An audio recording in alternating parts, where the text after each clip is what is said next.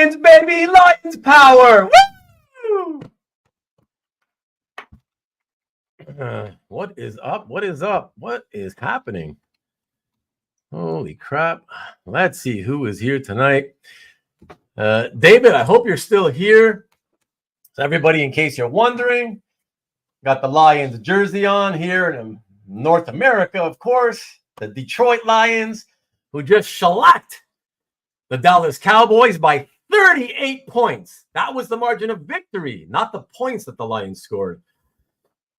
It was 47-9. So that was wonderful, wonderful to experience. Sorry, you Texas natives. Or actually, I'm not. That was awesome. And then this is for the Brisbane Lions from Australia. Australian ruled football, who won the premiership this year. And this wonderful, wonderful, beautiful scarf was gifted to me by our very own friend here, David Barr from Australia. So thank you so much, David. I appreciate it. It was absolutely unnecessary, of course, but it was such a nice surprise to receive in the mail. It's very lovely of you. Thank you. And yes, I will. I'm sure it will assuredly keep me warm in these Canadian during the coming Canadian winter for sure. So thank you again. Really appreciate it. Look how lovely that is. It's so nice. Great colors. Great design. Fabulous. All right, let me jump in and does it look like I love it? I would think so. I would think you would see that was a pretty excited thank you. So yeah, no, it's awesome, David. Thank you so much. Really awesome. And who else? Who else? Of course, we got Marcus, the resident clown, who's been leaving messages for the last hour. How about him? It's not much to say about him, right? Not much to say. Let me see. Of course, we got Mr. Red Jack welcoming everybody. Good to see you, sir. And good news that so far so good. Things are steady with the family. I like to hear that. And the Rickster, what's up? Good evening to you, sir. And there you go. There's David saying hello to Brian. CJ, what's up? Good day to everyone. Look at that. David's happy. You won the premiership. How can you not be happy when that happens? And what's up, Tom? Good to see you. Hey. Evening to you, of course. Yes, absolutely. Happy Sunday to everybody from Vivian. Corey Ross, what's up? Good to see you again. Jason, what's up, baby? What's up with the Lions power? Woo! Loving it. And by the way, Jason, next week, Saturday, 1 p.m. Well, 1 p.m. Eastern, 12 Central, I guess. The Lions play the Vikings. That should be a really good game. Vikings are really, really interesting, fun team this year. So that should be a great game. I'm looking forward to that next week. 6 days from now, come and knock on our door. Best sitcom ever. Love it. Hello, David, of course. Freaking awesome. Awesome. Yeah. Oh my God, that's very sad. I haven't heard anything since it happened, so I just hope for the best. So that's all I can say right there, CJ. Go Voltron. That's funny. Hello, Miss Vivian. Look at that. Very nice. Say, what's up, Gabe? Always nice, no matter who beats them, I guess, right? Oh yeah, Jason. Oh my gosh. He's like so awesome. Oh man, I don't even. Yeah, I'm kind of like looking forward to hearing the news, the results, and seeing what the deal is. But it's never good when you're taken off on a stretcher, right? So And there we go. You know it, baby. Foosball. Ruben had the over. I don't gamble. They must have had the Chiefs referees. Look at that. How about the Detroit Lions? How about them? How about them? Great gift. Yes, exactly. Very, very nice. The YouTubers get all the gifts. Get all the gifts. I mean, I don't know if I get all the gifts. I got a few gifts. Marcus gave me 2 or 3. Yeah, he gave me a few, actually. I got one nice one from David. You know, here and there. It's very nice. It's very thoughtful and kind. So yeah, very nice to receive. I think you'll be sleeping with that. Sorry, Miss Vivian, you may be on the sofa tonight. It doesn't take up that much room, though, you know, Brian. I mean, come on. TJ, really? You think this is the time to make that kind of a joke? Really? The joke's on you, my friend. You only see the gifts because they are on YouTube. Yeah, he's out for. Oh, they've already said it. Oh, I was afraid of that. You know, I had to run away to do something, and so I didn't see how bad it was when it happened. So that's why I don't know. And I came back and I saw the carting away. Oh God, yeah, it sounded bad. I was like, oh gosh, but yeah, I was. That's what I was scared of. It's one of those, you know, season-ending things. So that's a big loss to the team for sure on defense, for sure. Yeah. So I just hope for the best for him, anyways. Today's Seinfeld episode, a show about nothing. Well, kind of, Mark. You know these things. How these things happen when I have to do, you know, last minute type episodes. They end up being shows about nothing and everything, generally speaking, you know. Marcus Number thanked you for his genuine P. Diddy lube. Nice. You sent him a tube, did you? Wow. Ixnay on the did they? Oh, that's funny. So bad they wouldn't show it again. Kind of, yeah. That's never good when they don't want to show it. I don't even want to hear it. Yeah. Yeah, that's what you got to hope for the guy's health. Because things like that could be, you know, when it's season ending, you know, it could also be career ending, depending on how bad it is, you know. So, anyways, I don't even want to think about it for now until all the news comes in, you know, the details about what the injury is exactly, blah blah blah, you know. So yeah, so there you go. Yeah, guys, let me quickly. Well, yeah. Well, listen, I had to. How could I not, David? How could I not? So that's awesome. Yeah, I'm happy to for sure. And it's getting kind of cold here too. So it just having this weight of it on me is kind of making me feel a little bit warmer, anyways. Just having it here crossed over my chest, over my heart, right? So it helps already. So I appreciate it. Thank you. And hey, Kenneth, what is up, sir? Good to see you. With the Tigers in the playoffs, did anyone even show for the Lions? But injuries can be reevaluated. Well, that would make a cool kill. Right on.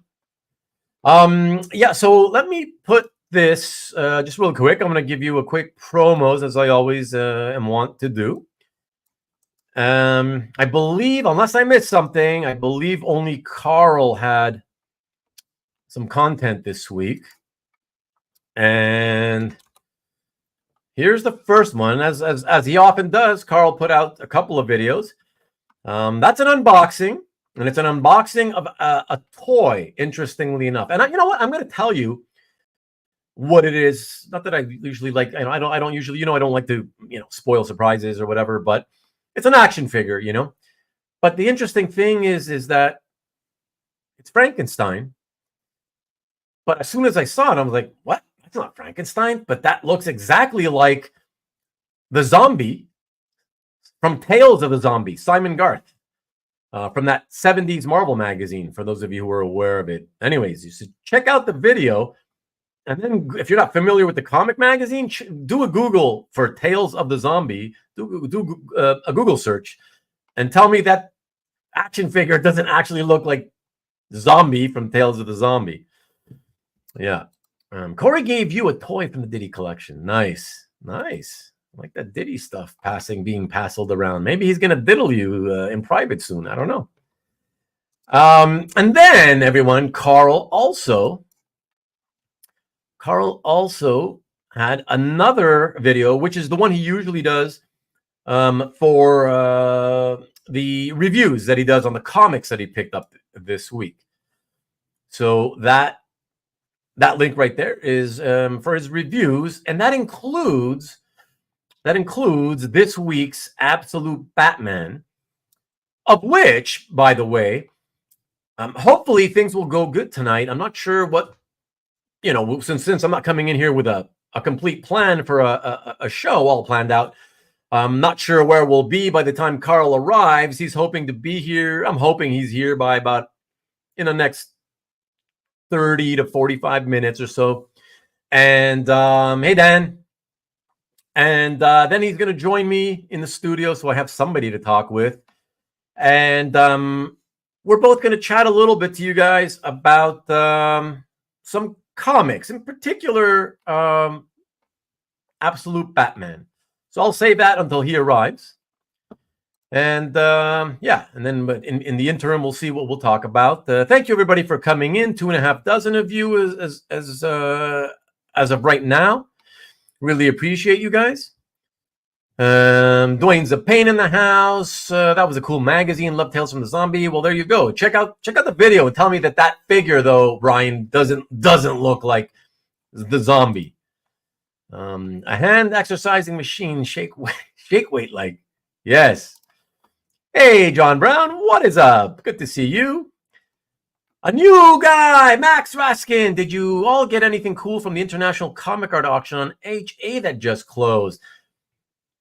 That's a good question from Max. And Max, by the way, I always like to know, because I interact with the audience a lot. We're all friends here, and we love to hang out and chat together. I mean, what's the point of having people show up to a live broadcast if they don't get to really, they get to type messages, but if the host doesn't interact with those messages, I mean, I feel like, what's the point, right? So Max, let me know how you found out about my channel, if you don't mind, how you discovered tonight's show, or if you already knew about the channel or whatever. I don't know. Tell me a little bit about you, how you know about me. Would appreciate that.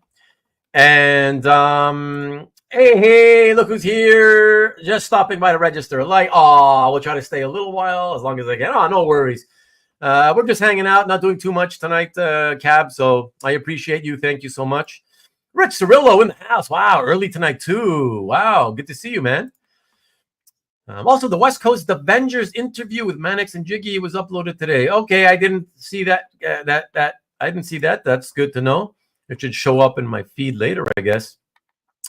And hellos back and forth. There you go. Thank you. Very kind of you, Cab. Dave's video was fun. Jiggy getting a lot of attention this week. He's getting jiggy with it, I guess. I typed in comic art, and you are one of the main channels that seem to discuss it on a weekly basis. You didn't answer the question, though. Well, thank you, first of all, Max. And here, let me post your comment. There you go. So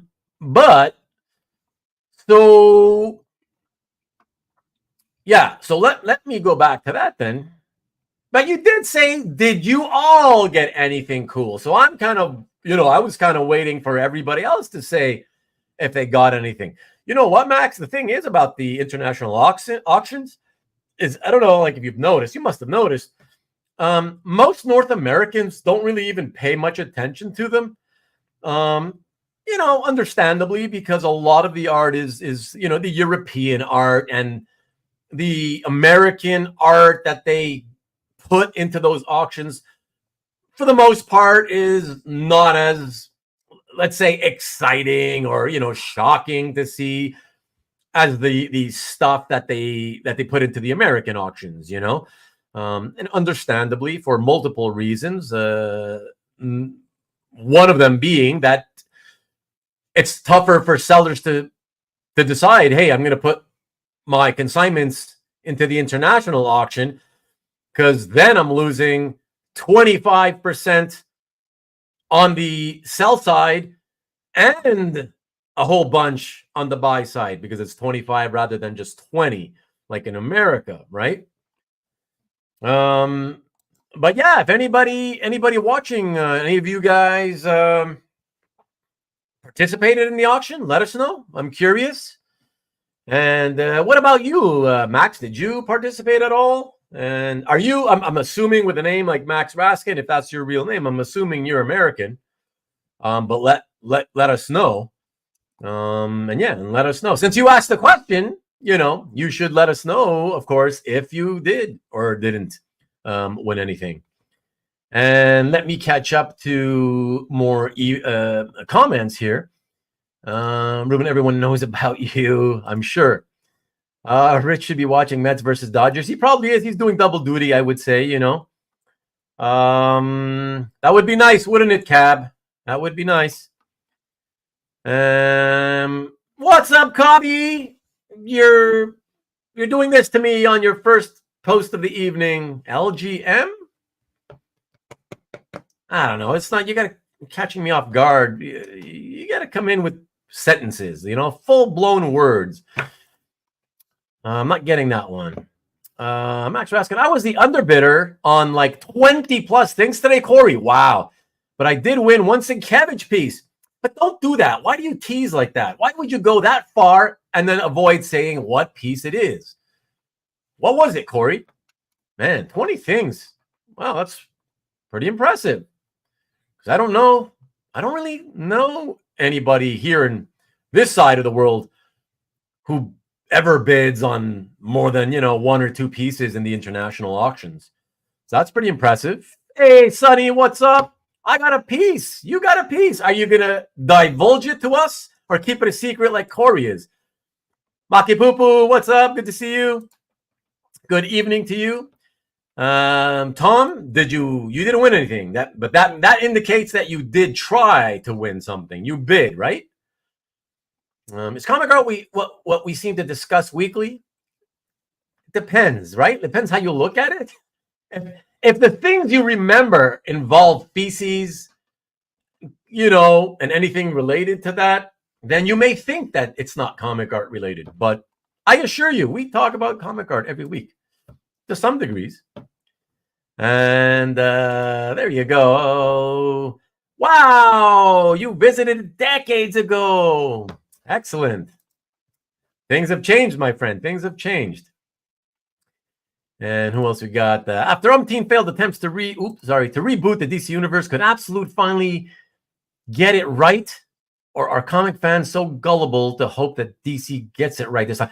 Mark, I'm wondering about this question, and I don't want to get into it now because I'm going to wait until Carl gets here, and then we're going to bring it up and we'll talk about it a bit.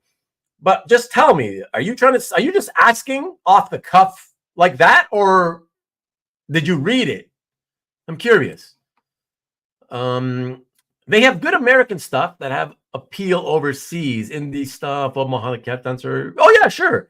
There's always some good stuff, There's always some good stuff. But generally speaking, for the American audience, compared to the American ones, it's not even close, You didn't bid, followed some, and we'll check out the results. Okay. Thanks for chiming in. Hey, Vivian. Hi, Carrie. He means coffee. She means coffee, obviously. Someone snagged the Colin McNeil 2000 AD out from under me. Okay, but you still haven't mentioned, as far as I can tell, what Sienkiewicz you won. Oh, is that what that means? Wow. Well, he is on the East Coast, so I kind of understand that, I guess. And yeah, there you go.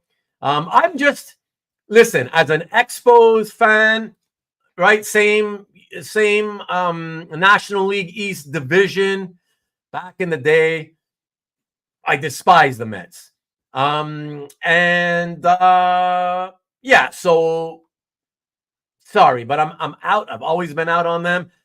And if it ends up being a Subway Series, I've always had a thing for the Yankees and their history, their rich history. So I'd be rooting for them anyways, but especially against the Mets. Wow. Yeah, that would be interesting. But having said that, I want the Dodgers to win Not only because I hate the Mets and I've always hated that franchise, but how can you not love Shohei Ohtani? Come on. Come on, man. I mean, wow. The stuff that he has done, it's fascinating. Yeah, and I'm just sad that the Expos don't exist anymore because I can't go and watch games to watch him play. So we'll never see him live. Oh, well. Marcus, I got the Mets game on, and Nick, see? Exactly. And the Nick preseason. Look at this guy's doing triple duty. Let's go, Max. So ended up with the Silver Surfer 1 page. Arguably fewer folks watching the international. That is true, Max. May mean more buying opportunities, less competition. It's absolutely true. Yeah, I will vouch for that. It's absolutely true. It's just, it's a theory, right? You can't, I guess, really prove it, but absolutely a theory that makes all the sense in the world. You know, a lot of people here on this side of the world, you know, we all know that, oh, those international auctions in comparison to the American ones, right? For our interests, the majority of us, they just don't have the same type of stuff. So a lot of North Americans, they don't even pay attention. So not only do they not go check it out or bid, a lot of people here on the North American continent don't even know when these auctions are actually going on and happening, right? They come and go, and most people here don't even know it happened. So absolutely, when you think of that, it's guaranteed virtually that for a lot of the stuff, there's going to be, you know, less competition and fewer bidders. So absolutely, for sure, you know. Let's get Mannix. Let's get Mannix, everybody. Make mine Mannix. Yeah. And that's an original piece of art. I have the original art. And if anybody sees a piece that looks exactly like this anywhere online, it must be a copy. I would say it's like a forgery or a fake or something. This is the original art. Nobody can have this but me. And look at this. I even turned it into a button that I can pin on my clothing. That's awesome. It's all me. It's all me. Nobody can have that. If you see it, it's fake for sure. Let's see. All I remember is that we took some time getting over the Pont Jacques Cartier into the city. We kept taking the wrong turn. You're hilarious. That is funny, Jacques. Very nicely done. Very nicely done. Yes, with the S at the end. Yeah. Hey, Ian. What's up? What's up? What's up? Let's go, Mets. I'm another Mets lover. Oh well. You got a Carol Day. I didn't even notice if they had a Carol Day, Sonny. Did they have Carol Day? Okay. So you got it. You're saying you got one, right? I'm assuming. And if you did, congrats. Yeah. Feces, Flots, Harrison Ford. Exactly, CJ. You tell them. Well, Dragons, I love that story. Let me see. The Kingpin season poster thing. The Kingpin season? You know, I didn't look at every single item, so I don't even know what you're talking about. The Kingpin season poster thing. I don't know what that is, Corey. Sounds kind of interesting though. A bit all day, it seemed. You know how slow these things go. Bill last piece was cool too. Okay. Oh, I see. So it was a Bill Sienkiewicz Kingpin related to the show, you mean? Maybe that's what it is. Someone paid a $120. I know, I saw that. So the American pieces definitely appealed to some. Oh yeah, listen, no doubt. Like the big stuff will still always get the appropriate people, right? The people that buy in that price level, they typically will always be able to, you know, they're hardcore to the point where they're always looking for other, you know, pieces, high-end pieces like that. And so they will typically look at every auction regardless, right? But for the more regular priced, you know, the kind of stuff that the masses can afford, yeah, a lot of those people don't bother to even pay attention or tune in, you know. I actually like the international auctions, says Brian. Always some interesting pieces. Too close to the New York Comic Con to invest major funds in one. But it's also because you didn't find something you really wanted, because deep down, what it comes down to is that, right? Because if you saw something on the international auction that you really wanted, you'd go for it. You wouldn't say, oh, well, at least I don't think you would say, well, I got New York Comic Con coming next week or whatever, so I think I'm going to just let this piece I really, really want go. Given that you got a better chance at getting that piece than you do of, say, finding something at the convention that you also really, really, really love, right? I think you get my drift. Yeah. So literally lost every 2000 AD thing. Okay. Big 2000 AD fan, Corey. Wow. The international auction is an eye-opener in as much as it emphasizes how much some European art costs compared to American art. That is eye-opening from that respect, for sure, Cap. Gary Carter, always a Met. Nah, he's always going to be an Expo. He's always going to be an Expo. And that's why he went into the hall as an Expo. And I managed to get my first comic strip, a Paul Norris, nice one, from 1965. Was it a Brick Bradford? I know nothing about it, just like the look of it. That's cool. That's cool. There's a lot of nice stuff in the comic strip area. Very affordable, too. So that's an area that I've always said, comic art fans should maybe kind of take a closer look at. I sold out to the Evil Empire. If you say so. I watched the page-by-page breakdown of Absolute Batman on YouTube and loved it. Oh, okay. So much potential. Comic book shops are getting calls for copies who usually skip DC. Interesting. Although that kind of does tend to happen when they kind of promote something heavily, no matter what it is. But yeah, no, that's good. That piece was a surprise going so high. I don't think it was a surprise. I think it's a surprise, Tom, only in respect to the fact that it's early Hughes, so it's really not the greatest example of his work. But that's more of a, hey, it's more about the historic nature of it. The fact that it's the first issue, which of course always commands a premium, by a big time good girl artist, which commands always a premium, of a revamp. I believe it was the first time they brought back Vampirella since the Vampirella series, the magazines, right? I think, if I'm not mistaken. You guys can correct me if I'm wrong on that, but I believe so. It was like bringing her back for the first time in a decade or whatever, since the early 80s or whenever it was that they had canceled the magazine. So, it's kind of an historic piece, and that's why, in many ways. So there you go. Thanks, Dan.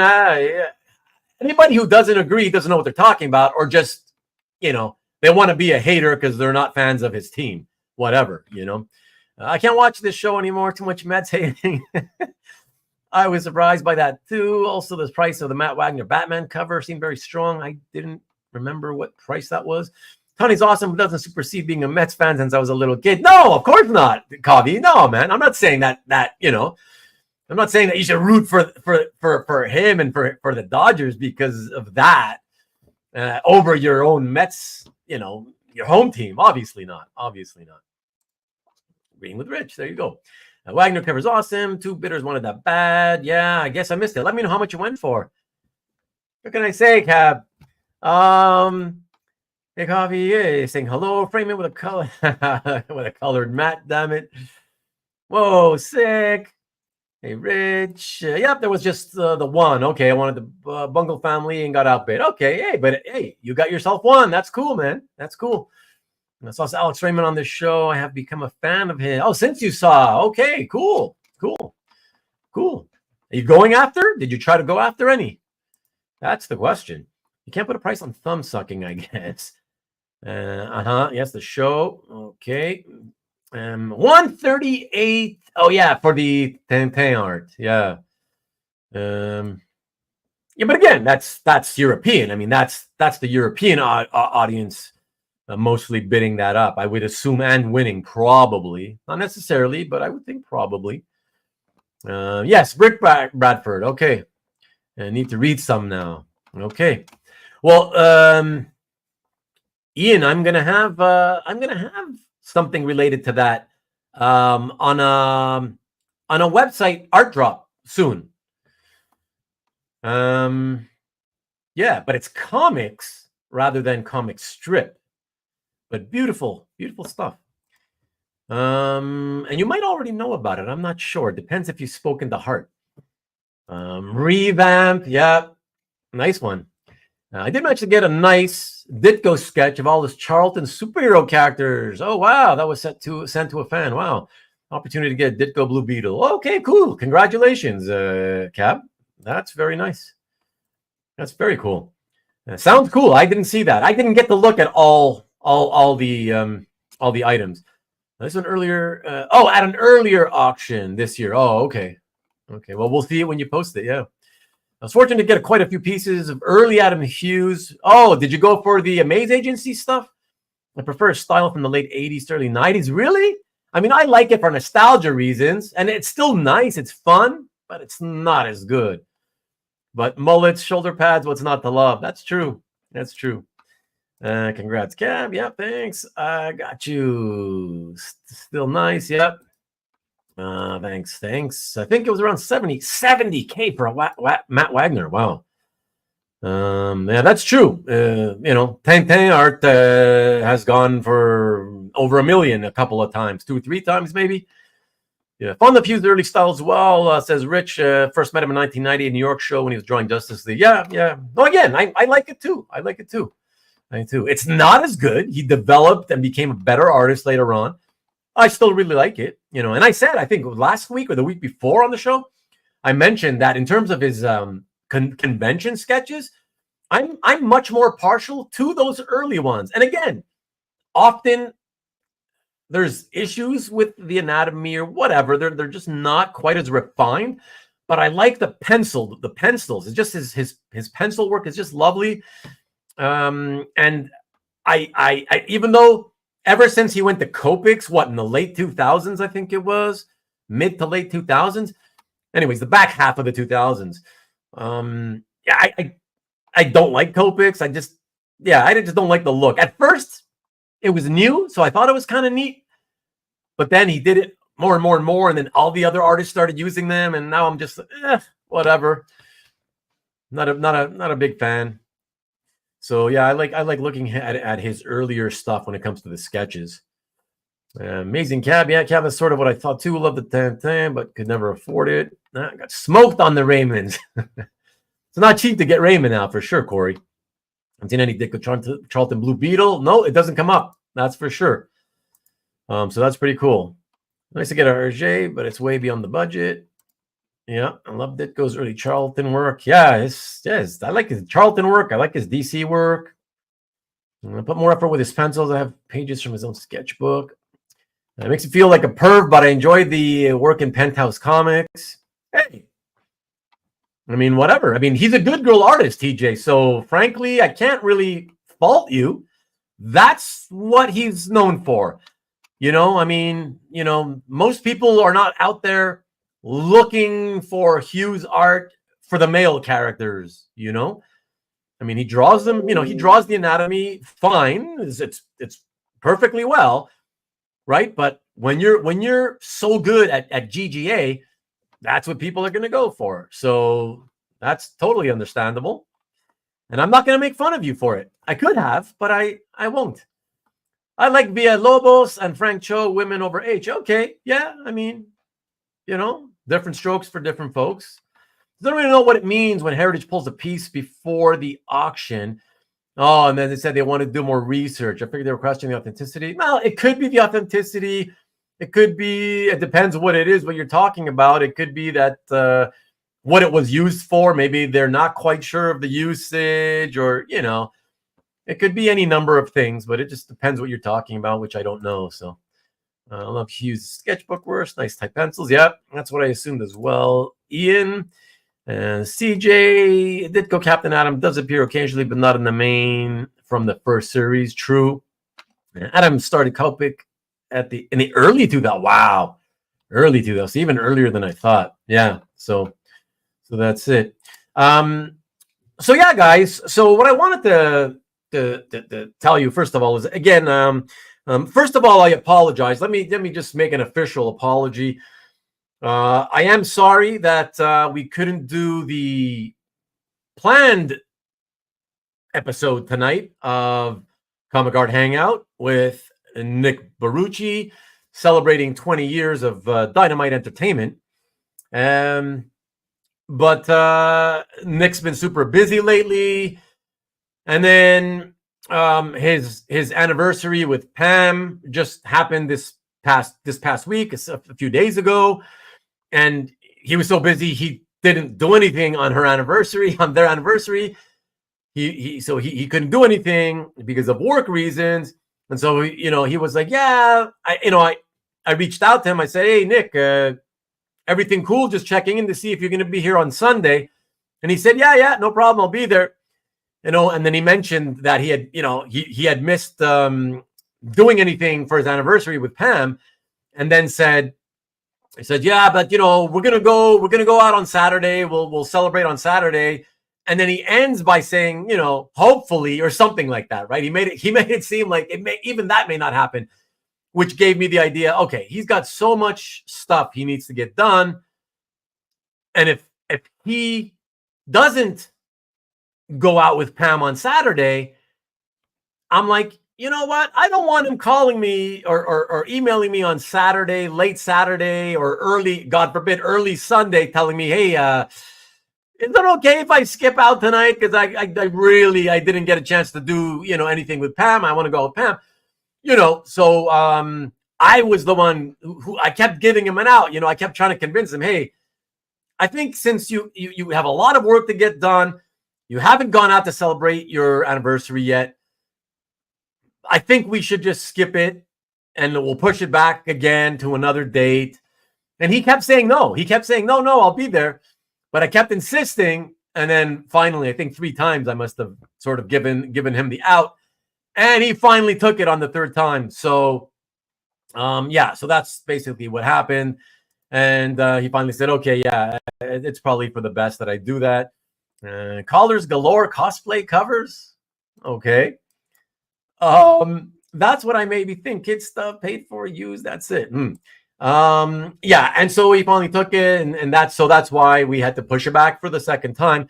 And he told me the 3rd time's the charm. So I'm hoping that now that we've rescheduled it, and we've rescheduled it to November 10th. So I'm hoping that 3rd time is the charm, because otherwise we'll be, by the time we get around to doing it, it'll be the new year, and it'll be celebrating the 21st anniversary, which doesn't have the same ring to it, So yeah, the influencer. I don't influence anybody. So there you go. So that's that. So I figured whatever, I'll do what I usually do, which is just come in. So we'll talk about whatever. And as I mentioned earlier, Carl should be here pretty soon. And we'll talk a little bit about some comics. And before that, though, I do want to talk a little bit to you guys, especially in case those of you who've been watching, a little bit of, you saw what tonight's replacement thumbnail was that I had to make up on the fly once Nicky bowed out. So take another look real quick. All right. And of course, the I wonder what we'll shoot the shit about tonight. I mean, that's true because I obviously had no idea. But I used that background in particular because I wanted to talk a little bit about the Penguin, because some of you guys may remember, you guys mentioned it. A couple of you guys mentioned it here in the chat. I think it was a couple of weeks ago. I think it was two weeks ago, I want to say. And I remember, I don't know if you remember, I said, there's a Penguin show? What? Because I think one of you said, oh, the Penguin episode is tonight or whatever. The Penguin's on. And I was like, what? Penguin? What? There's a Penguin TV show? What? And then one of you mentioned, yeah. And it's like, yeah, with Colin Farrell. And it's like, Colin Farrell's the Penguin. I was like, what? So I didn't know anything about it. And then you guys had mentioned that the makeup is done so that you can't even tell it's him. And that intrigued me even more. First of all, because I was always a huge Colin Farrell fan from back in the day, 20 years ago, when he was really like one of the it boys in Hollywood. And then, I don't know, it feels like he's kind of disappeared over the last 12, 15 years. That's what it feels like it anyways.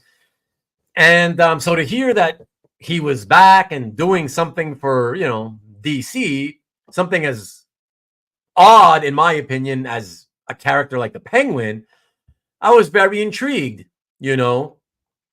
And yeah, so I told you guys, when you guys mentioned that a couple weeks ago, I mentioned like, hey, I think I'm gonna have to check that out.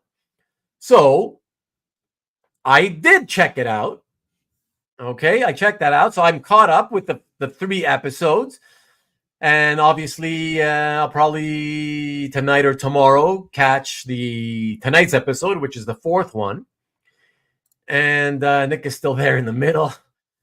Bullseye, exactly. Ruben loved his Bullseye. You know what? I mean, I thought it was an okay movie. I didn't think it was terrible like everybody else was bitching about.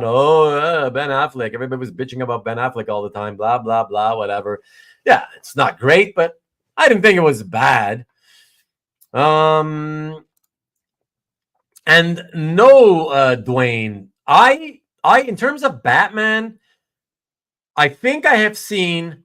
So I saw the first one in the theater when it came out, the Michael Keaton.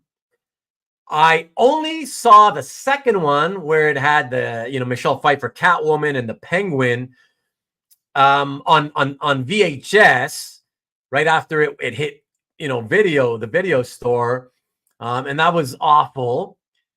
And then I think it was it 95, the one that had Schwarzenegger and all these other stars, and right, and I saw that one on video, and that was terrible.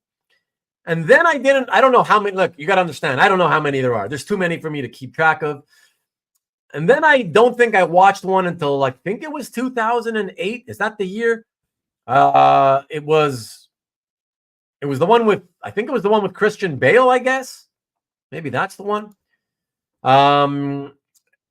Because it had Heath Ledger as the Joker. And I remember watching that one mostly for Heath Ledger. And I enjoyed that one mostly for Heath Ledger and the Joker. Thought that was great. Same universe as the Batman film that came out in 2022. Right. Doesn't look like Colin Farrell at all. Right. His performance is pretty. Yes, exactly. So that's why I want to talk to you guys a little bit about it.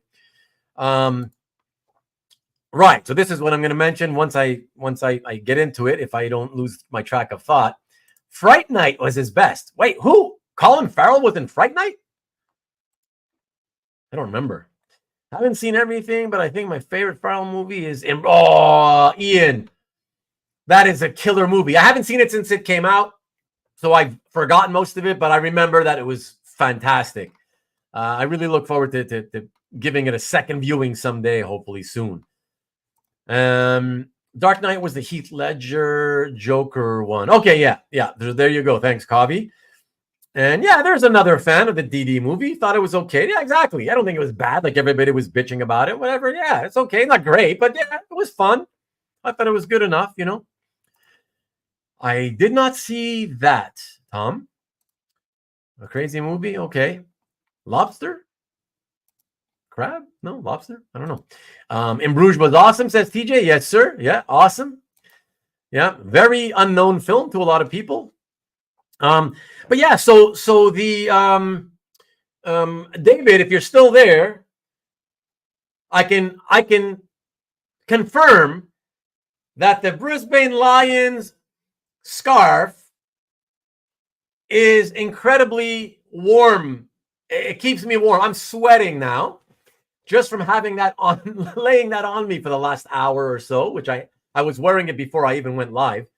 So I'm like really sweating here. I'm gonna have to put my overhead fan on, and so it'll serve me well this winter. So thank you again. So yeah, guys, I just wanted to say that this the Penguin show, I gotta say I really liked it. You can even maybe say I loved it. Yeah, I can say I loved it. It's great. Now, the pluses and the minuses. Okay, for me, the pluses are I really liked Colin Farrell Like I said, I always have. I've always loved his work. So it's not surprising that he did a great job acting in this. Okay, but in combination, gotta give the biggest props to the makeup department, because not only do you not recognize that it's Colin Farrell, like if nobody told you, right? If you didn't know that it was Colin Farrell, you would never guess who was under there. Okay, but not only can you not tell that it's him, but the makeup is actually really good, in my opinion. Like I find often in these movies for superheroes, when they want to try to put all that stuff on them, I find it kind of looks like rubbery, gummy, not really skin-like, and you can tell it's kind of fake and prosthetics. I would say this is really good. Like, you could say, okay, you could probably tell, yes, it's prosthetic, but it's probably some of the best prosthetics I've ever seen. Let's put it that way. Okay. So that's the good stuff. All the other actors are good, I will say, because you're mentioning it here. Hold on, Kavi. And let me see. Hey, what's up? Tom Katalowski in Chicago. Saw the Adam West Batman in the theater. What's up, gang? What's up? We're not talking about that one, though. Finding Neverland was an awesome movie as well. I don't even remember if I saw that. It sounds familiar, though. Finding Neverland. I'll have to look. I like the Penguins' nude feet shots. I am not a foot fetishist like you are. Yes, they did. Cam. Okay, I'm going to skip that. Yeah. So Sophia Falcone, Kristen Milioti is doing a great job, too. Listen, I got to give props. So when I started watching the first episode, I was like, as soon as she appeared, I was like, oh, no. Simply because I was a viewer and a fan of How I Met Your Mother, the television series. And I just wasn't a fan when they introduced her. I don't know. She just rubbed me the wrong way. I wasn't a fan of her towards the end of the series when they brought her in.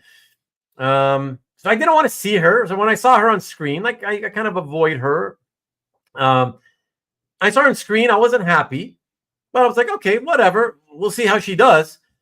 And then she sold me. The more as the show went on, the more I saw, hey, she does crazy pretty well, And by the end of the third episode, I'm like, yeah, this is good. She's good. Yeah, I'm liking her. So oftentimes that's what happens, and that's happened to me in the past where I don't like a particular actor, but then they do a role and they do the role so well that they sell me, and it makes me like them. Not just the character that they played well, but they sell me on liking them as actors, and then I enjoy seeing them in the future doing other roles, So who knows? I may grow to like her in other roles as well, and watching her in other stuff. We'll see. I haven't seen that. I'm not even sure I know what that is. Saving Mr. Banks, LOL. That's it. Okay, absolutely. The artwork is generally trashed. Well, her and the kids are in the show more than the Penguin.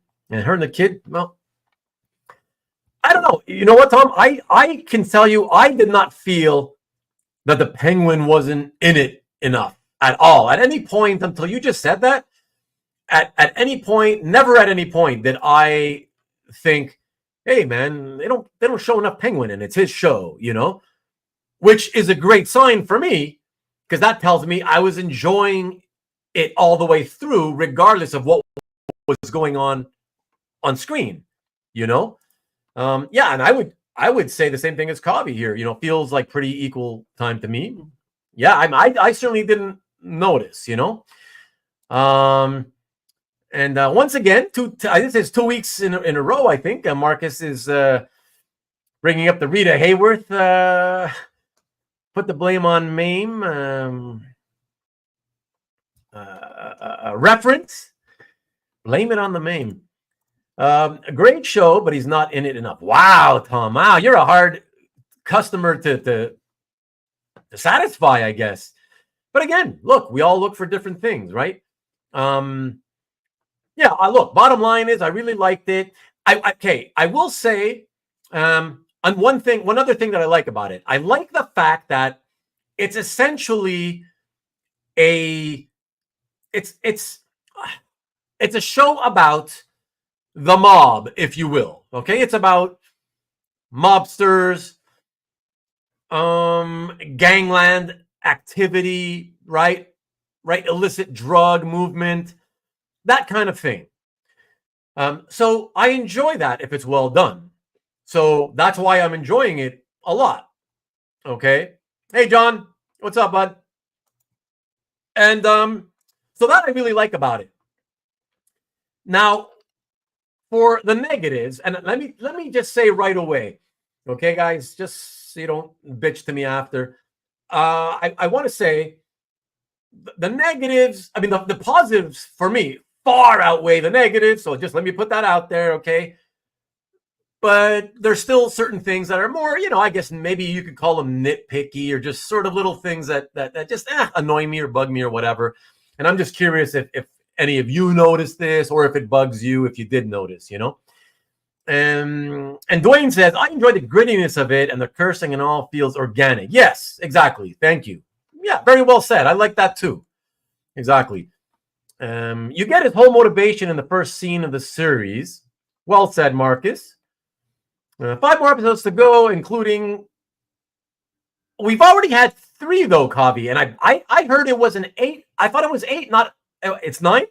I guess it's 9 then, if there's 5 after tonight. Yeah, so good. The more the merrier, because so far so good. Let's hope they can maintain the quality all the way through. And just again, not to get sidetracked, but also want to say that thank you. Oh, okay, 8 total. So that means we've seen 3, which I believe we've seen 3 so far tonight, including tonight. There's 5 more. Okay, I'm staying away from that side conversation. Enjoyed that movie, Rick. Okay. I am still stuck in the past, says Cab. I love the Burgess Meredith portrayal of oh God, I'm gonna go there. Yeah, so that's what I like about it. And so here are a few sort of negatives, if you will. And again, they're minor, okay? They're minor, but here are a few. So number one thing I noticed right away is I didn't buy the cast. So as much as I love the casting of the Penguin and Sophia, I have to say I did not like the casting of is it Falcone, the guy who's cheating on the other guy's wife. I like that actor, okay, and I remember him from, was it 24 with Kiefer Sutherland? Is that where I first saw him? One of the White House staff members. Is that where he was from? I love that guy, but the second I saw him, I was like, "Come on, this is the he's VD, okay."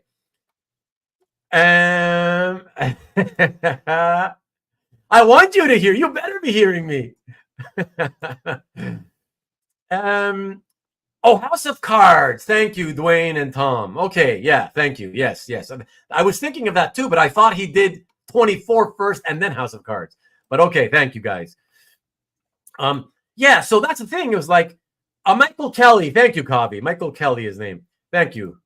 I love the knowledge dropping. It's always good. Love it. Thank you. So as soon as I saw that, I'm like, come on. Like, again, you're talking about the mob. These are Italian families. No worries. You go when you have to, Cab. Thank you. No worries. Thank you. And anyways, we're not doing anything in particular tonight. We're just going to be chatting about this, that, and the other. So, nothing. There's no art you're going to miss. So as I was saying, yeah, I just feel like if you're going to cast something that has to do with the Italian mob, you don't have to necessarily cast Italian actors, but I think you should cast certainly people who at least look Italian. Michael Kelly, not for a second does he look Italian. He looks like an older Irishman, And so that was one sort of beef. Some of the actors, I was like, yeah, you immediately do not look Italian, and I think it takes me out of the scene when they're there because it's just not believable to me. So that's one little minor thing. Before I continue, letting you know what the little negatives are, our buddy Carl is in the house. He's arrived, so I'm going to bring him in so he can hang and talk with me and put in his 2 comments from in the studio. What's up, Carl? What's going on? How you doing, Ruben? I'm doing good, thanks. How are you doing? Oh, I popped in a little earlier. I saw you wearing a jersey, so I had to celebrate the Steelers win today too. So. Oh, nice, yeah, nice. I'm congrats. Steelers fan. Yeah. Yeah, we both won tonight for sure. So I'm just telling everybody a little bit about what I like and disliked about the brand new Penguin TV show. So I'm kind of gave everybody the positives, and I'm going through the little bit of negatives, that things that I kind of don't like, So feel free to give your opinion at any point as well. And of course, here we go with the hello, Carl. Sup, Carl? Agree. Oh, sorry, Carl. Okay, some side conversations. Good night. Foosball jersey, guys. TJ saying, speaking of Nick and Italians, anyone else see Nick and think of the Macarena guys? What? I don't know what you're even talking about, so I'm going to say no. We need a post-Gotham universe while the cast is around. Okay, I never watched the Gotham, so I don't have an opinion on that. Covey says, right, Michael Kelly as Beatty, thought he was an odd choice too, but he's a good actor. No, like I said, good actor, but physically, strictly because of his physical appearance, I just can't buy him. I don't buy him. Every time he came on screen, I was like, yeah, he's just so not Italian, Again, it's a minor quibble. It's not going to make me dislike the show or whatever, right? It doesn't take away from, the fact that the acting is still good, whatever. But just something to think of. I wish that people who do the casting, I wish they would think of that a little bit more, and Carl Cab is telling you, sorry, but have to leave. We'll catch the rest of the show on Rewind. Nice. I'm gonna keep tabs on the phone here. I might. Oh, there you go. Okay. So, of course, Jason with the welcome. Nice. What's up, guys? Jason. Which Pop Warner team did the Steelers manage to beat today? Ooh, them's fighting words, TJ. The Raiders. Wow. Hi, Carl. Great vids, man. Yes, we put the links to your vids earlier in the hour at the top of the show, as always. Thank you. You're welcome. Love the Frankenstein figure. You mean the zombie? You mean the Tales of the Zombie figure? I mean this guy? There it is. He's got it right here. There you go. Yeah. There you go. And okay, Cab, thanking you. You take care of yourself as well, of course, Cab. Thank you for dropping by. So the casting bugs me a little bit. Now, I don't know if you guys if you guys have ever noticed this. I mean, I noticed this ages ago, like when I was a kid or a teenager or whatever. When it comes to playing Italians in the movies, have you ever noticed that typically casting agents will cast either Italian actors or oftentimes Jewish actors? I don't know if you guys have noticed, but this has been going on throughout the history of cinema. I mean, for like decade after decade. Very, very interesting. And vice versa as well. When they want to cast Jewish characters, they tend to cast Jewish actors sometimes, as well as Italians. There's a certain look, a physicality that they have, that they're interchangeable and they can play each other's roles, so it's very, very interesting. I don't know if anybody's ever, when I've mentioned that over the many years to my friends locally, I'm always surprised that they're like, really? I don't know. It's not something I would have noticed or whatever, but okay. I mean, that's not something I've ever really thought about before, but yeah, see, that's what I mean. Yeah, it's very interesting. One example, only because it just came to mind, because it comes to mind right now. I'll just give you one example.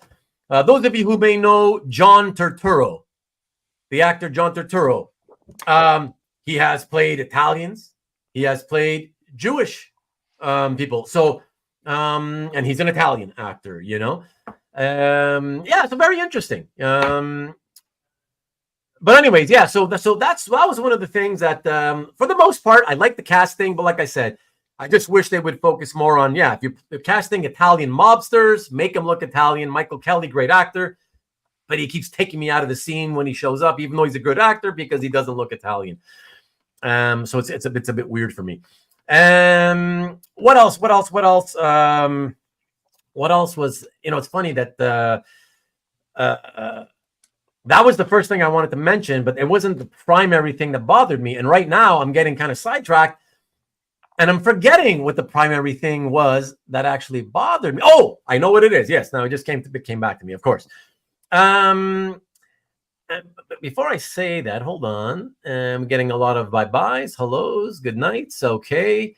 And what else do we have? Do not seek the treasure, says Rick. So they need to employ Jewish Italians. And who knows? John Turturro may be a Jewish Italian for all I know. I don't know, David. And David, you didn't respond to me before, so I'm going to assume you were not around when I said it. So I just want to mention now, just so you know, the only reason I'm not wearing the Brisbane Lions scarf anymore is because it was making me really hot. So the nice thing is it's clearly going to keep me warm this winter. But for right now, it's too hot in here and I'm sweating. So that's the only reason I'm not currently wearing it. But thank you again. Let me see. So Turturro played Carmine Falcone in the Batman movie, I think. Oh, nice. You see? Yeah, they recast him for the Penguin, right? I haven't watched the Penguin yet, but I heard there was a recast. And I think they recast Carmine Falcone in the Penguin show. Oh, did they? Because Turturro was Falcone in the Batman movie with Pattinson. Oh, I see. Oh, okay, because I haven't watched that movie.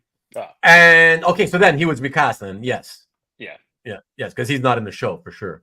And okay, since you missed most of that talk, Carl, I should just tell you, not that my opinion by itself means anything, especially since I'm not a Harrison Ford fan, but and you are. But as a comic book fan, I love the Penguin show. So I would definitely, if you can watch it, if you have to make the time, I would recommend you check it out. And if you like, okay, because if you like mob movies, if you've grown up like most guys and you like mob movies, it's basically like a mob movie, but as a show,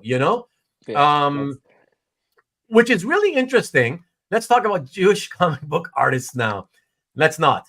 Having dated a Jewish girl and an Italian girl when I was young, the mothers are very similar, says CJ. Nice. See, there you go. That's why there's a connection there, right? I just dated a few crazies, says Corey. Nice. Turturro also played Jesus in The Big Lebowski. Interestingly enough, another movie I've never seen.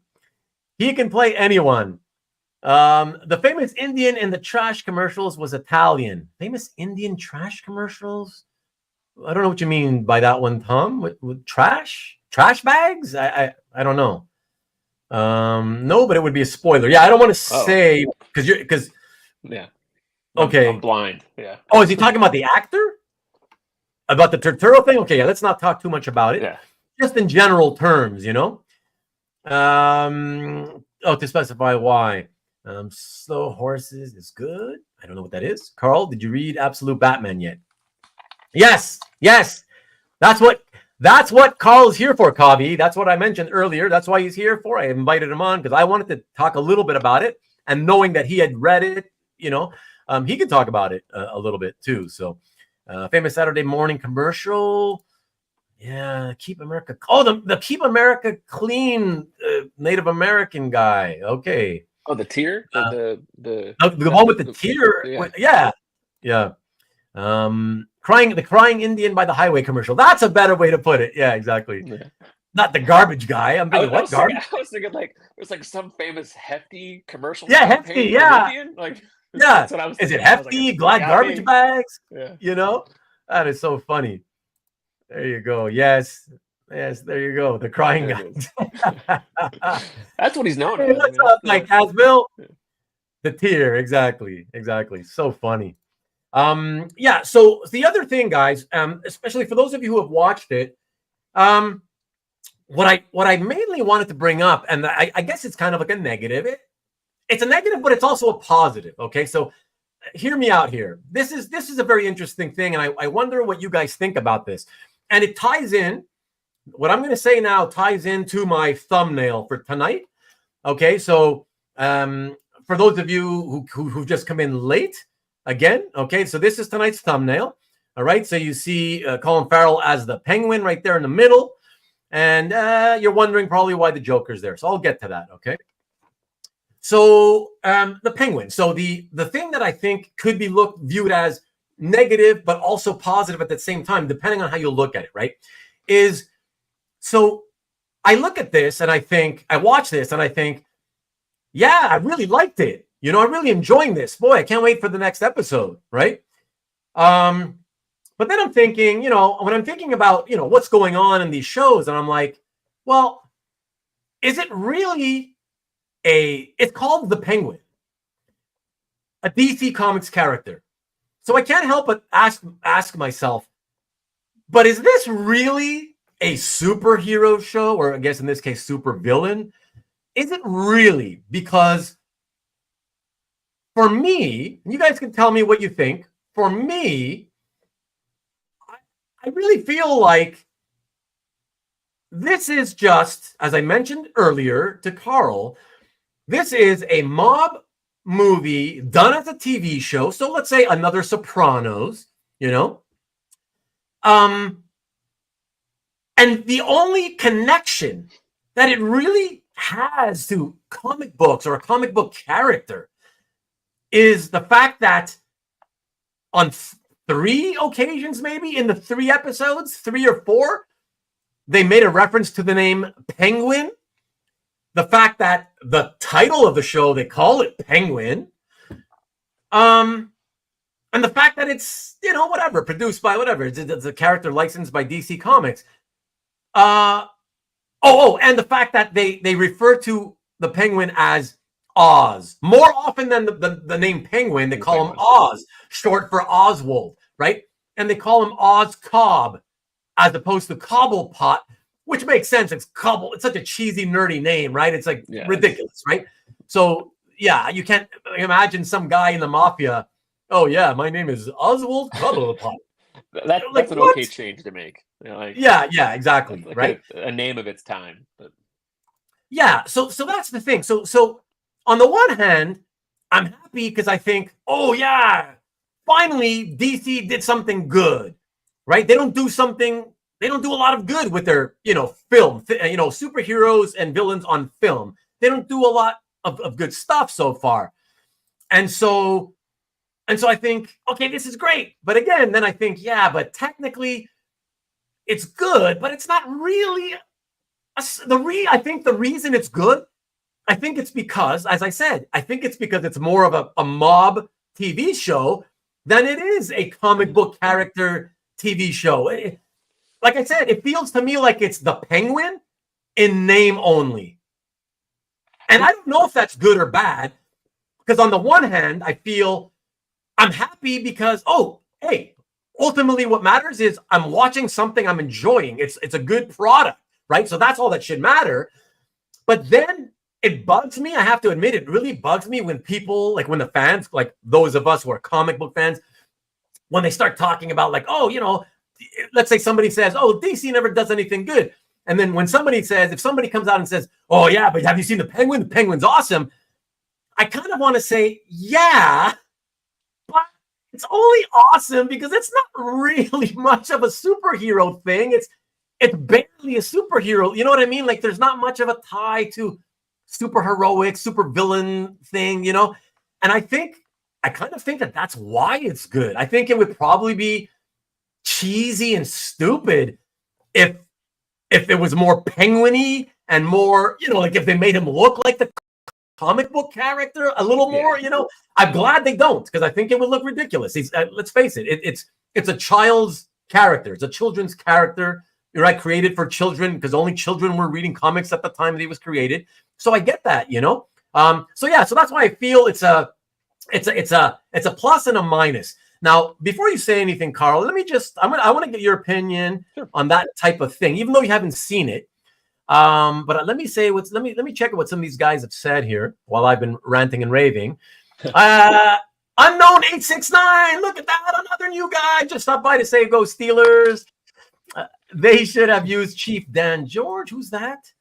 Einhorn is a man. I don't know what you're saying. Marcus made the Crying Game reference, so I made an Ace Ventura reference. Oh my God! So I've seen both. Reference with a reference. Okay, I've seen both of those. You guys, the way your brains work, it's to me like I've said this before. You guys are just it's fascinating to me. I remember no details about any movie I ever saw, only in vague terms. And you guys are remembering names of people from movies I saw 30 years ago. It's like, what? How do you remember this stuff? Where was the Momer? Joker? Where was the Joker? Okay, hold on. Let's come in. I'll tell you. Ace Ventura. Oh, sorry. If you watch the Batman, it makes more right. And I'm going to, I got it now, Kavi. I was going to try to watch it before tonight's show. I just ran out of time. Then I realized I have the football game, so I couldn't, but I'll hopefully watch it. And I should have watched it hopefully by the time next week's show comes along. And I'll tell all of you guys what I thought about the Batman movie. Makes more sense. Pretty grounded version of Gotham DC. Okay, cool. I have read The Long Halloween, but again, Marcus, I read it when I got the trade when it came out, and I loved it. But again, I don't remember anything about it. That's just how my brain works. Whatever. I enjoy it while I'm reading it, and then I forget it all. It makes it cool because then I can reread stuff if I have time. And when I do reread, I can reread, and it always feels like I'm reading it for the first time. It feels vaguely familiar, but it's vague enough that I don't see what's coming. So it's still a surprise when it happens, and then I'm like, oh right, now I remember that after I've seen it for the second time. So I haven't I haven't read Long Halloween in forever, but my memory is I love it. Like I read it, I loved it, but there's a lot about it that I don't remember. So but they did the new series last Halloween, so it makes me want to go back and revisit Long Halloween again. So interestingly enough, I have not read the follow-up. I never read the Dark Victory. Yeah, that's good too. Yeah. I enjoyed that. I enjoyed both of them, but again, there's a lot I don't remember. Yeah. Dwayne's of Pain says that I need to watch the Batman for context. Okay, yeah, it'll probably all come together then. That's cool. Like I said, I'll try to watch it this week. And speaking of movies, I was speaking to Josh, who was my guest a couple of months back. And Marcus, you'll be happy to know there will be another movie episode. Like I always said, there would be another movie episode. At this point, it's still far off because we want to make it kind of better than last time. So it has to be structured. It's too broad of a topic to not have it structured, and so that takes time and work. So, but just so you know, we're gonna try to figure something out and do something. So there you go. Suicide shows, they are targeting older people. Suicide shows? I don't know what that is. Jan George died up with the Beachcomber. So First Nations demolition guy on Red Green. It's Graham Greene. There's a guy I know. Wah, wah, wah. I agree. Get what you're saying, but the character debuted in a Batman movie that had more comic book connections. Okay, that's for sure. It was still pretty gritty and more realistic than most comic movies, though. Okay. Like I said, I look forward to watching the movie to see, how it goes. I want to see a condiment man played by a Canadian guy to provide poutine gravy, whatever. Canoe Man is a superhero in Canada. No, he's not.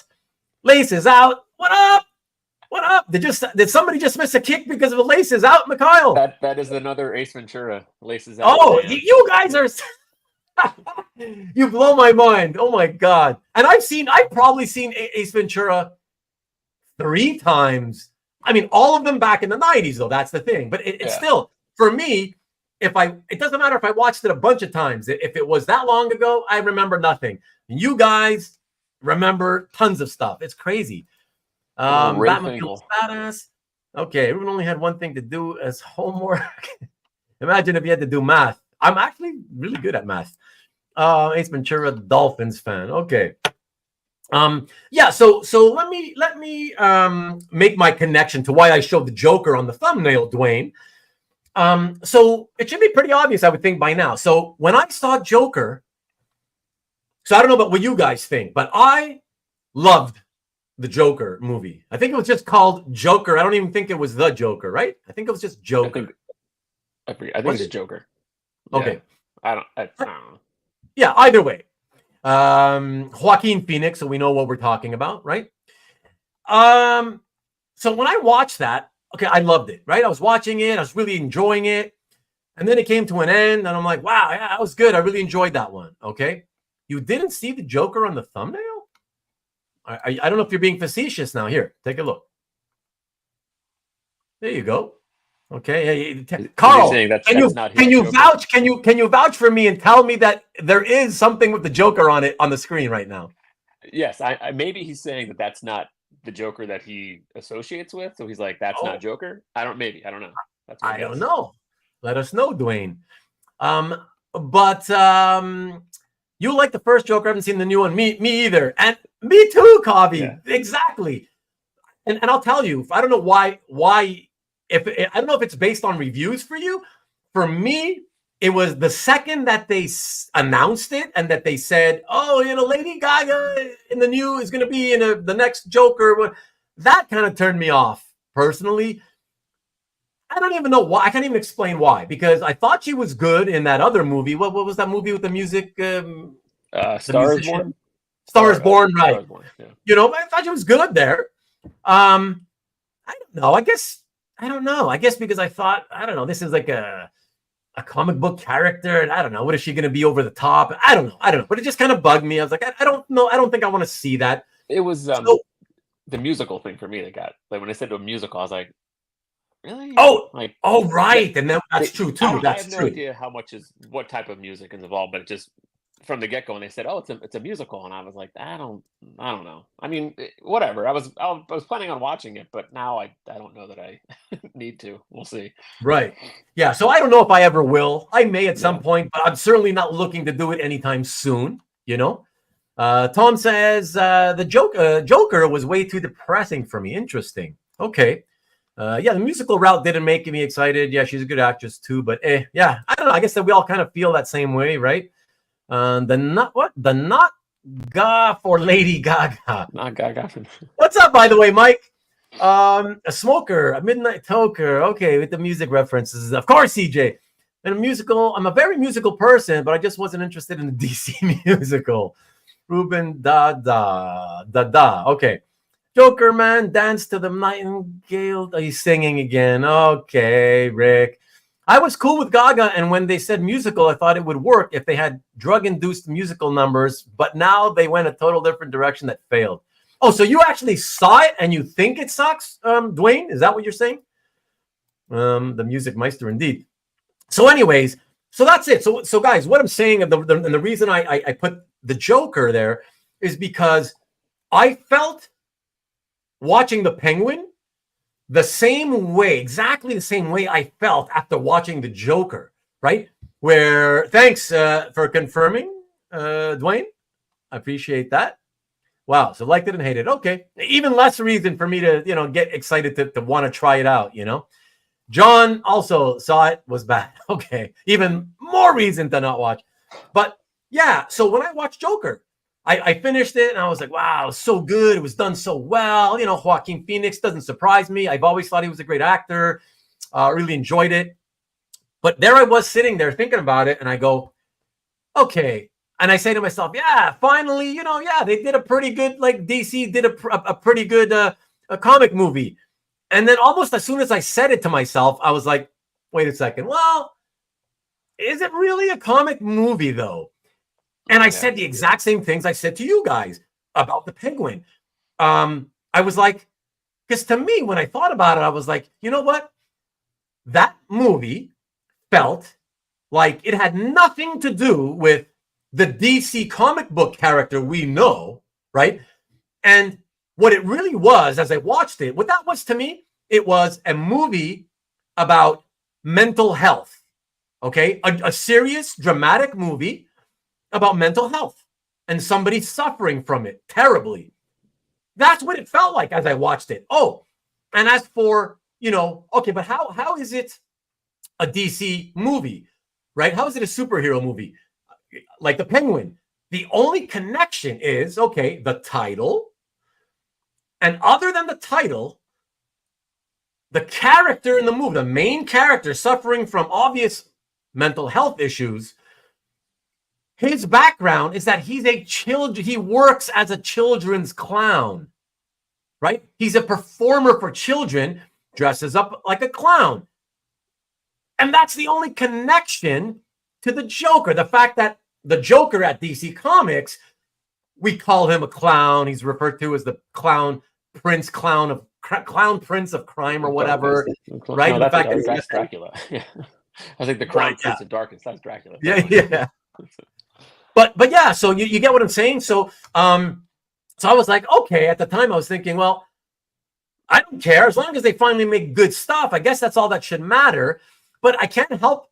Again, back then when that movie came out, I couldn't help but think when people would talk about, oh, does DC do anything good? And when somebody says, well, not most of the stuff, but Joker was awesome. That was the best superhero thing they did. And I can't help but butt in and say, but was it a superhero thing really? It's really not, So I just find it fascinating that, to me, those are two hits. I call them hits in terms of quality. I don't know what money they made or not, but in terms of quality product, they're two hits for me. And they both have the same pluses and minuses. The fact that they're really well done, they have almost nothing to do with the actual comic characters. So I feel like, can you really give it credit as a comic book movie? I don't know. What do you think, Carl? So actually, the one thing which I don't think they ever called him the Joker in the movie, right? Like, because it was like Arthur Fleck. Did he actually? If they did, I don't remember. I remember not. Yeah. So not I guess you're saying that maybe I don't know. It's loosely based on the comics, but yeah, is that a comic book movie? I think you have to say yes, just because of it's DC branded, but it's almost like it's like an Elseworlds type comic. Like, it could be this different take on the Joker, and that's what but yeah, but I think that the best thing they can do, and the most successful, I think, comic book films or shows or whatever, focus on the genre they're trying to be, whatever genre it's in. And if you make a good version of that genre, like if Penguin is a good mob Sopranos type show, make it a good version of that with the see, there goes, plastic fell over, Frankenstein died. But make it a good version of that genre. Like what do you think of like Captain America Winter Soldier, this espionage thriller kind of thing, right? And that's more clearly a comic book movie, but it's focusing on make this genre film and make it a solid version of that, and then layer it with the comic book stuff. So right, I think that's what gets you the most successful film or show. Right. Does it not bother you in any way what I said about like let's say they were to continue making, let's say DC continued making more either shows or movies, especially movies, because that's where they've really bombed, right? If they made more, so that you saw Joker? I saw the first one, yes. The first one, okay. And what did you think of it? I enjoyed it. I mean, but exactly what you're saying. It's more like a psychological study than anything. Yeah. It's not a Yeah, exactly. Okay.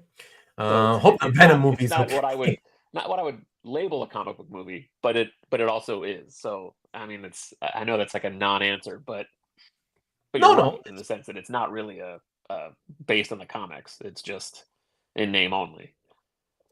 Yeah. And so let me ask you then, Carl. You enjoyed Joker. I'm going to assume, now that you know, without having heard details about the show, that Penguin is very much in the same vein. You can barely call it a superhero movie, right? So let's say you would go in and you enjoy that Joker style of film. Would you be perfectly okay if from now on moving forward, if DC just sort of use that methodology with their films? Let's say from now on, every time they announced another film of another character they want to try out on the big screen, they do it that way, where it's almost nothing to do with him, so that would you be okay with that, or would you be annoyed that it's not super heroic enough? I'm kind of like right down the middle. I'm kind of like, whatever. I mean, because there's been so much comic book movies, shows. Like, if that's the route they decided to take, I would be like, okay, hope you find your audience. That's maybe not continually for me. But if they made genres that I really was interested in, then maybe, it would be a case by case basis. But the one thing I do want to say about the Penguin, I was talking to a friend and he said that while it made him appreciate the Batman movie even more. That is, which one? The last one? The one that this is connected to, the one that Penguin is connected to, the Robert Pattinson Batman movie. Okay. It made him appreciate that movie more, and that it also, he was able to see, and this is again, this is what he said. He was able to see the connections to the stories that the Batman was based on more so after seeing Penguin. So I'm gonna be curious to see what he meant by that. But repeat that again. So watching the Penguin, and then he rewatched the Batman, and he said he was able to see some of the connections and to some of the stories that the comic or that the movie was based on. He saw some of those elements come through stronger than he did the first time just watching the Batman. So having more context of that Gotham with the underworld and Penguin and in the show, you mean? In the show, right? So it kind of was a nice supplemental material to the movie that strengthened watching the movie. Right, which is what Kavi and Dwayne, I think, were saying before. Like, so you see the movie if you haven't seen it, and it provides more context. More context to the yeah. So, which I'm gonna have to do it backwards, but that's fine. Whatever. That's okay.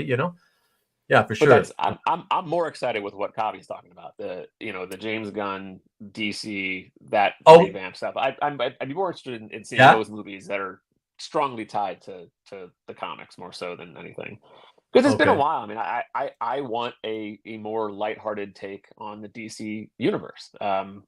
Because that's kind of the things that really resonate more with me. That DC is traditionally more lighthearted. And it's kind of taking the, I mean, not the lighthearted stuff that we hate, the goofy stuff. It's just that Superman is a more positive character. It's a light. He's a hero of light, not darkness, right? Like, yeah. So when they took the, I mean, now I don't want to get into the Snyder stuff, but I didn't mind the Man of Steel. I liked it for what it was. I'm more of a mindset of I approach things.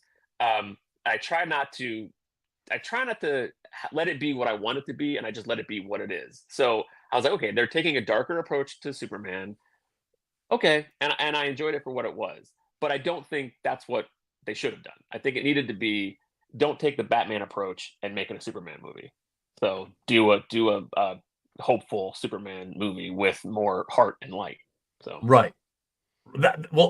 as far as the Superman is concerned, that I agree with. I mean, especially when they did Justice League, and I was like, and I haven't yet watched the Snyder cut just because I have trouble watching 2-hour movies, let alone 4-hour movies or whatever. But when I watched the regular version, which was, I don't know, 2.5 hours or whatever it was, right when it came out. That was my thing. I'm looking at it and I was like I didn't hate it, right? But it also wasn't great either. Like, it was just okay, whatever, it's all right, But the thing that bugged me about it was I was like, damn, even with Superman in it, one thing I kept noticing throughout the whole thing, I was like, why is it so dark?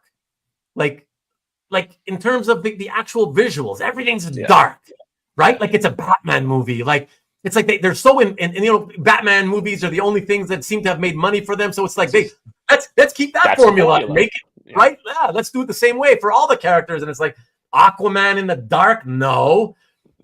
Superman in the dark, no. I mean, Wonder Woman in the dark, not really. I mean, like, you know what I mean? So, yeah, I just felt like, wow, what a way to go. It's just that was never. I don't know how these people could think that would work. And let's go with it.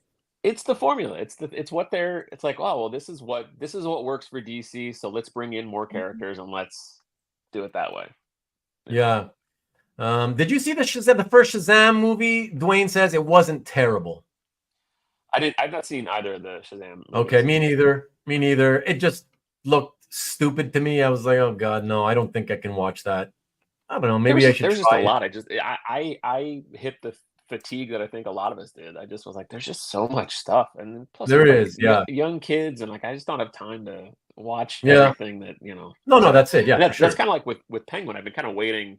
I want to watch it, but then I'll watch, maybe take a night and do a couple episodes, and Yeah. knock it out in a week. And, have it with you all in full, so you can do it at your own leisure. Right, and right. And if I have a couple hours, just watch as many as I can, and then exactly.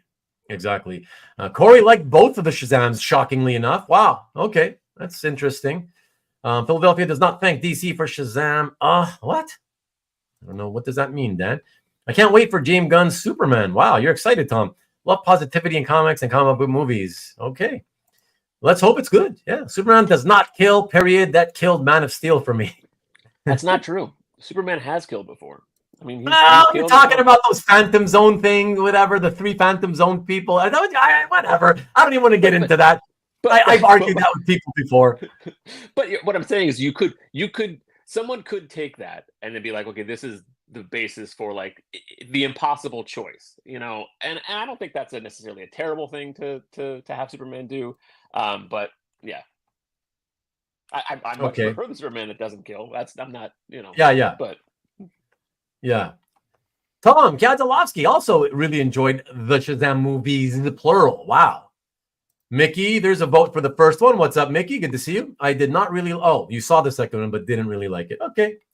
Still, that's not an insignificant amount of positivity for Shazam. I don't. It just looks buffoonish. I think it's just for me. I'm not into the buffoonery of it all. Like he just in the previews and the commercials. I don't know. I don't like a superhero acting stupid like that. Like I don't know. And I get it. He's doing that because he's a child. Yeah. Right, but that's what people tell me, right? That's what people say. Well, don't forget, but he's a kid. He still has the mentality of a kid. But then I think, I don't know, but when I was a kid, I didn't act like a dumbass like he does. Like, I don't say stupid shit. I didn't say stupid shit. Like, I'm sure I said stupid shit, but not the way he does. Like, I don't know. The only person who says I've never said stupid shit has definitely said stupid shit. We all, right. Of course, we're kids, right? I get it. But you know what I mean? Like, I hear him talking in the previews and all that, and I was like, I would never have said that. I would never say that. I never spoke like that. Come on. So it seems too cheesy for me, and that's why I just was like, nah, I gotta skip. I gotta take a skip on those, But I don't know. I'm kind of curious now because all these friends of ours are saying they liked it. Look at Ian saying the first one was really quite good, and it's like as if it's a CC Beck cartoon. That's interesting. Absolute Batman ongoing or mini. Kavi, I read it yesterday, and just before reading it, realized, it seems to be only a miniseries, a 5-issue miniseries. No, I don't think so. No, I think it's. I saw that. I read that Scott Snyder has at least a couple years planned, so I think it's going to be an ongoing. But Scott Snyder, I think, wants to be involved for. Yeah, it said 105, which I think is just the first arc, like the first story. Oh, that's what I'm talking about. Yeah. That's stupid, though. What a dumb move. Why would you do that? Like, but it doesn't say it on the cover. I think it's just. Wasn't it on the cover? No, I don't know. I mean, actually, I don't think so. I just have the foil, which is I don't think it does. I think it was on the splash with the chapter title page. It said the Zoo 1 of 5. So I think that was just the the first story. First, they're just talking about the story arc. Okay. Yeah. So that changes what I was going to say when we have our little Absolute Batman discussion. I was going to kind of mention something about that. Okay. I like that Kavi, the show producer, is like, guys, talk about comics. I got to catch up. I'm not there yet. The kid actor didn't act as dumb as Shazam. Right. Exactly, Marcus. That's kind of what was pissing me off. I was watching those previews and the TV commercials, and I was like, I would never have said that even as a kid. Like the other kid that's with him seems more mature. Like I would have been more like that kid, not the Shazam kid. And that's what bugged me. I was like, I don't know. It just seems way too ridiculous for me. But tell me, Marcus, did you watch it? And if so, what did you think? I'm curious. The film Shazam was set primarily in Philadelphia. Oh, was it? Okay. Fairly established within the DCEU. Yeah, but the way they did it all jokingly, like I can tell you right now, Dan, God forbid if they do another Justice League movie in the future, that they ever bring in Shazam if they're gonna right? Because you want it to be serious. I want it to be a serious movie. It doesn't have to be dark, but it could be bright and serious. And I just think Shazam, God, if they brought him in acting like he does in those 2 movies, I think that would ruin it for me. But anyways, I don't know. Hey, what's up, Ian Sane? Good to see you. Stopped by to say, drop a like and say a quick hello. What's up, man? Sorry I missed you a couple of minutes ago. But if you're there, good to see you. And it's good to vicariously see what's happening with you and the family through your Facebook posts when I can. So that's it. Yeah. Mike says, thought Shazam movies were all right. Okay, well, it's not bad. Niece wanted to see and saw both in the movie theaters. Think with technology making a lot of the info at our fingertips, it sets the bar high. I mean, I guess so. I just waited until it was an old man to say, what? Until I was an old man to say stupid things. Yeah, I heard mixed messaging about if it's a mini. Yeah, so you're confused too, right? Exactly. It must be because of that. We're all confused because of that statement. That's really weird. If it ends up being an ongoing, then that would definitely take the cake as the stupidest thing to ever put out publicly, because that's really confusing. What, the 1 of 5 in the chapter? The blurb of saying that, hey, it's 1 of 5. Because can you ever remember any other example, Carl, where any publisher said, hey, this is 1 of 5, and referring only to the story arc? But usually they say that in like a solicit or on the cover, or I'm trying to think, because since it was on the chapter of the book, and I can't immediately think of one, but I assumed that it was an ongoing just based on the fact that it was on the inside. I saw 1 of 5 and I was like, oh, this is like the first story. Oh, but I can see how there could be confusion there. Yeah. Thank you, Marcus. Marcus says he watched the first one. It's a lot darker than you'd think. Interesting. But did you like it, though? Either way, just did you like it? What did you think about it? The Kid Intelligence Shamer. Yes, the other series are absolute as well. Yeah, so I've heard now that it's Superman and Batman. Absolute Superman, Absolute Superman, Absolute Wonder Woman coming as well. I haven't heard if there's Absolute Justice League or other characters. Kids much smarter than that, people. Yeah, I can imagine, Dan, for sure. Transformers, 1 of 4, and then it became that's only because the sales were so good. It was intended to be a miniseries at first, so that makes sense. So I just pulled up an article. It's bleeding cool, but it said Snyder and Dragotta will be on Absolute Batman for at least 2 years or more if sales are strong. Yeah, so it looks interesting. Like well, there you go, everybody. Okay, so it's just a very stupid thing to put out there to make it sound like you're confusing people, making it sound like it's just a mini series. So maybe that's like they're out, that if it just flat out bombs. If it tanks, I told you it was always intended to be a mini series. Yeah, exactly. Good night, Corey. Thanks for dropping in. Sorry. Later, Corey. Thank you. Good God, I'm talking about Transformers. Exactly. And you know something about them too, John. And you liked it, Marcus. Okay. Now that's another, tick off the box in the column to maybe turn me and make me try it someday. Because I'm really surprised, honestly. That's a lot of people, a lot of comic fans among you liking it for it to be as bad as I would expect it to be. So I don't know. I might try it then. I'm still not stoked to check it out, but I'm looking at it with a different lens now because so many of you are giving it positive reviews. Yes, mini-series. No, we just proved, Dan, that it's an ongoing. Absolute Superman, Wonder Woman, and okay, and it's ongoing. Okay. Absolute Flash also coming. Wow. Okay. It will be interesting to see how they work in Booster Gold and Blue Beetle into the JLA and whether they will be the comedic relief. Right. I have a feeling they will.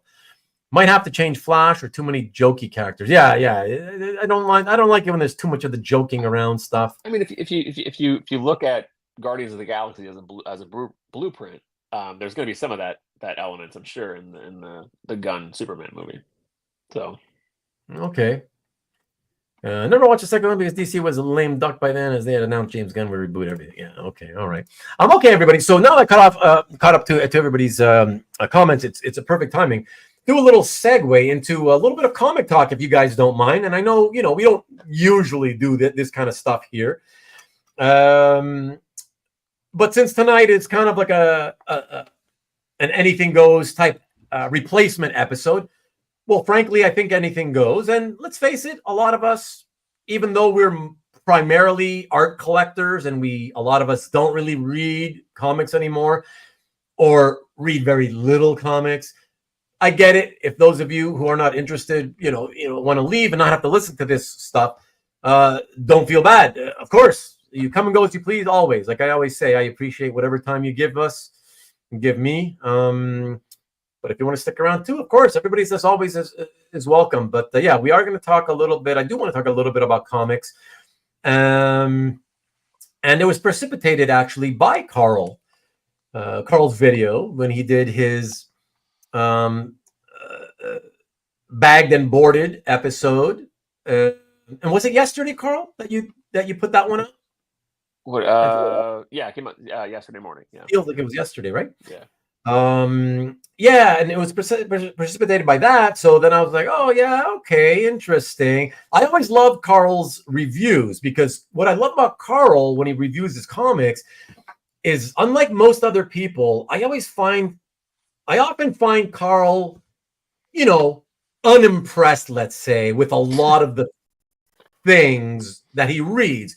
And not to say, and again, don't read too much into the words I use, right? Like, what I mean by that is he will always tell you when he thinks like it was okay, rather than saying, yeah, it was pretty good.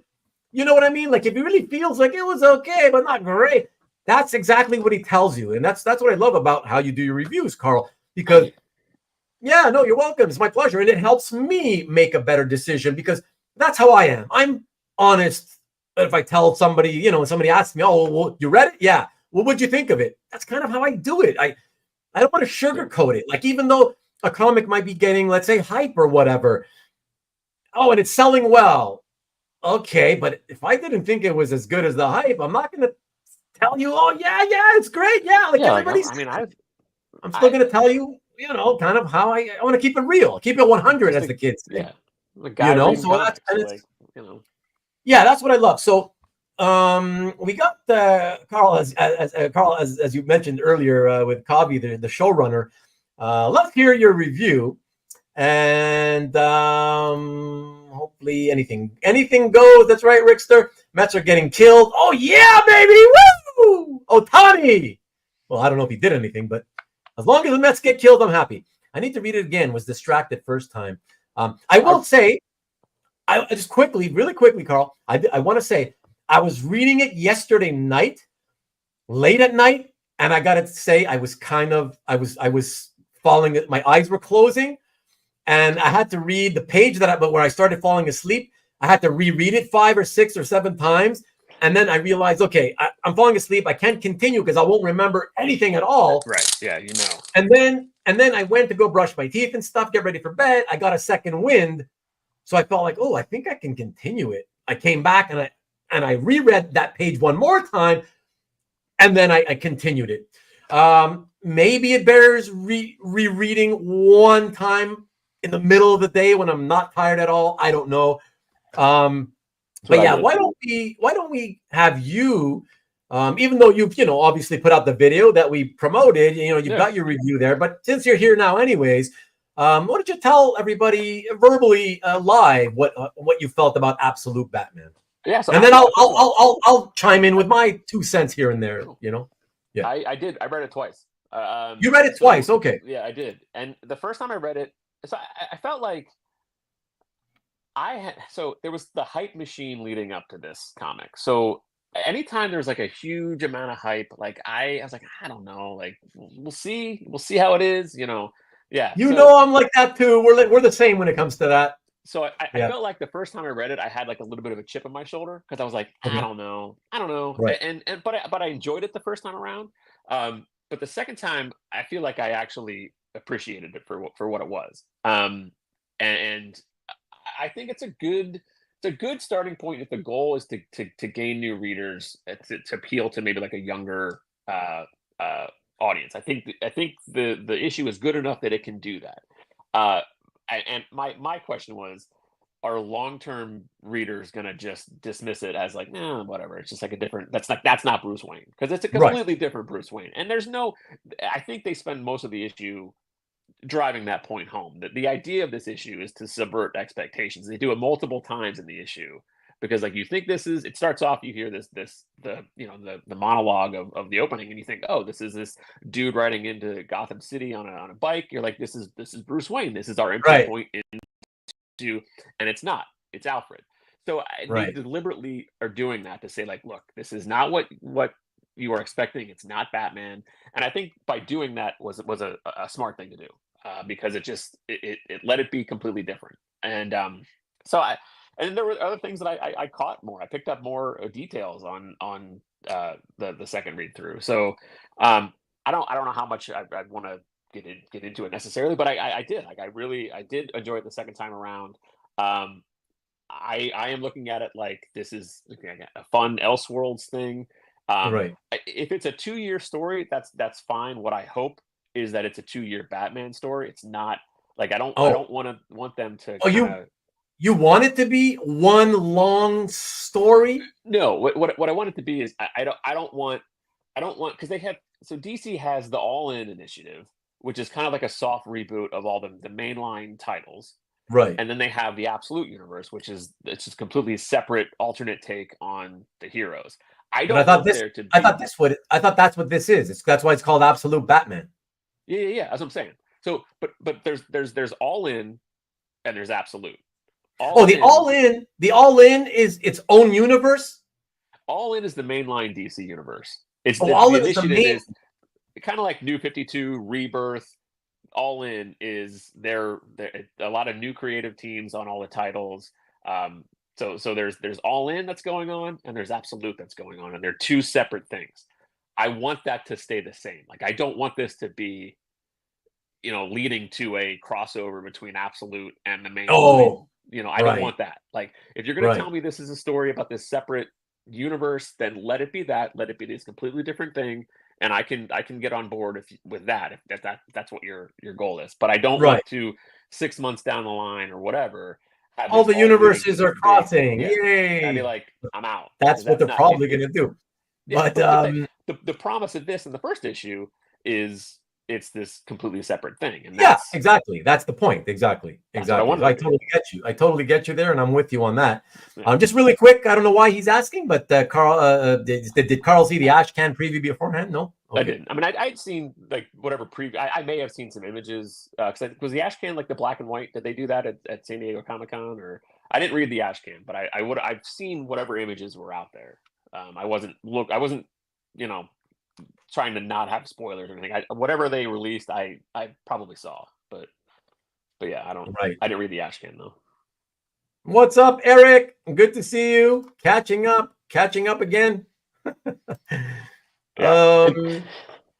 Good for Nick and Felix. Yeah, the Yeah. chat. I knew because it's comic art focused. I knew we were going to get to. Oh yeah, of Yeah. course. Somebody's always going to bring it up for sure. But that's I think talking about the comic and talking about the art sales are that they go together. I mean, that's what kind of our natural tendency would be to talk about it. So yeah. No, it makes total sense. Like you said, it is an original art focused channel, right? So it's like, yeah, you always expect that. That's totally fine. No, absolutely. So for me, I guess I can say I thought it was okay. Okay, I definitely don't think I'm not going to be one of those people on the bandwagon, but oh yeah, because it's getting all this hype. That must mean automatically it's the most greatest, fantastic Batman thing, new Batman ever. Hell no, not even remotely close. It's okay. It wasn't bad. It was it's pretty decent. Yeah. And it's one issue. yeah. I will say so. It was interesting. I mean, I'll say a few things, whatever spoilers. I get it. If you don't want to hear spoilers because you're planning on reading it, then, mute yourself or tune out or something, guys. I mean, you know, I read it last night and I've already forgotten a bunch of stuff, but so it's not like I can give you too many details anyways. Yeah. But you know, like Carl was saying, you know, the story starts off, you know, and it's the camera. Somebody's on a motorcycle riding through the streets of Gotham. They've been out of Gotham for a while, and you know the way that the way the camera moves. There you go. Is you never really can tell who is on the motorcycle, but you would like Carl said, you assume because it's being narrated. There's narration happening, and you assume it's Bruce Wayne. And surprise, surprise, it's finally revealed not to be Bruce Wayne, and it's Alfred. And so I thought, okay, that's kind of interesting. Weird for me, but kind of interesting because I thought, oh, okay, so Alfred is not even, he's in this, but he's not skinny. He's some buff, muscular guy, you know, and he rides a motorcycle, so he's kind of cool now. He's not like some stuffy MI6 agent. Yeah, he's like MI6. Exactly, you know. I was like, oh, and then it made me think, oh, are they making him kind of like, I get this feeling he's kind of like the Terminator. Like Deathstroke, the Terminator. It feels like he's kind of like a hired killer because he starts talking on his comms unit to somebody you don't know who he's talking to, and he's like, "Hey, if this happens, should I engage?" And they're like, "No, you're only to observe. But if this happens, if another thing comes in, yes, you should engage him, right?" And it's like, wow, okay. So that's kind of interesting. The fact that they're doing something complete, you know, really, really different, I feel, with Alfred. He's not some skinny, nerdy old butler guy. So that's kind of cool. I'm not a big fan of the design. First of all, art, you know, it's an original art channel. So let's talk art. I'm not particularly fond of this new Batman design. I don't think it's certainly not an improvement on the classic Batman costume.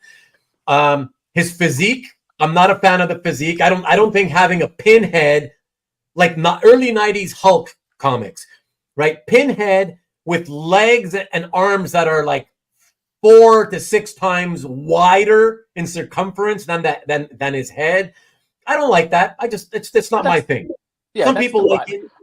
I've not read a lot of Degrada's books. I've seen, you know, stuff shared on Cap, and it's very stylized. I like it, but his heads are typically they're elongated. They're more elongated, and then a bulky body, and they clearly, you know, went. I watched the last night. I watched Felix did a video where he did like an unboxing or he showed all the art before it was. I guess it was recorded before the sale.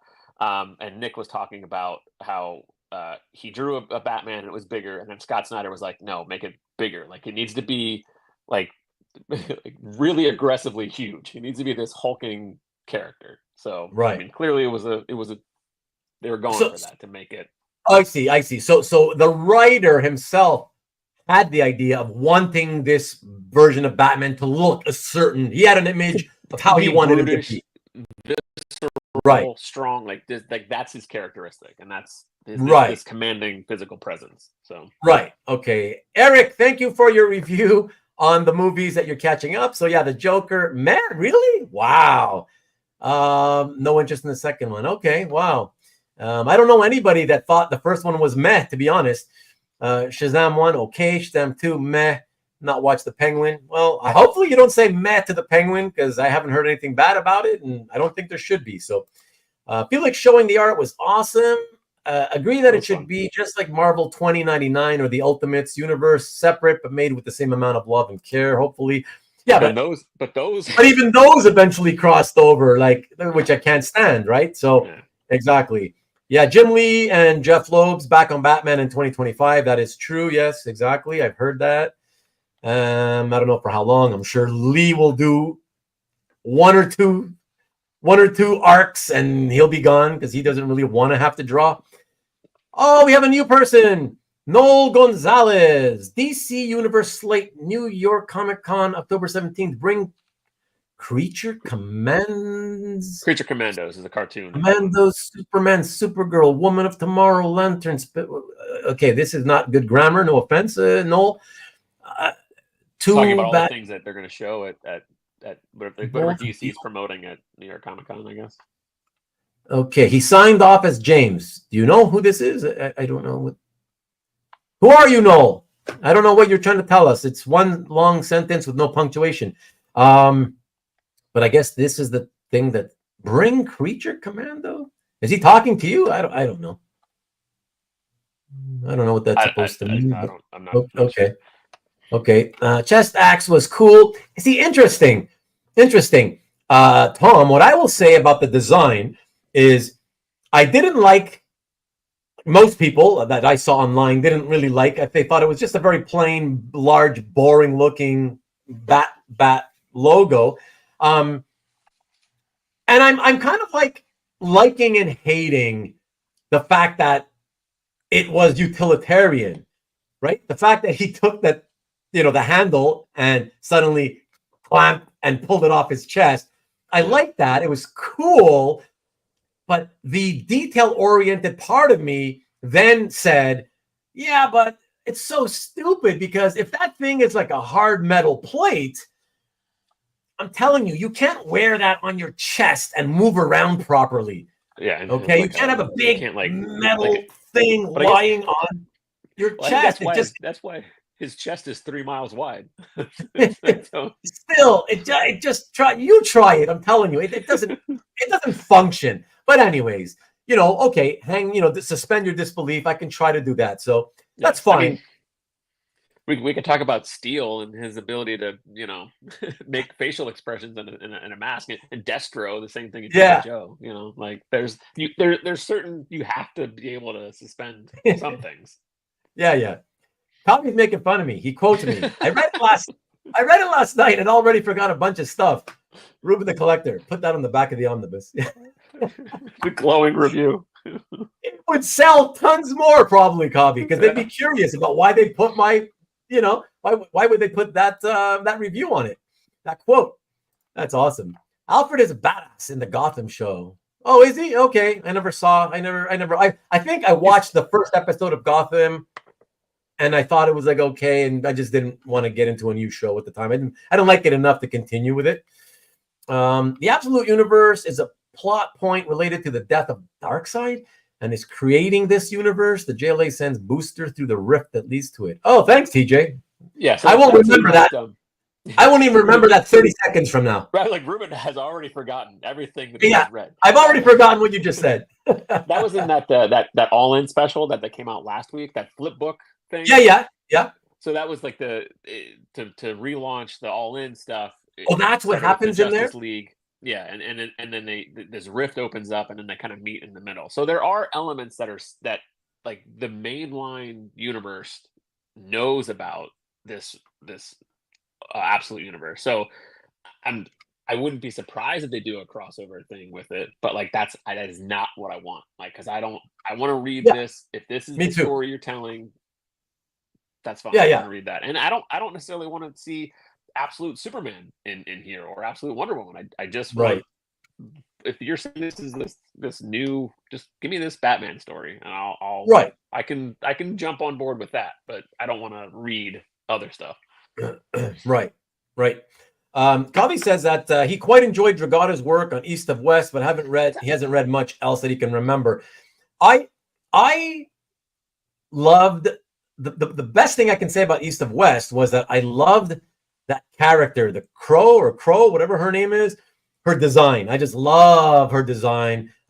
How I discovered that series was because I saw all these people posting commissions of that character. Yeah. And I was like, who the hell is that everybody's drawing? Then she has crows around her and she looks Native American or something, whatever. And then people told me East of West, whatever. But I didn't like it. I thought I read the first trade. I was so confused. I was like, oh my God, no, this was, no, I didn't like reading it. The art was okay. It was fine.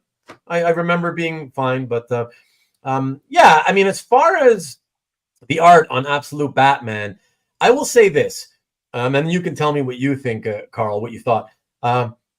Before I even read the comic, I decided to go to the website and look at the original art, right? Because I just wanted to see what's the hype here. Let's see this art. Yeah. I gotta be honest, like, you know, good for him that he's becoming like a millionaire and all that stuff, you know, selling artwork. You know, definitely want all the artists to make as much as they can. Pretty good storyteller. But when I looked at the original art, I was, and then I looked at original art. I wasn't like impressed or anything. I was like, it's okay, you know, it's passable stuff, competent, you know. But then when I read the comic, I was like, oh, it looks better. And you know me, like a lot of us, I usually hate the coloring in comics. But in this case, it's one of those rare moments where I actually felt his art benefits by the use of color. I thought the comic book looked better than seeing the original art pages. I don't know. What's your the color work? I think is great in this. Yeah, like I really enjoy the color. So I mean, I thought the original art looked cool. I mean, I like the page this page where is it? There it is. Oh, where Alfred gets his bike stolen. Nobody gets the bike stolen. Yeah. I thought that looked really good in like the original art. I thought that was cool. I didn't have that. I didn't have that immediate reaction that you did as far as the colors look better. I mean, I like the colors, but I thought the art looked good. I mean, I like the original art. Okay. The question then becomes, is the buy-in worth it? And that's where the discussion is, you know. I mean, obviously look, yeah. I know it's going to sound like I'm being biased, and I guess in some ways I am, but I say it because I'm a fan first, and I was always a fan first. But my feeling when I saw that was like, oh my God, wow.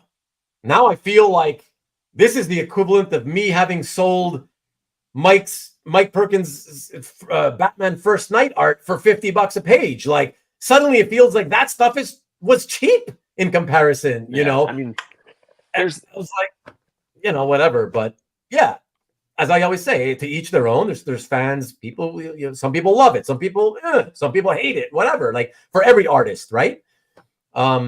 Mickey says, I also like Dragata on East of West, but he's not a fan of his superhero work. You know, I need to read East of West. I mean, I've heard good things about it. It's not one that I ever read, but I'd like to. Noel is clarifying what he was trying to say, that he's confirming that James Gunn was confirmed coming to New York Comic Con. Thank you, Noel. Thank you. Ruben would rather have big numbers on the front instead of the bat symbol. Very true. Very true. I like the chest piece more as body armor than as a silly act. Oh, yeah. So he's saying that it serves as an armor piece. Yeah.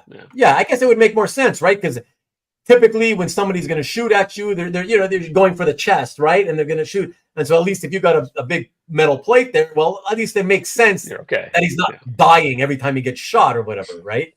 So that would make more sense. But then again, Dwayne, technically, I guess we can say that is what it is, because if it's metal, so it functions as an axe, that means it serves a purpose as body armor, right? It's a piece of metal on his chest, so it serves both purposes, you know. And then if you're okay with that concept, I think it's cool to have it be, you know, he takes something out of his belt, like one of those like nightsticks that extends, clip it to the axe, and then, you know, I mean, I think that's fun to kind of make it, because I like the thing where he took off the that was crazy ears. Oh my God.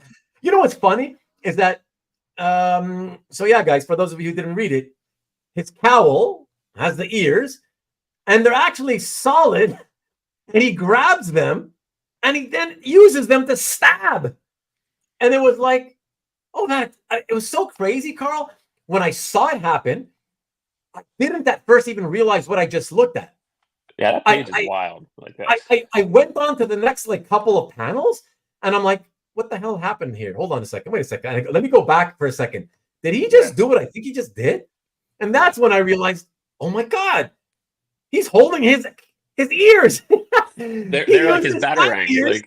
Yeah, and the weapons, like, whoa. And I thought, you know what? It's that is actually kind of cool.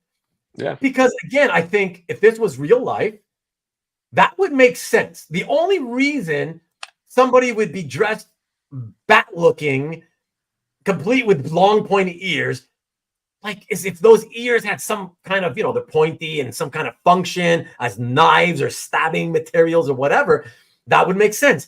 But if they weren't weapons and this existed, like, it's so stupid. Like, look, yeah. what are you doing with these long plastic things, rubber or whatever?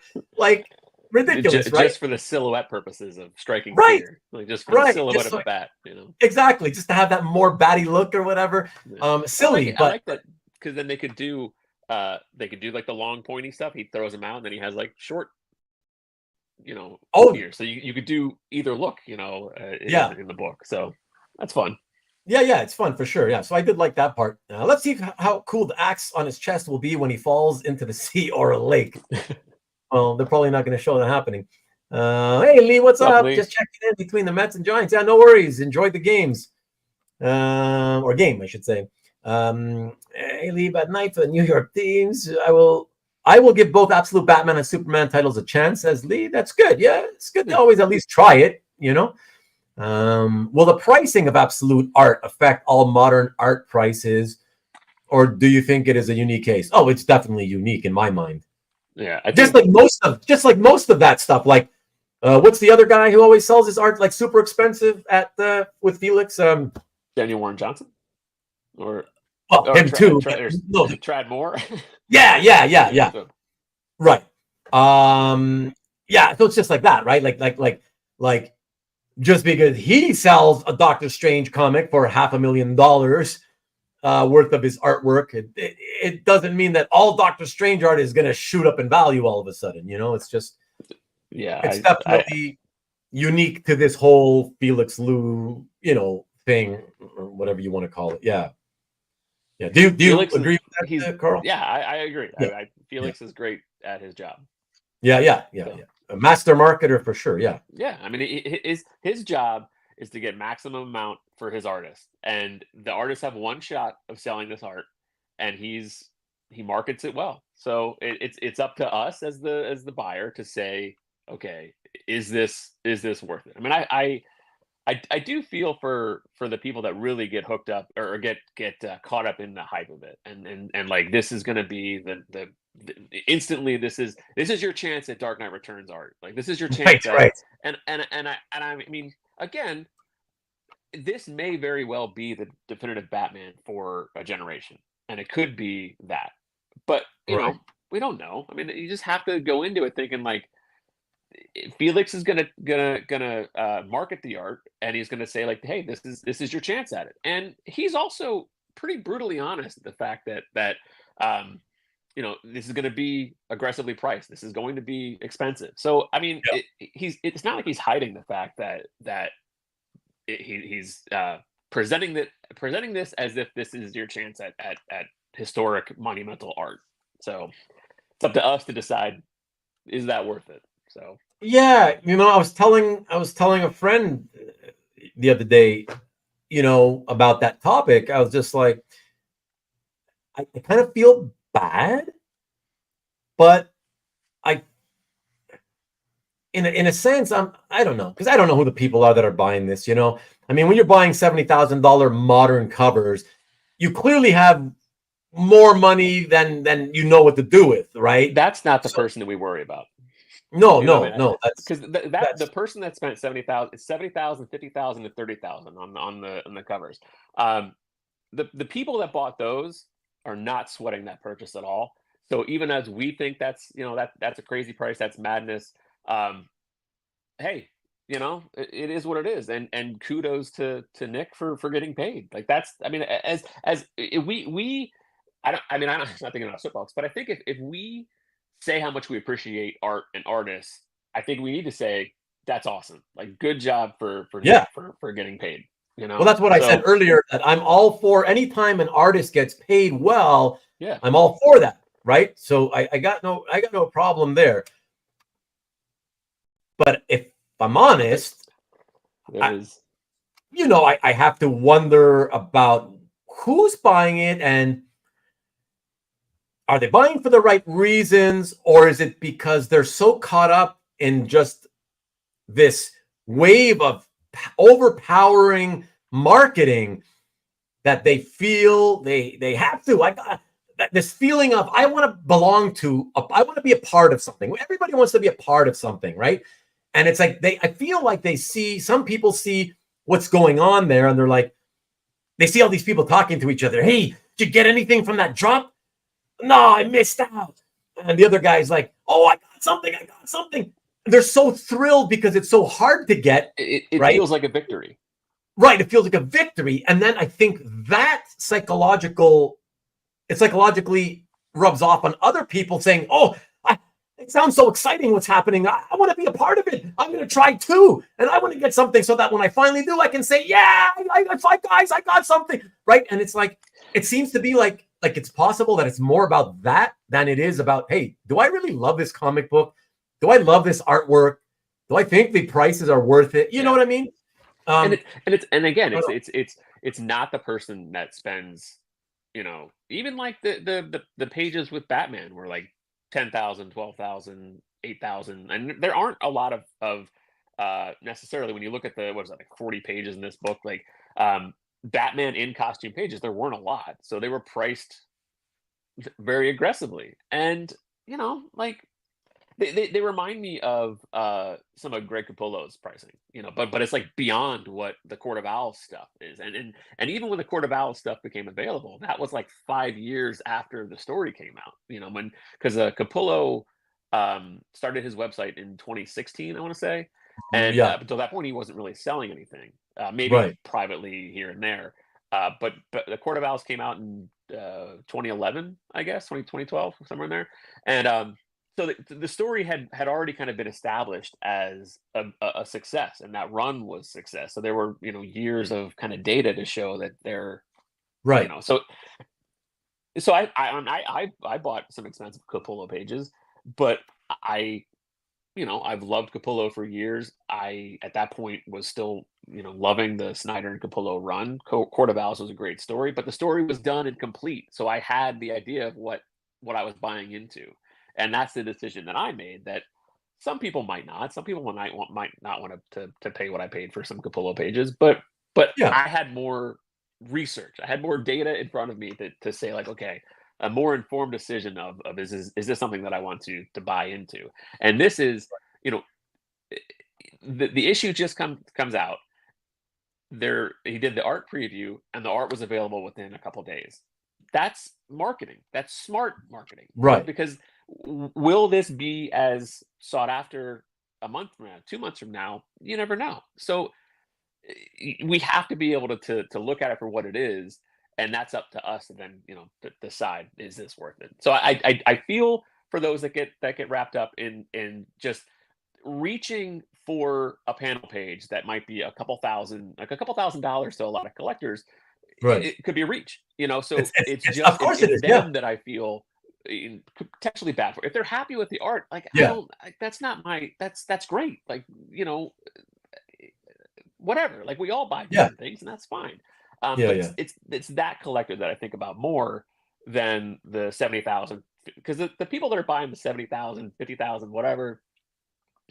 I mean, they're looking for somewhere to park some money, like they're looking for like, I'll put it in this art, and it's a gamble, but a lot of things are a gamble. The stock market's a gamble, so I think that's whatever. Let that be what it is, and let the artist get paid. So, like Marcus says, yes, Ruben bought the covers, all three of them, 70 grand, 50 grand, 30 grand, because they are birth pages. Exactly.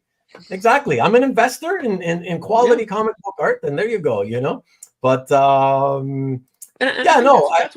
that's what Felix, I think, goes into it, thinking, like, look, if there are people that are gonna try to get this art as an investment and flip it, like the expensive stuff, like the covers, he's basically saying, like, look, it's gonna cost you to play that game, and he's if someone's gonna get that money, let it be the artist. So sure. Lee makes a good point, though, right? He's bought from Felix, and he says he admits it's easy to get caught up in those drops. It is. Of course it is. It's anytime there's hype of anything that you're interested in, it's human nature. You can't help, like that thing I was saying before, where you hear all these other people, all the excitement that's being built up by these other fans that are surrounding you, and they're like, "Oh yeah, did you get one? Oh yeah, one. Oh, did you know? Damn, I missed." They make it all sound like it's this thing that you want to get in on. Like, oh, I better try to get something too because you're doing it, And again, it that foments a that has the danger of fomenting a kind of mentality of like you're doing things for the wrong reasons, and that's what I get worried about in terms of for the people that a lot of the people that buy this stuff, and like you say, Carl, a lot of them, could they be reaching? Could a lot of these people be people who typically struggle to afford even a $1,000 piece, but they feel they have to? I gotta get that page, and the cheapest one is $2,000. Okay, but I want to get something. There's examples out there of things that were popular, and Felix did his job and sold them because they were being presented from Marvel, like a couple Hulk runs. There were a couple back, and I didn't read any of the Hulk. Was it Nick Klein's Hulk, which is good art, like it's good stuff. Oh, that's very nice. There was another Hulk run right before that, but like it hypes up these first appearance of characters, and that's music to the speculators, investor ears. Like they hone in on big first appearance pages, so he makes them expensive. But whether or not Marvel latches onto that character and uses the character, that's not up to the artist or whatever, but that's a gamble. Like it could be a nobody character, but it's the first appearance, and then so that's the danger of playing that game. And I don't know, so you have to take all of this information and say, okay, is this worth it to me? Now, like Transformers, I bought into a Danny Warren Johnson Transformers page. I tried for the issue 1, struck out. But then issue 3 came around, and I spent $1,000 on a page. That was like kind of the low end, the buy-in. But I looked at it like, okay, this is by then it was the 3 issues in. You knew it was a sales success. I had already read a couple of the issues, and I'm like, okay, I really enjoy this. And it felt like, knowing what his market was and knowing what some of his con sketches is, like 4x6, 6x9, wherever they are, they were going for about the same price as a $1,000 page. I think they were like 700, somewhere in that range. So like, if I wanted anything from him, I might as well grab a page for $1,000. And it was a page that I zeroed in on, having the hallmarks of some of his work. So I mean, it's not like, did I get caught up? I mean, yeah, I wanted a page because I knew that it was going to be a fight to get one, and it felt like a victory when I got the email. But then I thought the buy-in was not a terrible ask, I guess. Right. So, which might be different for other people, but of course, that's why. Of course. Antoine Dennison back for a second time, baby. He was here for the first time last week. What's up, Antoine? Hey, Antoine, go. You probably missed it because obviously you already saw the show live. But Hart and I left you messages mentioning you in the comment section beneath last week's video. So if you want to go check it out, feel free, of course. Good to see you again tonight. Thanks for dropping in again, man. We're doing something we rarely do here. We've been talking about the comics as opposed to, well, we mix it with comic book art, but we've been talking comics and comic book art tonight. So it's a big topic in the comic art world and comics world. I mean, the absolute Batman people have been talking, so it's sometimes I have wanted, I've had, like, I've been in the mood to talk more about like comics themselves, but I'm always wary of it because I think my audience is primarily, it's meant, the channel's meant to be for original art fans. And so I'm always wary because I think people, do they really want to, what if we start talking for an entire episode about comics? Or are they going to be like, hey, let's talk about art, and are they going to leave or whatever? So I got to be wary, but that's why I always kind of try to avoid it, other than when I go on, little quick segues here and there for 20 minutes or whatever. But this is topical. Absolute Batman. But it's topical, yeah. So talk about the comic that his, the art that is going, wild, and people are talking about it. So it makes sense. Yeah. But But imagine that everyone that likes comic art not wanting to hear about comics. Like, what does that I know. say? You know. I know, exactly. I did want to address a couple of comments here. So you guys don't think I'm forgetting you or skipping over you. So Tom, #1 Marvel fan, he said, once Felix pieces start hitting auctions more, then we'll see more how it goes. You know, like, yeah, that's a good point. I mean, so it's funny because, was it yesterday? What day are we today? Sunday? Yeah. So yesterday afternoon, I went out to the park with my friend Robert from next door. And we're just talking about, you know, the hobby and all that and all kinds of things. And, you know, he brought up Felix or whatever and Absolute Batman and stuff. And, you know, when he didn't know about the prices and he was freaking out. And, he said, like, well, what do you think about that? And look, I'm not going to, of course, do I think it's crazy for brand new art? Yeah, I think it's crazy. But at the same time, if you've built up an audience that's large enough that that there's enough people with that kind of money to buy it, you've done your job. Good for you. Good for the artist. I'm happy mostly for those two factions, because in the end, we're all adults. And I think it's still incumbent upon the adult purchasers to know what the hell they're doing. And if in the end, one day you realize, oh my gosh, I can't believe, what was I thinking? I got caught up in the FOMO or whatever. Whatever, it happens to people. And oh well, I'm not going to feel bad for you. It's weird because I kind of feel bad now sometimes, because sometimes I think like that's what's going to maybe happen to some of these people. But then in the end, I remind myself we're all adults, right? And in the end, look, you're responsible for your own actions. So whatever happens, happens. But to Carl's, not Carl, who was Tom's point, what I was telling my friend Robert yesterday about this, in terms of like, oh, you know, what's this stuff going to be worth? Like, oh my God, if you're paying $70,000 for the cover today, you know, for a brand new piece of artwork, it's like you're paying 35 years in advance for the value of what it might be 35 years from now, kind of thing. You know, so can it ever hold value and all that stuff? And what I said to him was this: I want to say this because my views have changed in the last few years. So just a few short years ago, my view was actually that, like, nobody's going to want this shit. Who's going to want this shit?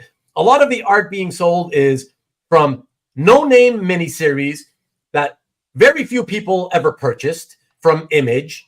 And, you know, Image, that's what they do. They put out, you know, indie creator projects, you know, 4-issue series here and there, left and right.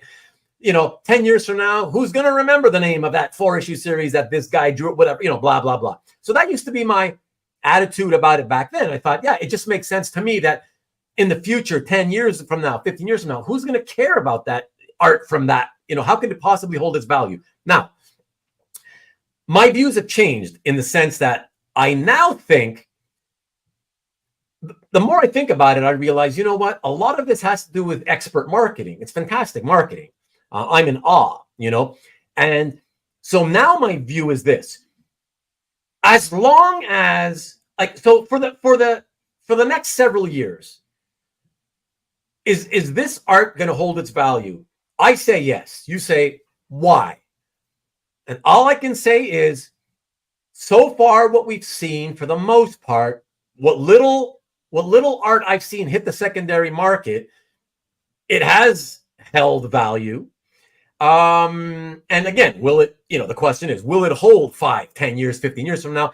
My answer to that, this is what I told my friend Robert next door, is I can't tell you that far in advance. But what I will say is, I believe that as long as Felix continues to want to be an art rep, as long as he continues to be a representative to these guys, the art is going to hold for the most part. You know, there will always be examples here and there that, you know, will hit the market and then maybe they lost a little bit of money for the seller or whatever.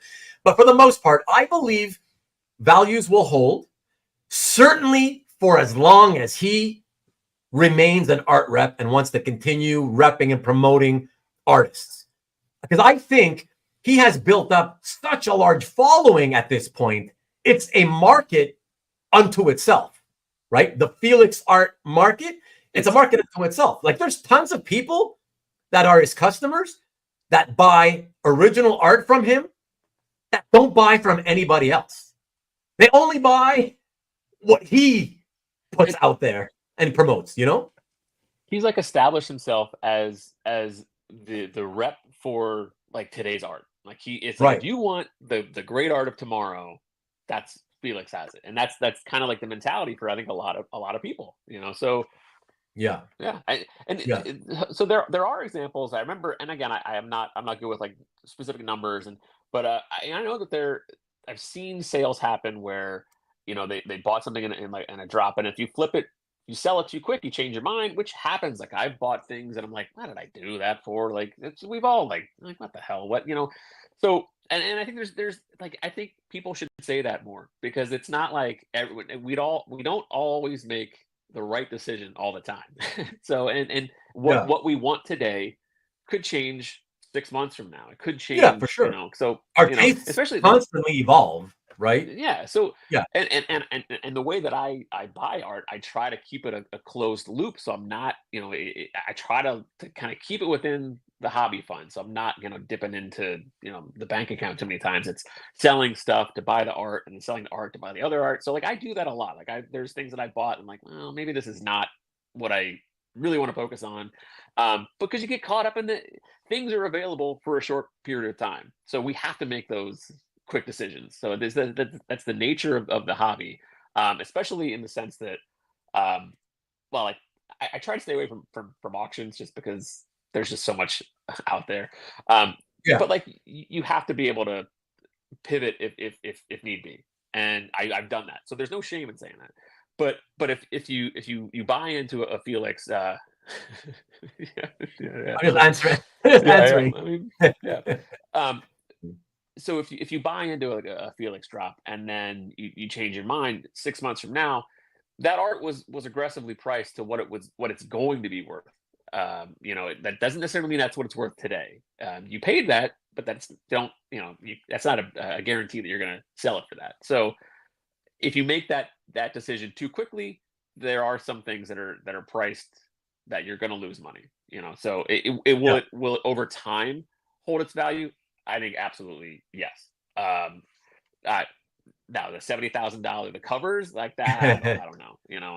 But if you don't want to talk about like if you're unsure about the future value in the long term of a $70,000 cover that was $70,000 when it was brand new, okay, but let me throw this at you then. What's your opinion on the fact that the cheapest page and a page that had nothing on it, right? Some random heads there, bare background, whatever, $1,500. Like the kind of page where you literally, if you were to show this to somebody and say, "Hey, look at this. Guess where this is from?" Nobody would know what. Nobody would be able to guess what comic that came from, right? So not instantly recognizable for that. What do you think about that? You know what I mean? Yeah. So. And even if you look at the way that Felix prices, sometimes so the pages that were issue one were started was it I think 1,500 was the cheapest, or was it I think 15 or 2,000? That's what Marcus said. That's what Marcus said. I looked quickly, and I was curious. I just wanted to see what one of the cheapest pages looked like, and when I scanned quickly, the one that my eyes fell on is something that was very sparse and had nothing on it. It was 2,000. So I was like, oh my God, $2,000 for like, there's nothing. Like, to me, that's a $100 page tops. You know what I mean? But they're also in the regular world. You know what I mean? In a regular non-hype world where it's not a market within unto itself. You know what I mean? It's different, right? And then, so like, if issue 2 pages, if it say the issue doesn't sell completely, and there are issue 2 pages available, I think there will be. I think there is the chance to have a better quality page in issue 2 or 3 for a similar amount of money. You're going to get a better page because there's the issue 1 tax on it. Yeah, for sure. Because it happened with Transformers, some of the Daniel Warren Johnson's. Right. There were Optimus Prime pages, I think, in the first issue that were $3,000-$4,000 more, probably. I forget exactly, But then I think a couple issues in, you could get a nice page or a couple examples that I was thinking was based on what the prices were for the first, or I guess it was the first issue, because the second issue sold complete. But there was a nice Optimus Prime page. I thought, oh, that's like a $3,000 page based on the one prices, and it was like $1,500. So, right. But and then I think that helps feed, because if people are expecting it to be 3, they see it's 15, and it's like that's a deal. Oh, that's cheap. So again, that's smart marketing on Felix. Yeah. So and then for sure. And then that'll sell out right away. And then it's just like, oh, that should have been more expensive. So then you'll see that maybe the next issue, the prices bump back up a little bit. So it's a game, It is a game, of course. Selling is always a game by itself, right? Anyway, because pricing art is hard. Anybody that has sold their own art, it's hard. Yeah, so, I mean, look, Jason kind of, he's kind of bringing kind of that point up, right? Going with that point, it's like, but Ruben, when you see those sales, why wouldn't any other rep, do the same for their artists and start a price war if their artists are more desired? But the thing about it, Jason, is this is really an outlier. It's like, this is truly wondrous what you see happening here with Felix. Listen, it's just, I can't explain. Like, most of us can't even explain why this is happening. Most people are from the outside looking in going like, what the hell is going on there? Why are these people buying all these things at these prices, regardless of what the art looks like? Sometimes it looks pretty good, sometimes not so much, whatever. And that's the thing. So, like a lot of us have said, a lot of it has to do with amazing, amazing marketing. Okay, not only marketing for the artists, but marketing, like, Felix has got it so good. He's got it going so good that even DC, like editors, you can tell now, they're aware of the original art hobby. They're aware that there's these artists selling like caboodles of art from this one rep, and they're influenced by that too. We need to get them on book. Right. They look at that and they think, look what's happening over there. Look at all these people and the prices they're paying. Let's ask those artists to do our books. It's probably going to help our sales. And yeah, so that's how a lot of these guys are ending up getting jobs, with the big two. But yeah, it's unique to Felix. Like I said, I admire his ability. It's beyond, it's out of this world. And so good for him and good for the artists. That's all I can say. Bottom line, trust me, Jason, when I tell you, it would not work if I tried it. It would not work if any other rep tried it. It's unique to Felix. It's over time. It's what he's done over time, and the marketing of everything cumulative, slowly, and the way it. I mean, almost any drop that Felix does, we know ahead of time, like, oh, that's going to be a sellout.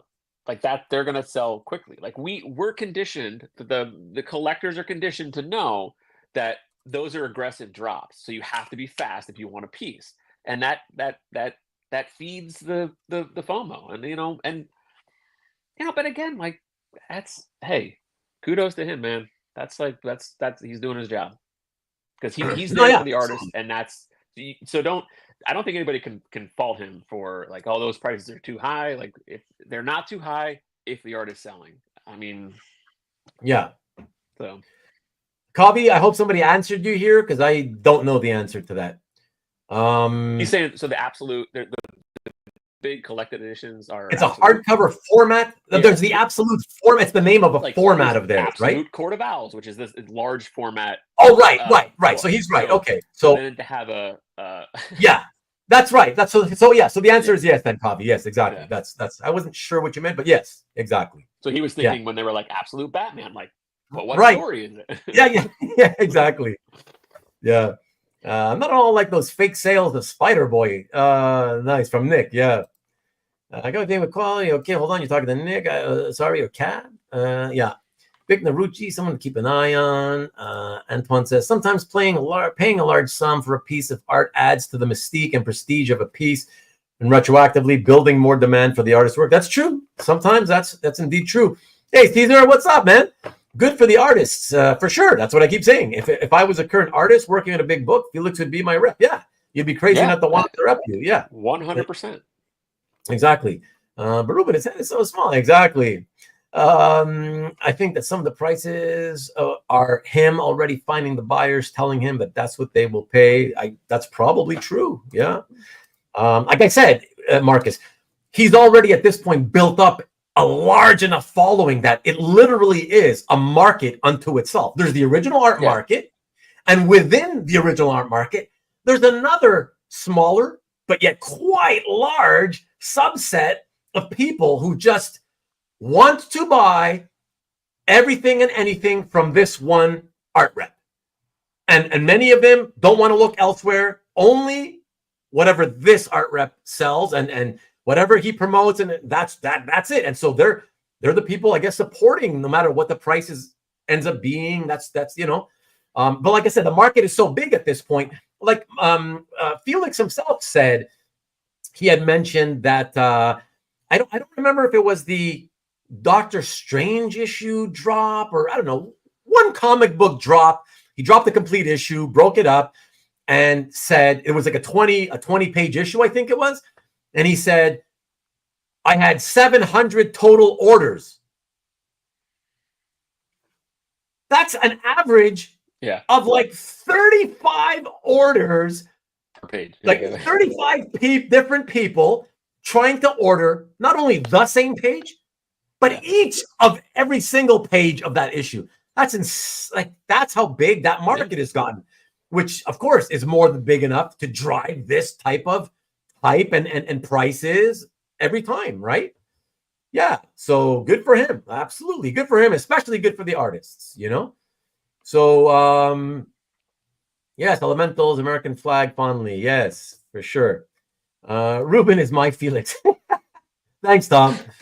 I appreciate it. I don't feel the higher price pieces will hold a value. Look, a lot of people don't. Well, like you said, it remains to be seen. The future will tell, Tom. And like I said earlier, I do believe it'll hold as long as Felix is around, active as an art rep. I believe prices will hold. Things will continue as they are. My question is, the day that he decides, I'm going to retire, I don't want to do this anymore, I'm tired. Now, nothing happens overnight like that. But I believe, my gut tells me that because a lot of this, the success has to do with how good of a marketer, right, is marketing this stuff, then I have to believe that once he's out of the picture, let's say he were to stop promoting, stop repping, right? And now he's quiet. I have to believe that slowly but surely over the ensuing, let's say 2 years, 3 years, 5 years, a lot of those people, not having Felix there every day, constantly hyping, promoting, I think, when that's all quiet, all the people that bought for all those years, they're probably, some of them will lose interest because the hype's not there anymore, right? The promotion's not there anymore to keep the interest high where it is currently. And I think that's when people start to like, oh, you know what?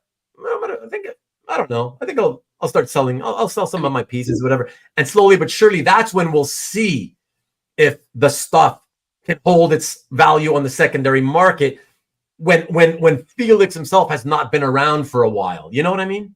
It could be the sense of, kind of like how when somebody has their own business and they retire and they sell it to somebody. It could be a thing where Felix sells it to somebody, and it might not be Felix's comic art, but it could be. True. But they have to have that mindset of trying to that. But it's very unique, Carl. This is what I'm saying. I believe. Look, like what evidence is there out there in our hobby to make any one of us believe that if Felix were to transfer his business over to somebody, let's look, take my stable of artists and you take over now. What evidence is there to make any of us believe that would suddenly make a continuation of the success that Felix had? Does anybody believe that? No. No, I mean, it couldn't be sold to just anybody. It would have to be somebody who. But do you believe that there's anybody who could do what Felix has done, the way he does it, do you believe that person is already in the hobby? Is there a rep who's like him? Because if there is, wouldn't they also be doing the same exact thing? I was going to say that. I was like, why isn't that model not, repeating itself? And right. I've had friends tell me, because I don't know them. That's why I'm saying I don't know firsthand myself. But I've had friends tell me that girl in the UK, Kirby. I've had friends tell me that her whole business model is very much like trying to copy Felix, trying to do a lot of the things he does. I don't know if that's true, but they've also told me that she does underhanded stuff too. Like they inquire about stuff and she'll say, yeah, you're the first person to inquire. Yeah, I don't have it yet, but I'll let you know when it comes in, and I'll let you know what the price is. And then eventually reaches out to the customer and says like stuff like so this is the price, but it's an offer from somebody. So if you I have somebody else. So if you can beat that, and it's like the guy's like, what are you talking about? You said you would reach out to me first because I was the first one who asked you about this thing. Now you're telling me you're out there kind of soliciting offers for this, and you're coming to me secondarily after you've gotten some big offer apparently, and you want me to try to just beat it, so apparently she does underhanded shit like that or whatever. I don't know. So I will say, so I've dealt with her. The first time I dealt with her was the Jorge Corona pages from Transformers. I purchased through Annabelle.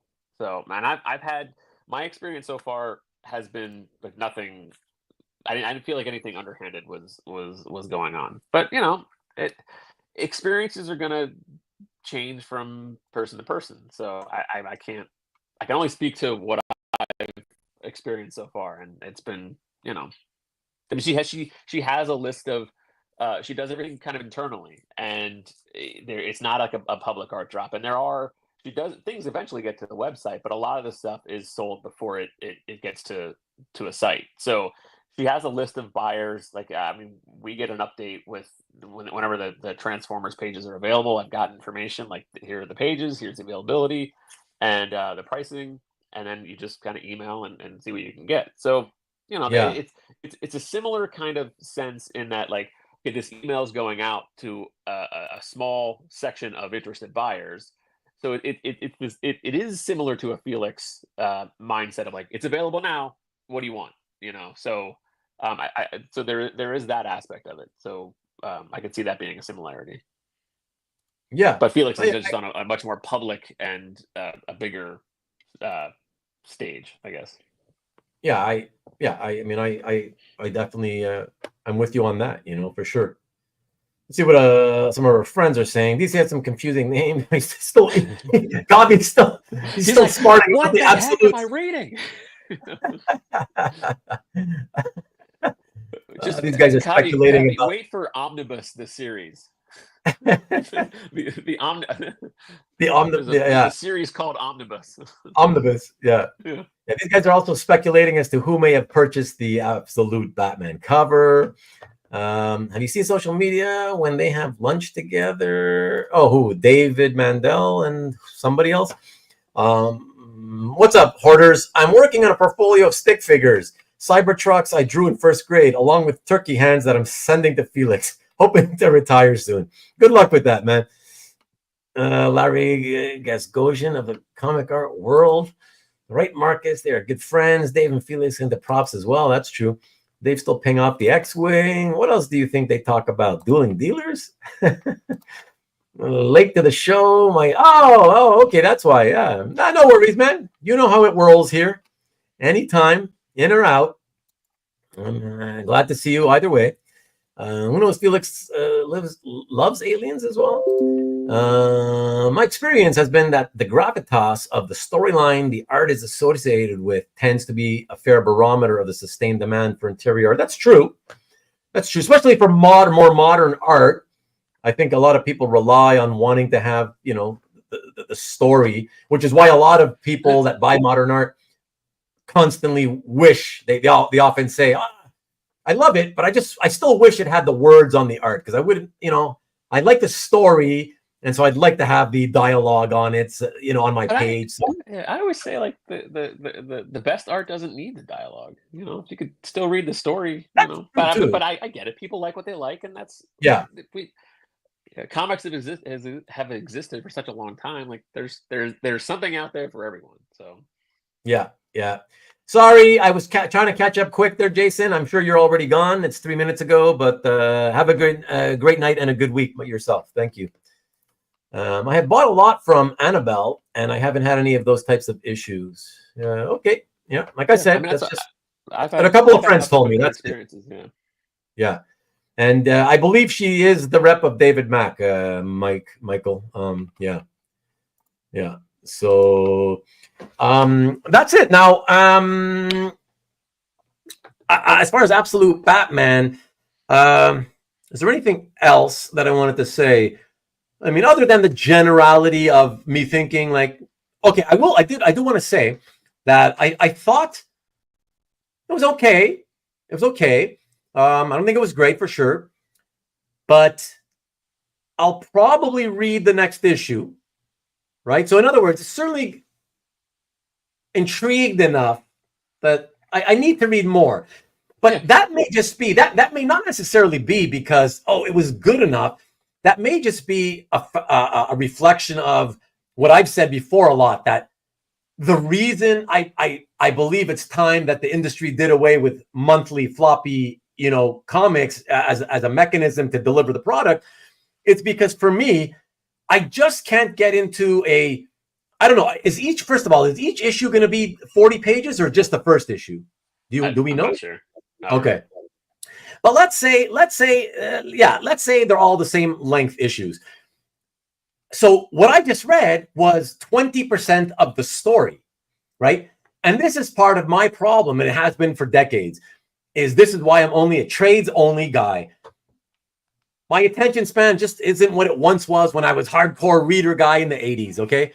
And so therefore, I read 20 pages, and honestly, Carl and everybody else, I'm telling you all, long before the second issue of Absolute Batman hits the stands, I will have forgotten everything about that story. Okay, you guys should know this about me by now.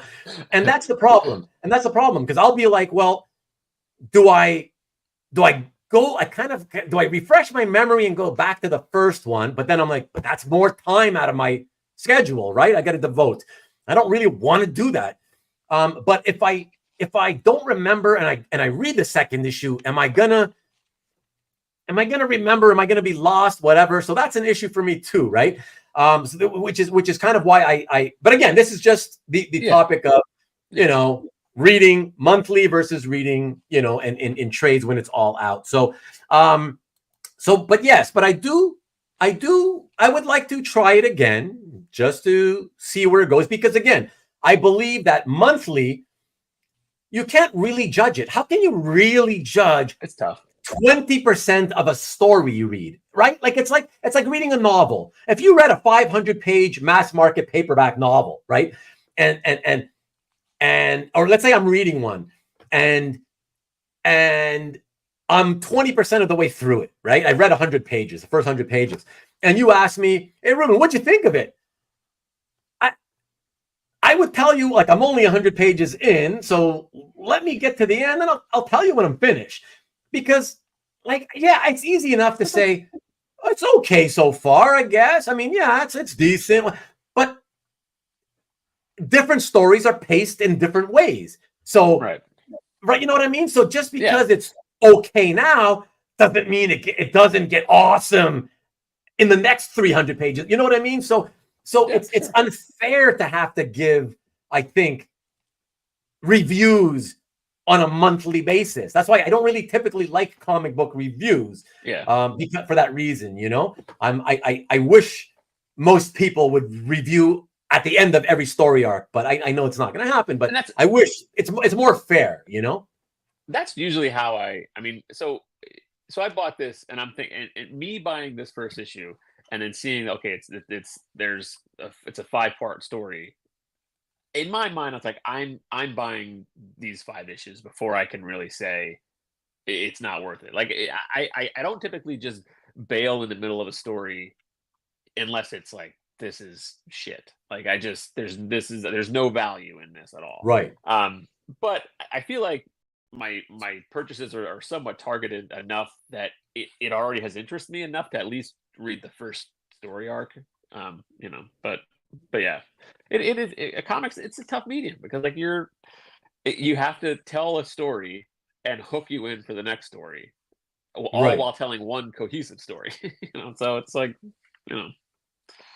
that's why I kind of give it the benefit of the doubt to try to at least read the initial story they're telling. Yeah. Tom says that if a story is great, you won't forget.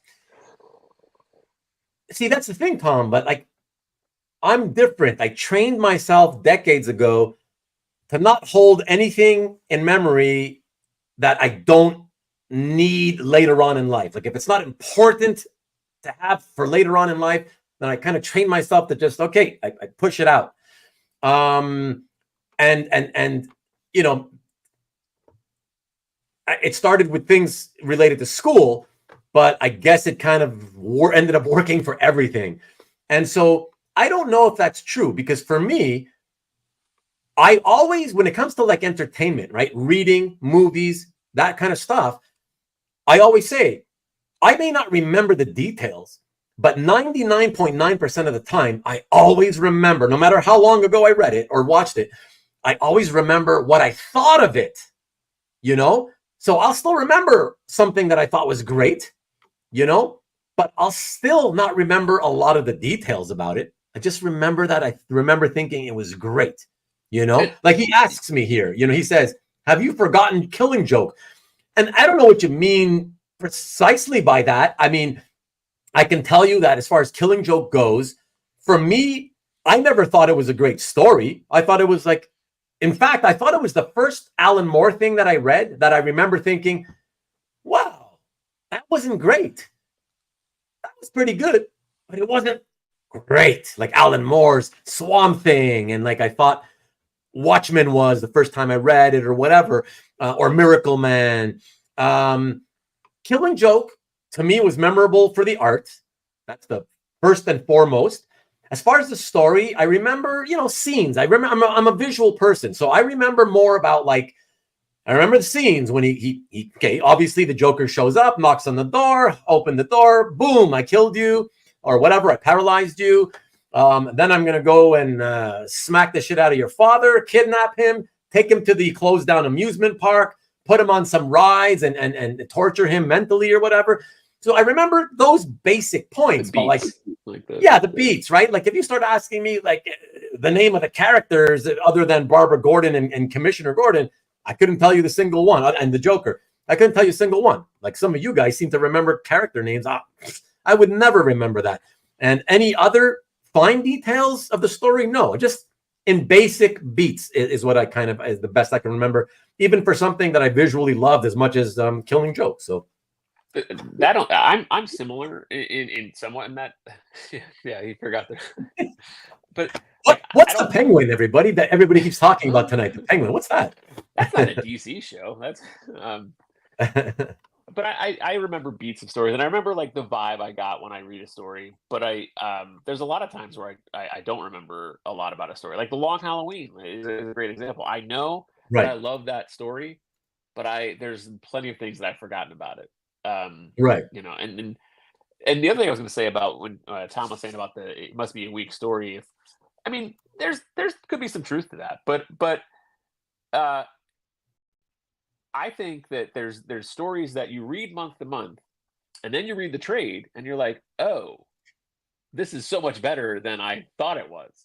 Right. Or even if you like it and you read the whole story, you bought the trade because you enjoyed the story, you get so much more out of it being able to read the whole story. So there's always, I mean, not always, but like there are many times where I've done that, where there was a comic that I read month to month, forgotten things along the way as I was reading it over 6 months to a year.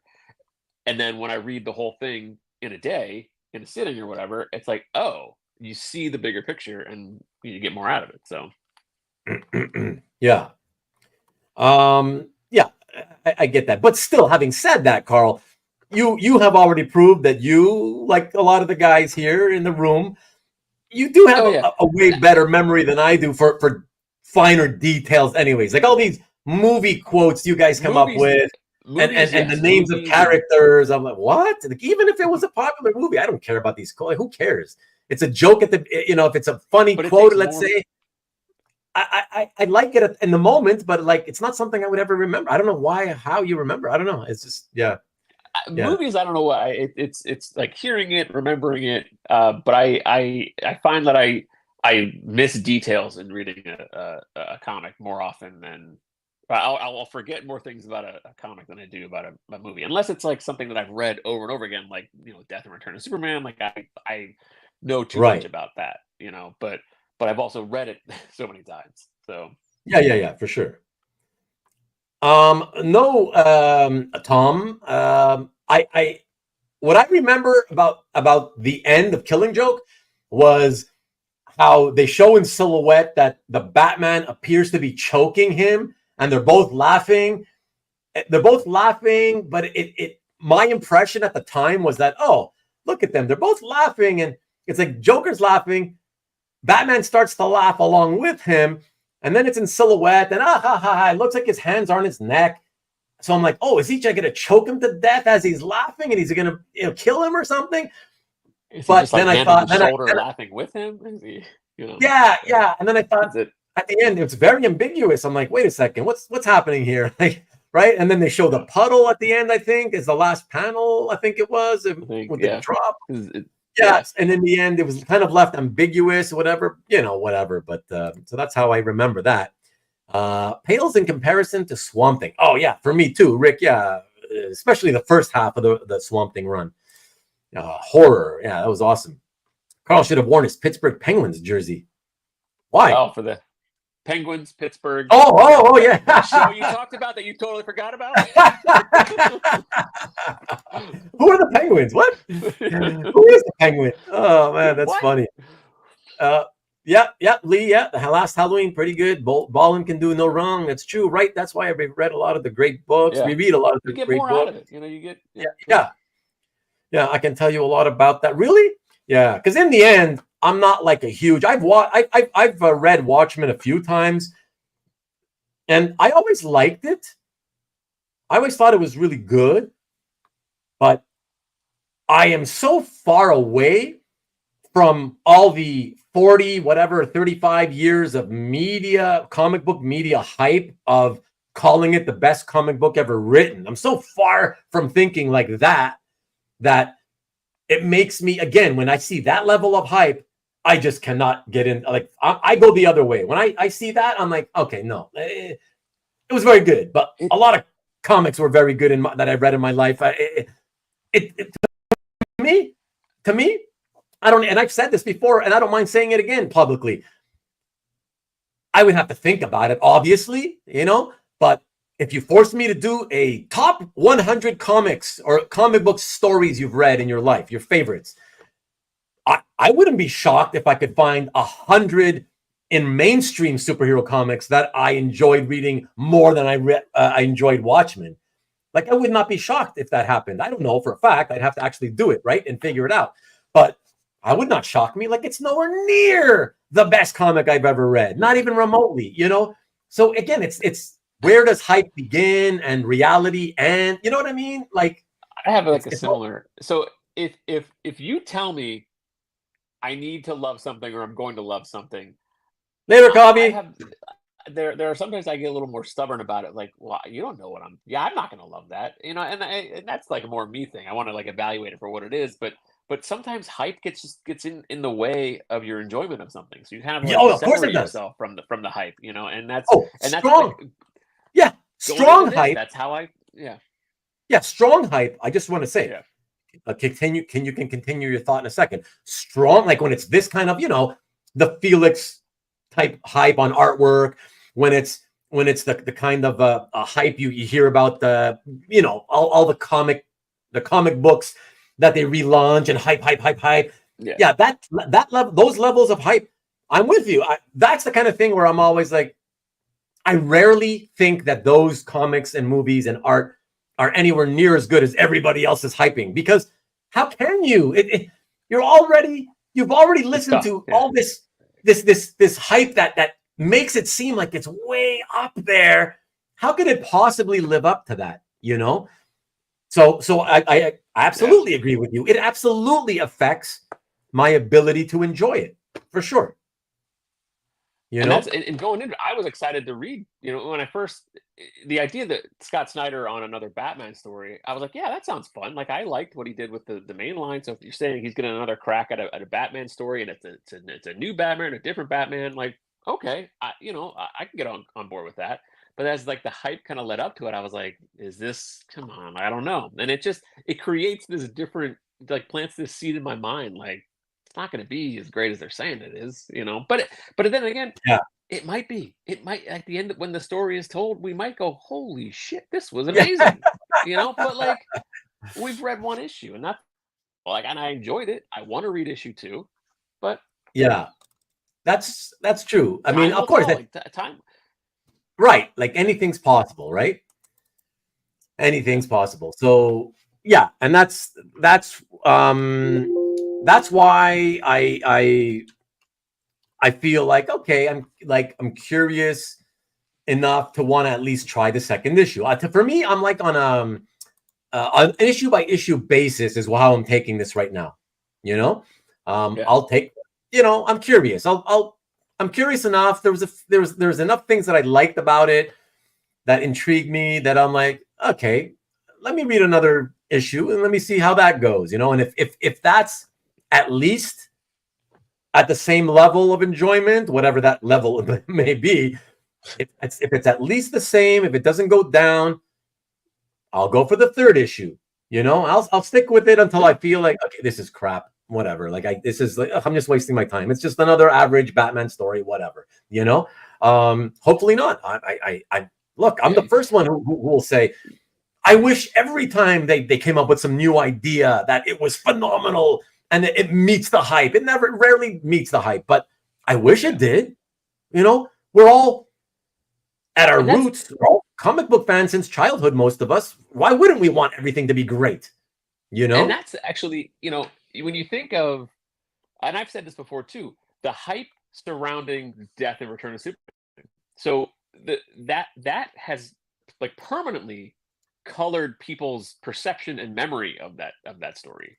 It has nothing to do with the idea that they're telling a story about removing Superman and talking about what he means to Metropolis, what he means to the DC universe. That's the story they were telling. People remember the media hype, the speculation, the market crash, like that's people remember that. So that's the danger of hype. Well, the story was still great, but it drove you away. Yeah, right. It drove me away, and not even wanting to read it. Right, it drove me away from the book title, and. Well, really, technically 4 titles, I guess, or 3 titles, or 3 or 4, whatever it was at the time. 4, but here's the thing: is that I'm in retrospect, I'm happy that it worked out the way it did, because when I read it for the first time, finally, 7 years, 8 years ago, whenever the hell it was, I enjoyed it. Okay, like I am convinced. I mean, there's no way to know for certain. But knowing my past history, I'm convinced that had I stuck with it and been like, again, because there was no doubt, I was like, oh, fuck, what is this shit? Oh my God, they're going to kill Superman. Yeah. I'm like, if you would have forced me to read all those comics with that attitude, I just don't think that I would have been, oh my God, I can't believe I was wrong. This is amazing. I think I would have been like, typical what I expected. Some stupid nonsense, and then he's gonna come back, blah blah blah, whatever, right? And there's this robot guy. Who the hell is that? Yeah, right. Oh, right, exactly. Probably, right? Yeah. And then, but having the benefit of the hype had been gone for years, for decades, really, right? And just saying, okay, nobody's talking about this. I mean, yes, there's people out there who love. Who were kids at the time, and they loved it so much that they still love it today. And, I see them on guys like yourself and Matt, on Facebook groups who like Superman and this, that, and the other. Sure, I'm aware that it's it's still a big deal to a lot of people, but it's not constantly talked about on a weekly basis. In the news media or whatever. You're not hearing anything about it, and so because of that, I was able to just let me take this story from 30 years ago, or well, at the time, I guess closer to 23, 25 years, whatever, and let me finally read it. Now that there's no hype going into my ears, I can read it cleanly with no preconceptions, and and like I said, I was very honest in saying that, and to this day, I still say I didn't think that I wasn't a big fan of the actual death arc, the first arc, because I think it's just a drawn out battle scene, and those bore me. I'm like, well, whatever, right? But I don't look at it that way. I look at it as the whole. The 4 arcs are the one story. It's how I see it, right? So I'm like, okay, so I don't like the first part as much, but then I'm all about the human element of the drama. So when somebody dies, how do you handle the death and people's other humans reacting to that death? So of course, that was up my alley. The second story arc, Funeral for a Friend, that one I liked more than the death. So I like that. And then they go to the next one, and okay, this is how they're going to bring him back. We're going to do this plot line where 4 different characters are coming out, all claiming to be the character. Who is it going to be? Interesting, okay. And one of them looks really cool. One I already knew, the Superboy I already was familiar with. But the cyborg, I was like, yeah, that kicks ass. Yeah, oh yeah, that's awesome. Oh, and he's like murderous. He's like murderer. Random. He lands and he starts randomly blasting random people on the street and shit. I was like, oh yeah, this guy's awesome. Yeah. And what does that say about me? He's murdering random people, innocent people. But yeah, so I really loved that whole Reign of Superman arc, and then the final arc, Return. It went down slightly. So my favorite was Reign probably, and then the Funeral, and then Return, right? And but either or, as a whole, I think this is like a really fun Superman story, and it means more to me now that I read it without the hype. Yeah, what I mean? Yeah, and it's funny like how my perception of it has changed over time, because when I was a teenager reading it, I loved the death. I mean, it was the one big fight. This is great.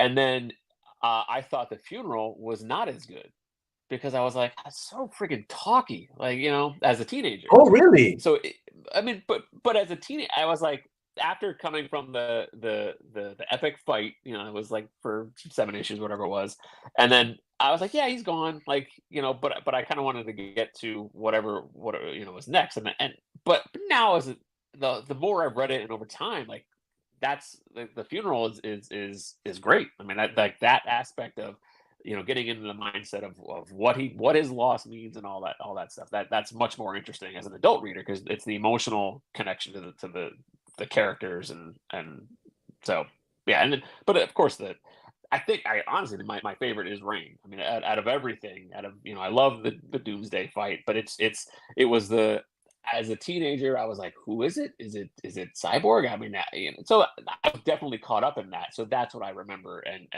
think fondly about. So yeah. But people always, not always, but a lot of times people judge that story just on the death and what that was, the hype, and like that's essentially the beginning of a James Bond movie, or there's one like big action set piece, and then it kind of like the story can like go from there. But that's like the opening; it's like just the prologue of the story. So yeah, but yeah, it's true. It's the dangers of hype, is what I get. Exactly. And how did the Penguin show turn into a Death of Superman review? Well, the whole show was.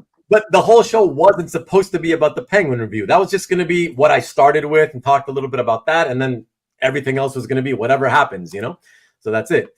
Because you have Superman and Superboy fan guys in charge. That's true. That's how it could happen. It's not wrong. All roads lead to the triangle era. Nice one, Rick. Maybe if it was a hairy triangle. What? Oh my gosh. The Bermuda Triangle. Which is more popular now? The Death Reign Return of Superman or the Breaking of Batman's Back, Nightfall, Night Quest, Night's End? I would say the Superman. I think it was always Superman more than the Batman one. And I think because it's always been that way. The way I look at that, I mean, I agree. It's Superman, and at the time, I loved both of them. I mean, I read both of the Nightfall. FYI, I've never read the Batman one. Yeah, it's good. I still enjoy it. But when you talk about all-time greatest Superman stories, Death of Superman, that has to be in the conversation, I think. Of course, but listen. I have to interrupt you for a second and say, the majority of the best, and Mickey won't agree probably, of course, because he's been around way longer than us, but the majority of the best Superman stories have come after from the John Byrne reboot and onwards. Yeah. It's just I have to be careful saying that because I know I am so biased. It's like that's my favorite story.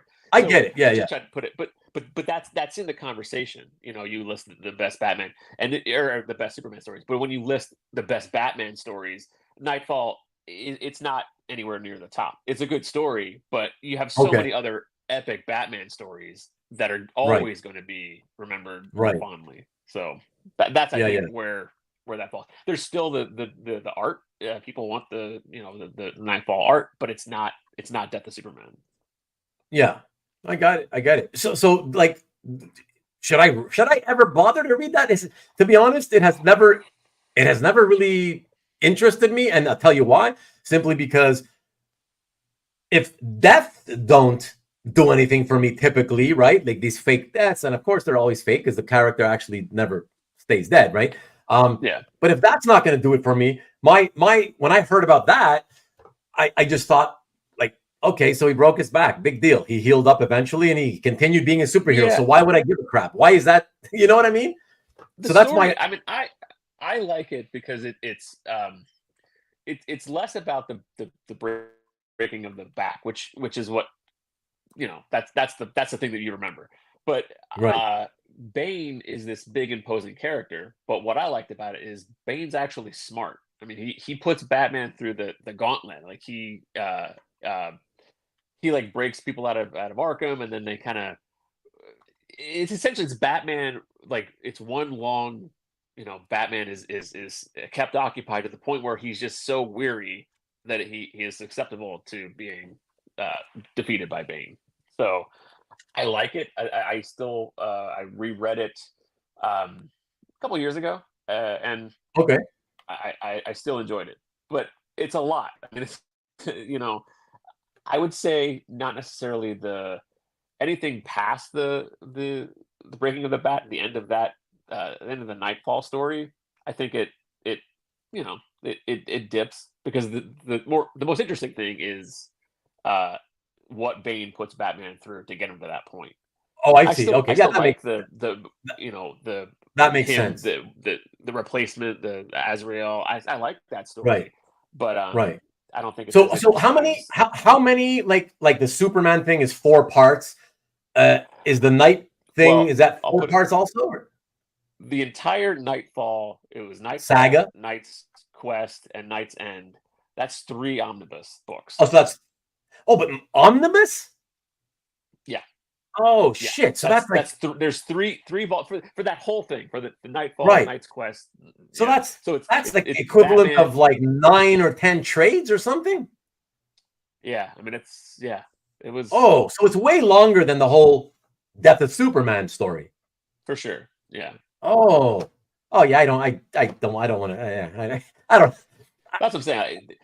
I don't want to read that part. Is interesting. Is the most interesting. But yeah, I wouldn't. I mean, that's why it's tough to be like, yeah. I can't say like it's a must read.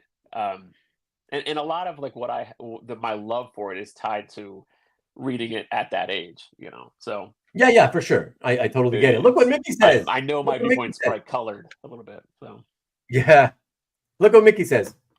He's agreeing. He said, I agree with you. I said, about what point?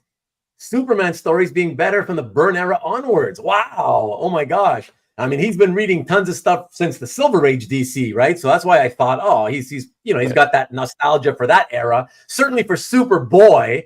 So I assumed for Superman too, but that's awesome. I'm glad you think so, Mickey. That's cool. That's cool because it's true, right, Carl? I mean, it's just so hard because like it's exactly what like my era, what I love the most. So it's you have to you have to weigh where the information's coming from, like where the opinion is coming from. So Marcus has a point. I would forget who's in the role of Batman by issue 3. Yeah. Yeah, but Marcus, shockingly enough, I didn't forget who the Transformers were as I read the Transformers trade. So I got to the end and I remember who everybody was. Yeah, so looking forward to checking out the second trade whenever the hell that comes out. Do you know when that comes out? I don't. It's soon. It's gotta be soon because issue 13 just came out, which is they started the third arc. I think it's shortly soon, and I omnibus Jerome Bettis. You see that? It's a good one. Yeah, I like that one. That's good. Yeah, good one, Antoine. I think that the second arc of Transformers is better than the first arc. So, sorry, say that again. I don't want to color your view. Yeah, no, that's fine. That's fine. But I enjoy the second arc. The second one more? Okay. Yeah, and I've been very obsessed with this, so I've actually reread. Oh yeah, first and second volume multiple times already. Just because. Oh, yeah. Okay. I'm down the rabbit hole. Okay. But no, that's good. That's good to hear. Look, I didn't think it was great, so that the good thing about that is that there's plenty of room for improvement in my enjoyment for the second arc. Yeah, I thought it was okay. It was pretty good, but like I wasn't it's a good introduction to the characters, but then like any good series should, it takes it into a much more interesting place. Right. No, I'm looking forward to seeing what they do with it. So yeah, that's cool. I did want to show Tom's question. Ruben, has any comic you read ever made you cry? First, let's define cry, just so we're all clear on this. Okay. Nothing I have ever read or seen has made me cry. And by cry, the actual definition of cry, like nothing have I ever read or seen makes me like, no, never done that. If you're talking, did anything bring tears to your eyes? Yes. As far as comics, the first one, probably the only one I really kind of remember, was the kid who collects Spider-Man, from Spidey 248, the backup story 8-pager. That brought tears to my eyes. I assume there's probably been others, but they don't come to mind. Nothing else really comes to mind on recall. Yeah, you'd have to ask me if things that you thought were sad made me cry, or that made you cry, or whatever, and ask me if I read them, and I'll tell you what I remember of it. But otherwise, nothing else I can really remember about that. What about you, Carl? Yeah, I don't. Nothing jumps to my mind. Okay, and not even like tears to the eyes, like welling up tears, like making you feel like, oh my god, I think I'm gonna cry here. No, I mean movies, yes, no. But I don't. I mean, I can't think of anything immediately that I was that emotionally impacted by. Right. But, right. I only remember Megatron because he played wide receiver for the Lions. He was awesome. Entry point to Transformers. Yeah. Another guy who retired too soon after this guy. Marcus, I actually, believe it or not, that's another movie I've never watched. And my reason for that one is because I always, as a kid, I always hated Barbara Streisand. I just didn't like her face. She annoyed me. So for that reason alone, I said, why would I watch that? It doesn't look like it's going to be fun. Yeah, and it has her in it. So ugh. So yeah, I don't know. I mean, it was considered a classic, I think, though, right? Like Yentl, I don't know. Mean, I've never seen it.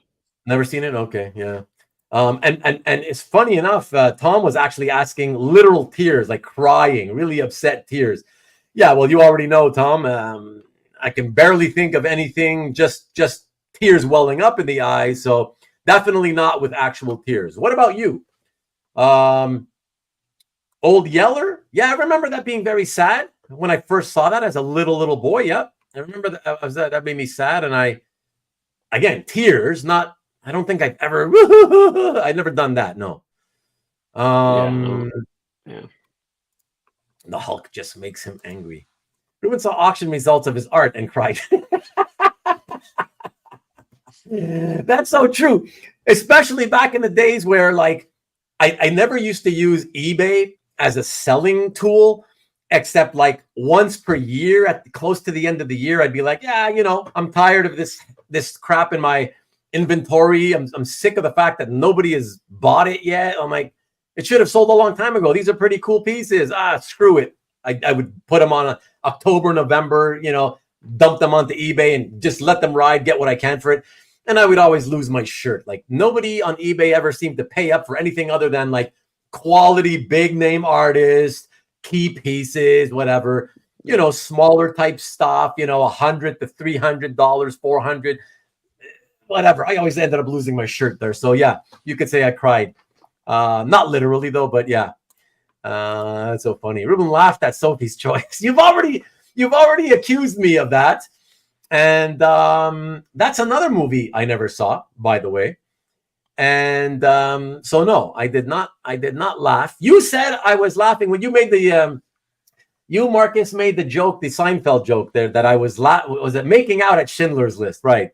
And I loved Schindler's List. I've seen it a few times, but I did not make out or laugh at it. No. Grave of the Fireflies? I've never even heard of that. I don't know what that is. Saving Private Ryan? Loved it. Saw it at the theater when it came out. And I've talked about it on the show more than once. I've said that opening scene, best war movie scene of all time, in my opinion. My favorite one, anyways. Yeah, phenomenal. Yeah, I mean, it was incredibly like jarring. I mean, it just was like, yeah, that, yeah. Tom, you cried when Tony Stark died? Like, when did he die? You mean in the comic books? Did he die in the comic books? In the movie? In the movie? Spoiler alert? Yeah. Yeah. Okay, that's kind of weird. You're laughing. No, just hit you hard. I mean, there's plenty of things that where I kind of like resonated emotionally, and then you're like, wow, you think about it for a couple of days, but yeah. But you know what? Full on crying. Yeah. I don't. Yeah, teared up for sure, but right. In movies, not comics. Right. Tom, you know what made me cry? It was when I checked today. I checked the price of that Game of Thrones chair that had been sitting at, I don't know, $30,000, $40,000 for a long time. And I remember thinking to myself, 30, 40 grand? Because by the way, it's not from the TV show. It's a replica, clearly stated replica made from the mold of the one on the TV show. So it's just a replica. And I'm like, 30, 40 grand just so some fan of the TV show can have this in their living room. House. Yeah, decorate and sit in it once in a while. 30, 40 grand. And then I checked today. The auction wasn't over. Today, the auction was over. And it finished at $10,000 short of $1.5 million. What? A replica of Game of Thrones.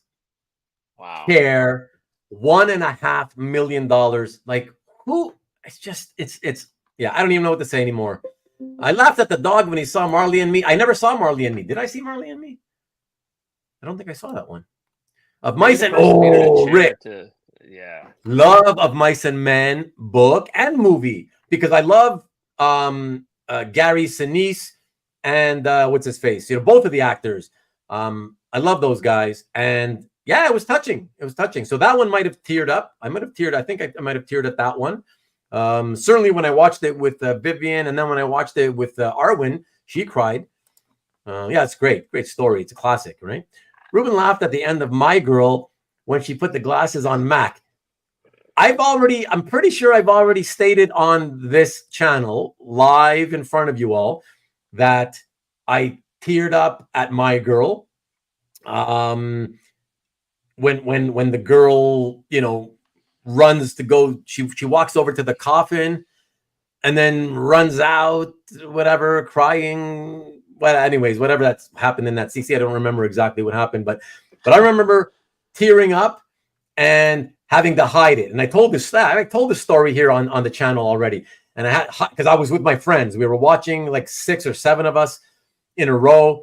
And I had to like pretend I was like shifty, like slowly moving my hand up to try to wipe the tears out. Yeah. So nobody to my both sides would see me.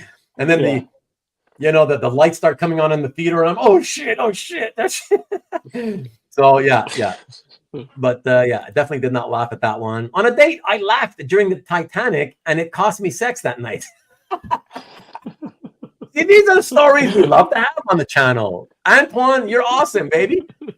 You got to keep coming around every week and supplying these kinds of stories. It's good. Most of us can laugh at ourselves. That's good. That's a good thing. It's like when a lot of these guys, Antoine, several months ago, we were talking about Transformers, and a lot of these guys admitted that they went to see the Transformers movie of the 80s, during the 80s when it came out, and that they cried when Optimus Prime died. And I was like, he's a fucking robot. Why would you be crying? Shut your mouth, Ruben. You shut your mouth.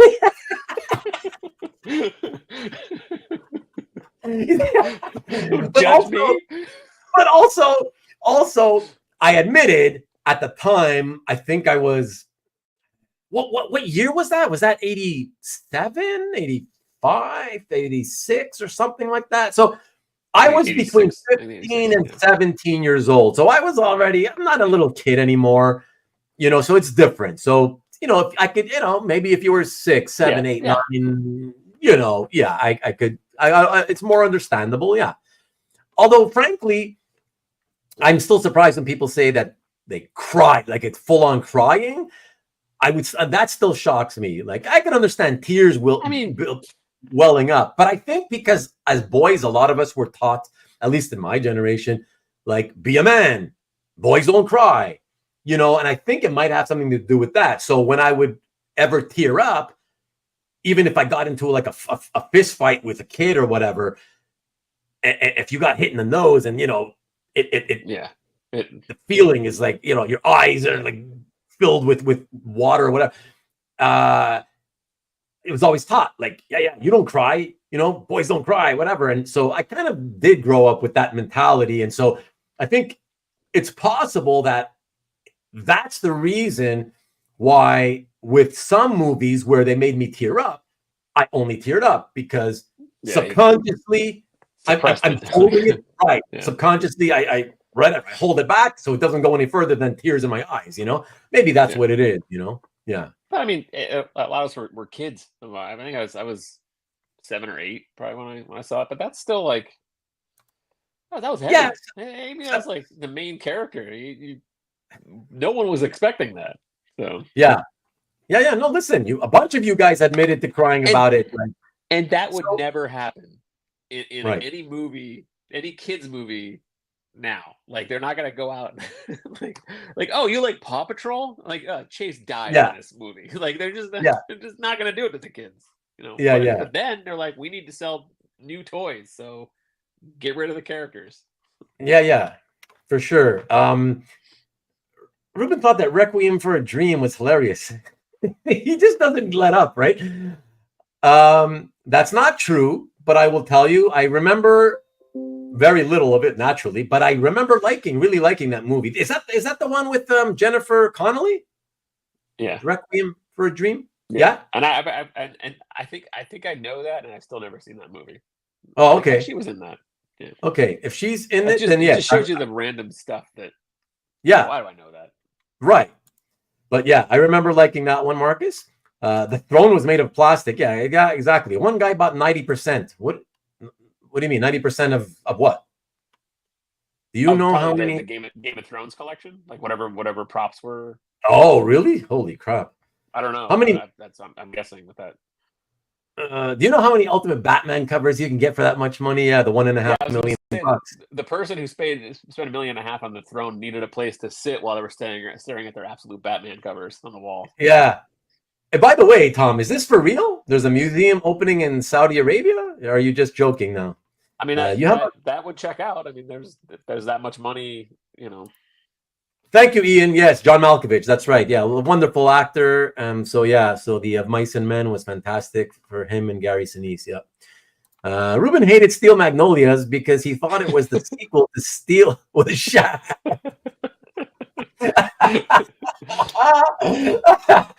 Okay, I can tell you, I never saw Steel with Shaq. I'm sure you would have guessed that. But I've also never seen Steel Magnolias. Remind me, wasn't that the movie with a very, very young... Oh, maybe not. I'm thinking of Mystic Pizza. Is Steel Magnolias, does it have Julia Roberts in it? Who's in that? I remember it's like a female cast, mostly female cast, I think, right? Yeah. But I didn't see it. Yeah, regardless, I definitely did not see that one. So that's it. And we got to wrap this up, everybody. Carl's been wonderful. I didn't expect him to hang out the whole show. So, thank you, Carl. That's awesome Absolutely. of you. And I had so much fun because I thought with nothing planned and my promo that I put on Instagram got way lower likes than typically. I don't typically get many anyways, 17 to 25, let's say. And on this one, I have 10. So I was like, ooh, is that a precursor to like not many people are going to show up? We have had a smaller than usual audience, but not terribly less. There's also, there's a lot football, baseball. There's a lot of sports happening at the same time as well. But but it hasn't been terribly less. And I'm just surprised though that a lot of you guys still hung in until now, anyways. Museum. Oh, so you're being serious. The Game of Thrones museum opening. A rich guy over in Saudi was outbidding everyone. Okay. Interesting. Wow.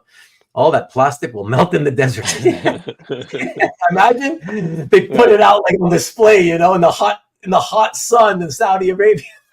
and then they wake up in the morning to look at it and it's this melted chunk of plastic, That would be hilarious.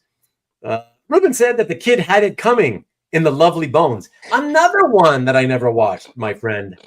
Another one that I never watched. And at the time, I thought maybe I was curious to maybe watch it only because it's a movie based on a book written by a comic book collector, a comic art collector.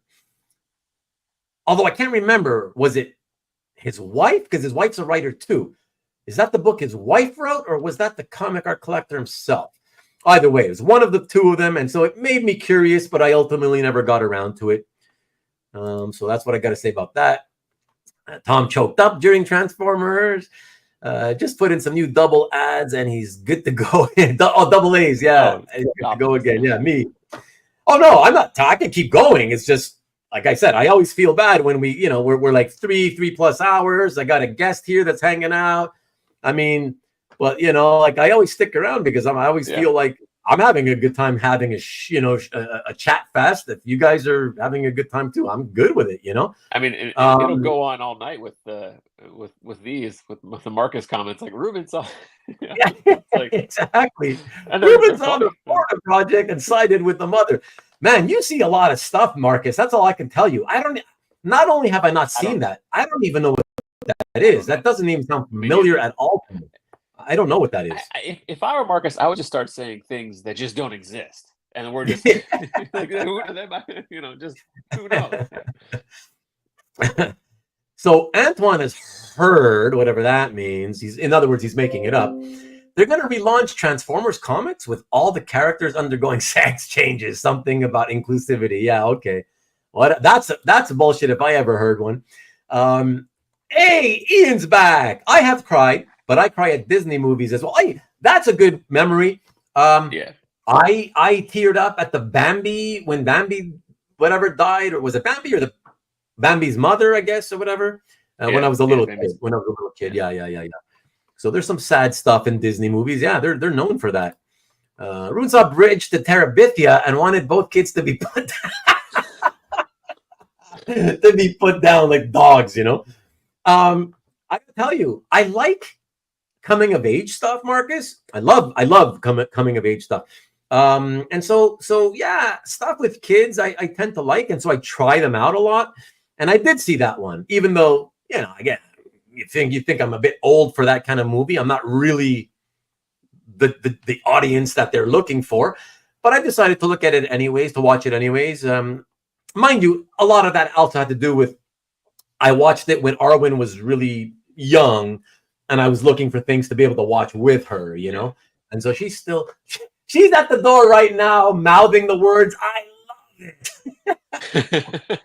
She was crying so hard. She's trying to tell me, "Okay, thanks, honey." Yeah, she really loved it. Yeah. She still loves it. Yeah. So yeah, I love stuff like that, you know. And the Iron Giant, never seen it, Mickey. Who was just a robot too. Never seen it, so I can't tell you anything about that. Was that sad? That's a good movie. That's a good movie. Yeah. Oh, is it sad? Yeah, I mean it's I don't want to say too much, but yeah. Okay, just in case I ever get around to watching it. Yeah, I mean, you never know. But that's animated, right? Mm-hmm. That's an animated. It's a really good movie. So okay, because I'm not. I was into animation when I was like younger than 20, like in my teens and my youth. But ever since I became an adult, like, I don't know, I just lost the taste for animation. I've seen very little. I don't know. So when new stuff comes out, you know what's funny? On the rare occasion, like from the 90s onward, on the rare occasion that I did decide, okay, let me check that one out, I tend to like them, right? I tend to like them. And yet when the next one comes out, that, you know, gets a lot of good press, somehow, for some reason, I'm like, I don't know. I don't know. I just rather watch real people on screen. I don't know what it is. Even though I like them when I do force myself to watch them. It's weird. I still never want to check them out again. I don't know. It also is the access to it. You're not going to actively seek it out. But if it's available on your TV somewhere, you're like, you sit down and watch this, and then you might get sucked into it. But you're not going to like actively go watch it somewhere, you know. Right.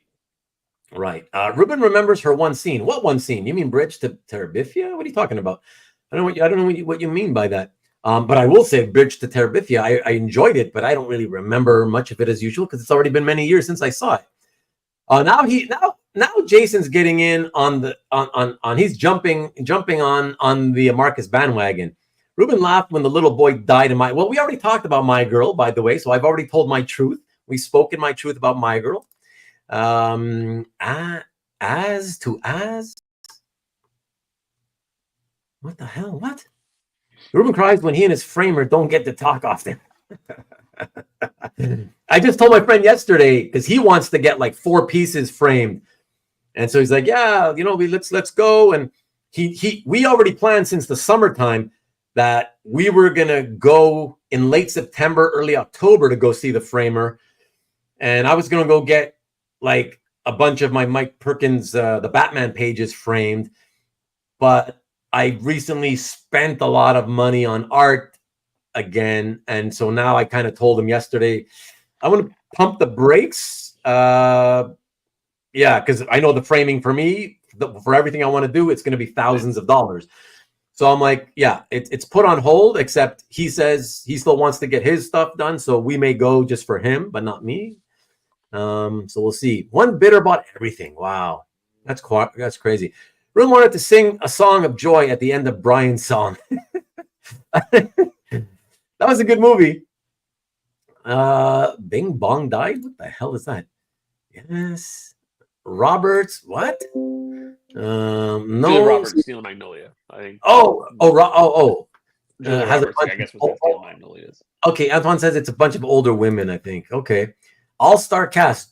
Oh, so Julia Roberts was in it, though. Yeah, okay. But I didn't see it. Just like Mystic Pizza was her first movie, I think. I think I was working at the video store at that time when that came out on video, but I didn't see that either. And I've mentioned that on other episodes before that I was not a Julia Roberts fan. I was an Eric Roberts fan. And so I resented her becoming popular while his career went downhill, 80 for Brady. Was that one of the documentaries they did on him? Because I got to tell you, no. There's been a couple of Tom Brady documentaries that were on some kind of specialty type channel that I don't get and I've never seen.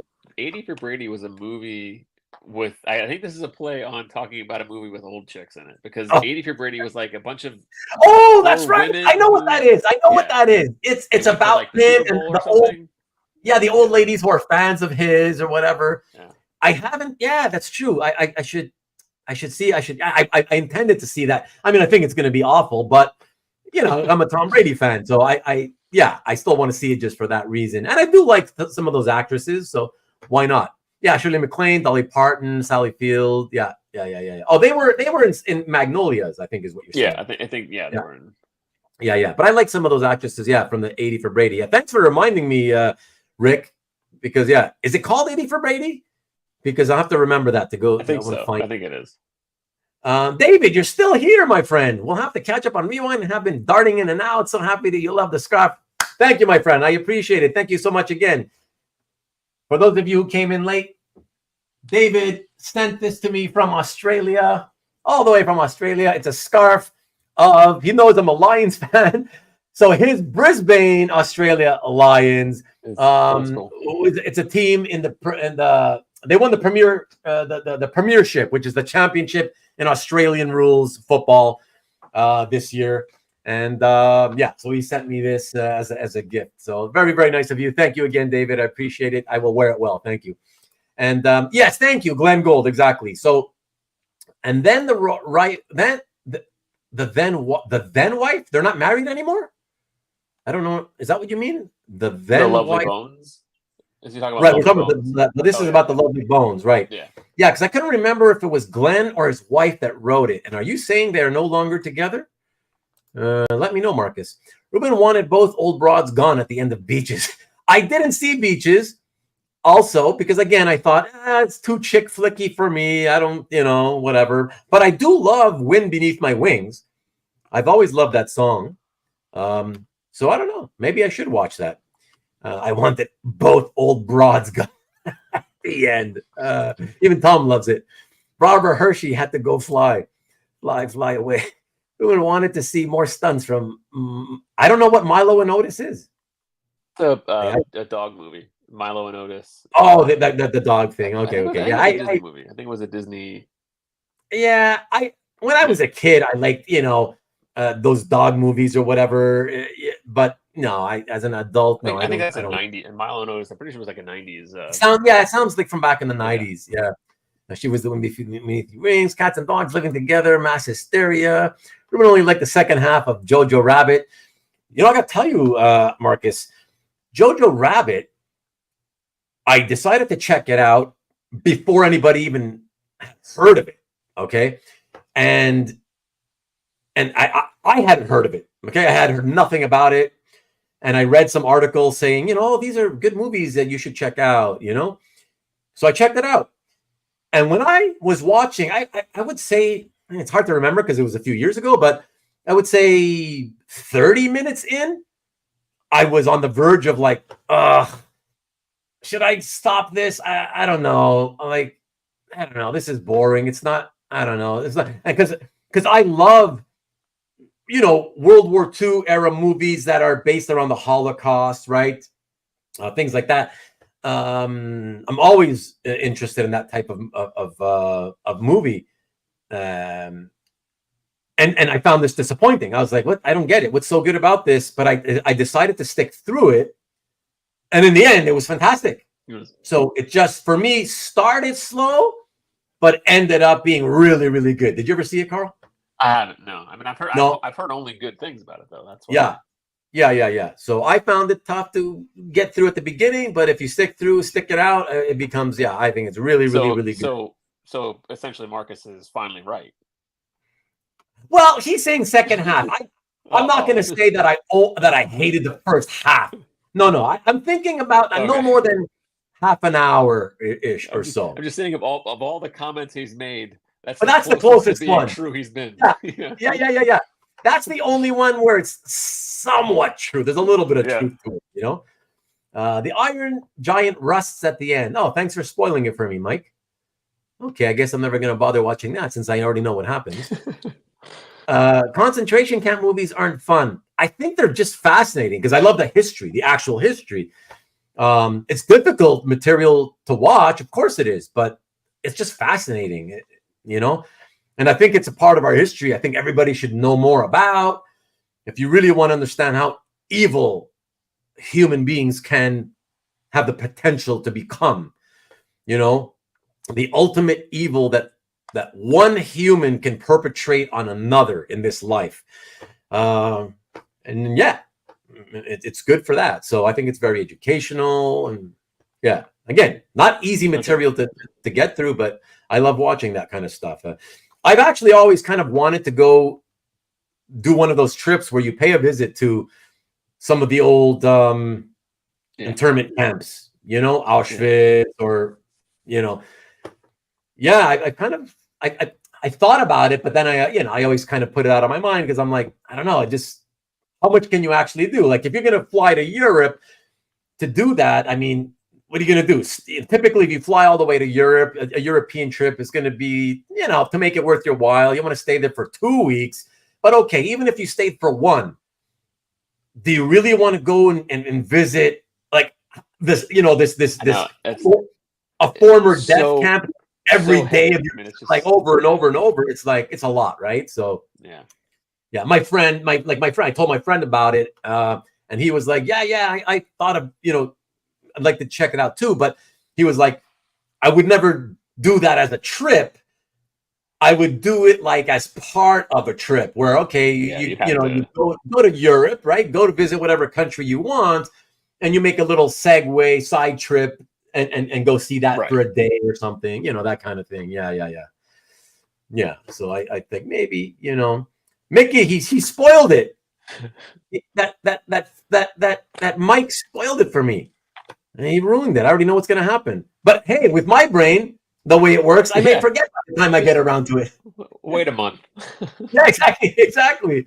Wait a month. And I'll be like, hey, what was that movie you wanted me to watch with a robot? Oh, yeah, something with the giant. Something happens at the end. He probably dies. But how does he die again? He told me. Oh, yeah, I don't forget. I forget. Let me watch it. I'll find out. Yeah. Rudy should have been cut from the team. Love Rudy. Seen it many times. Love it. Did you ever see Rudy, by the way? Do you know what that is? Mm-hmm. Yeah, you've seen it. Did you? Yeah. Rudy. Did you like it? Oh yeah, for sure. Yeah. How do you not? Yeah. That's. Oh, and Tom, there's another one that made me tear up. Rudy. Yeah, I remember that.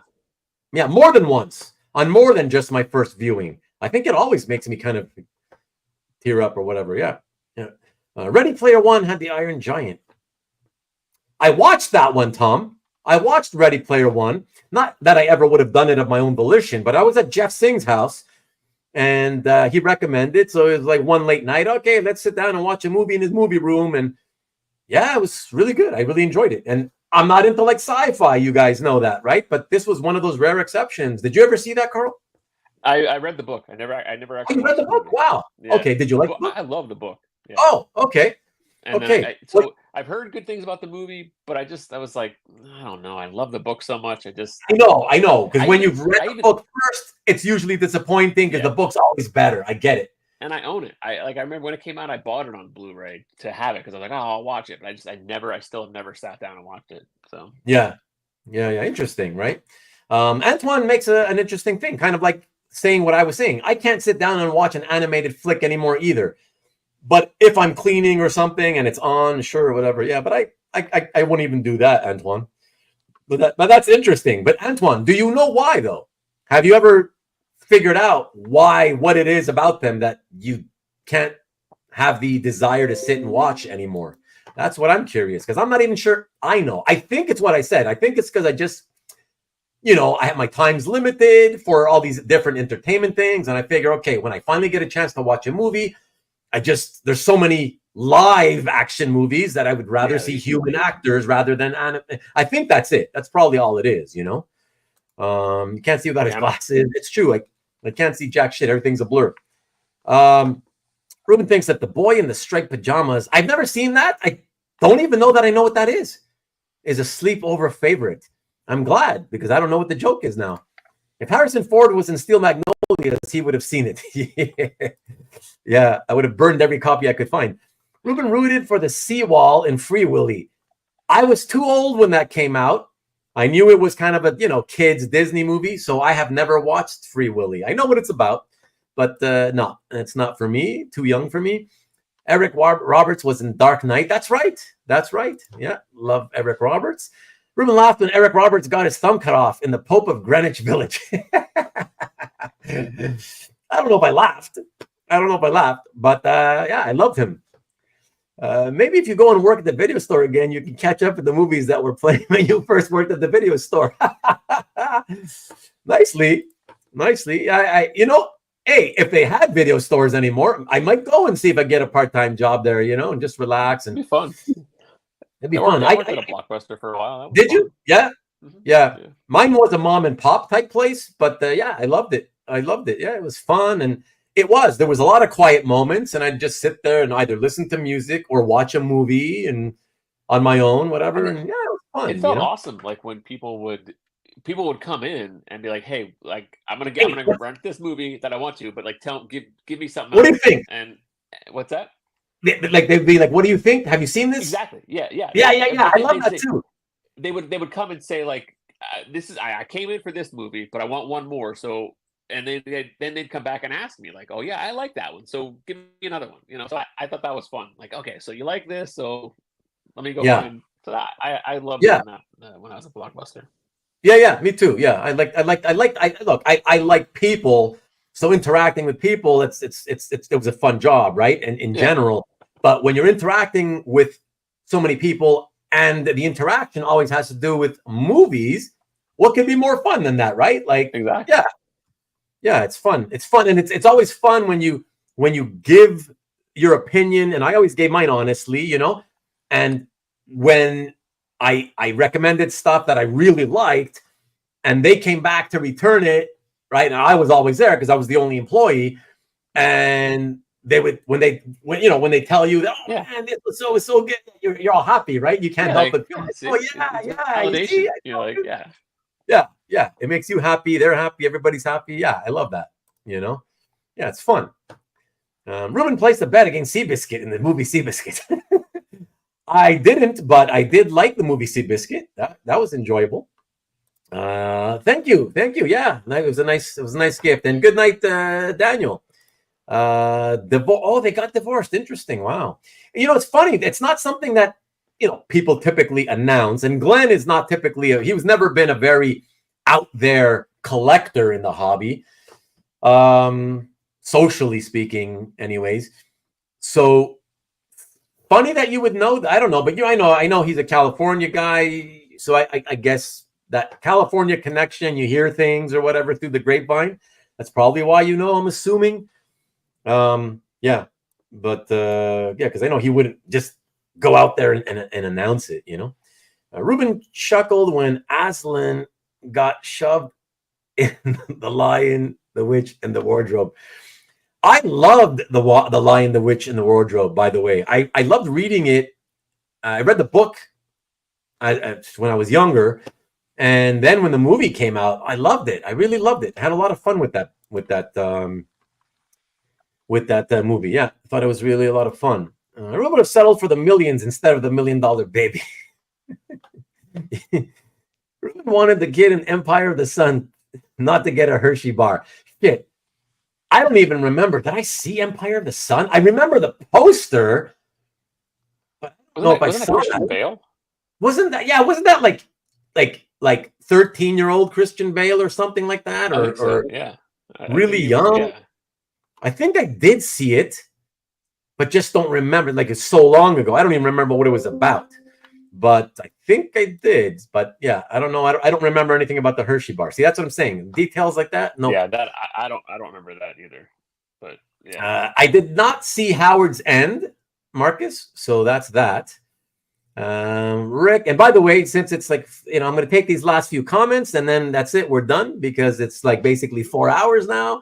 And I know. They're never going to end. They're never going to end, and that's why I'm not stupid. I know why they're doing it, right? Yeah, it's like...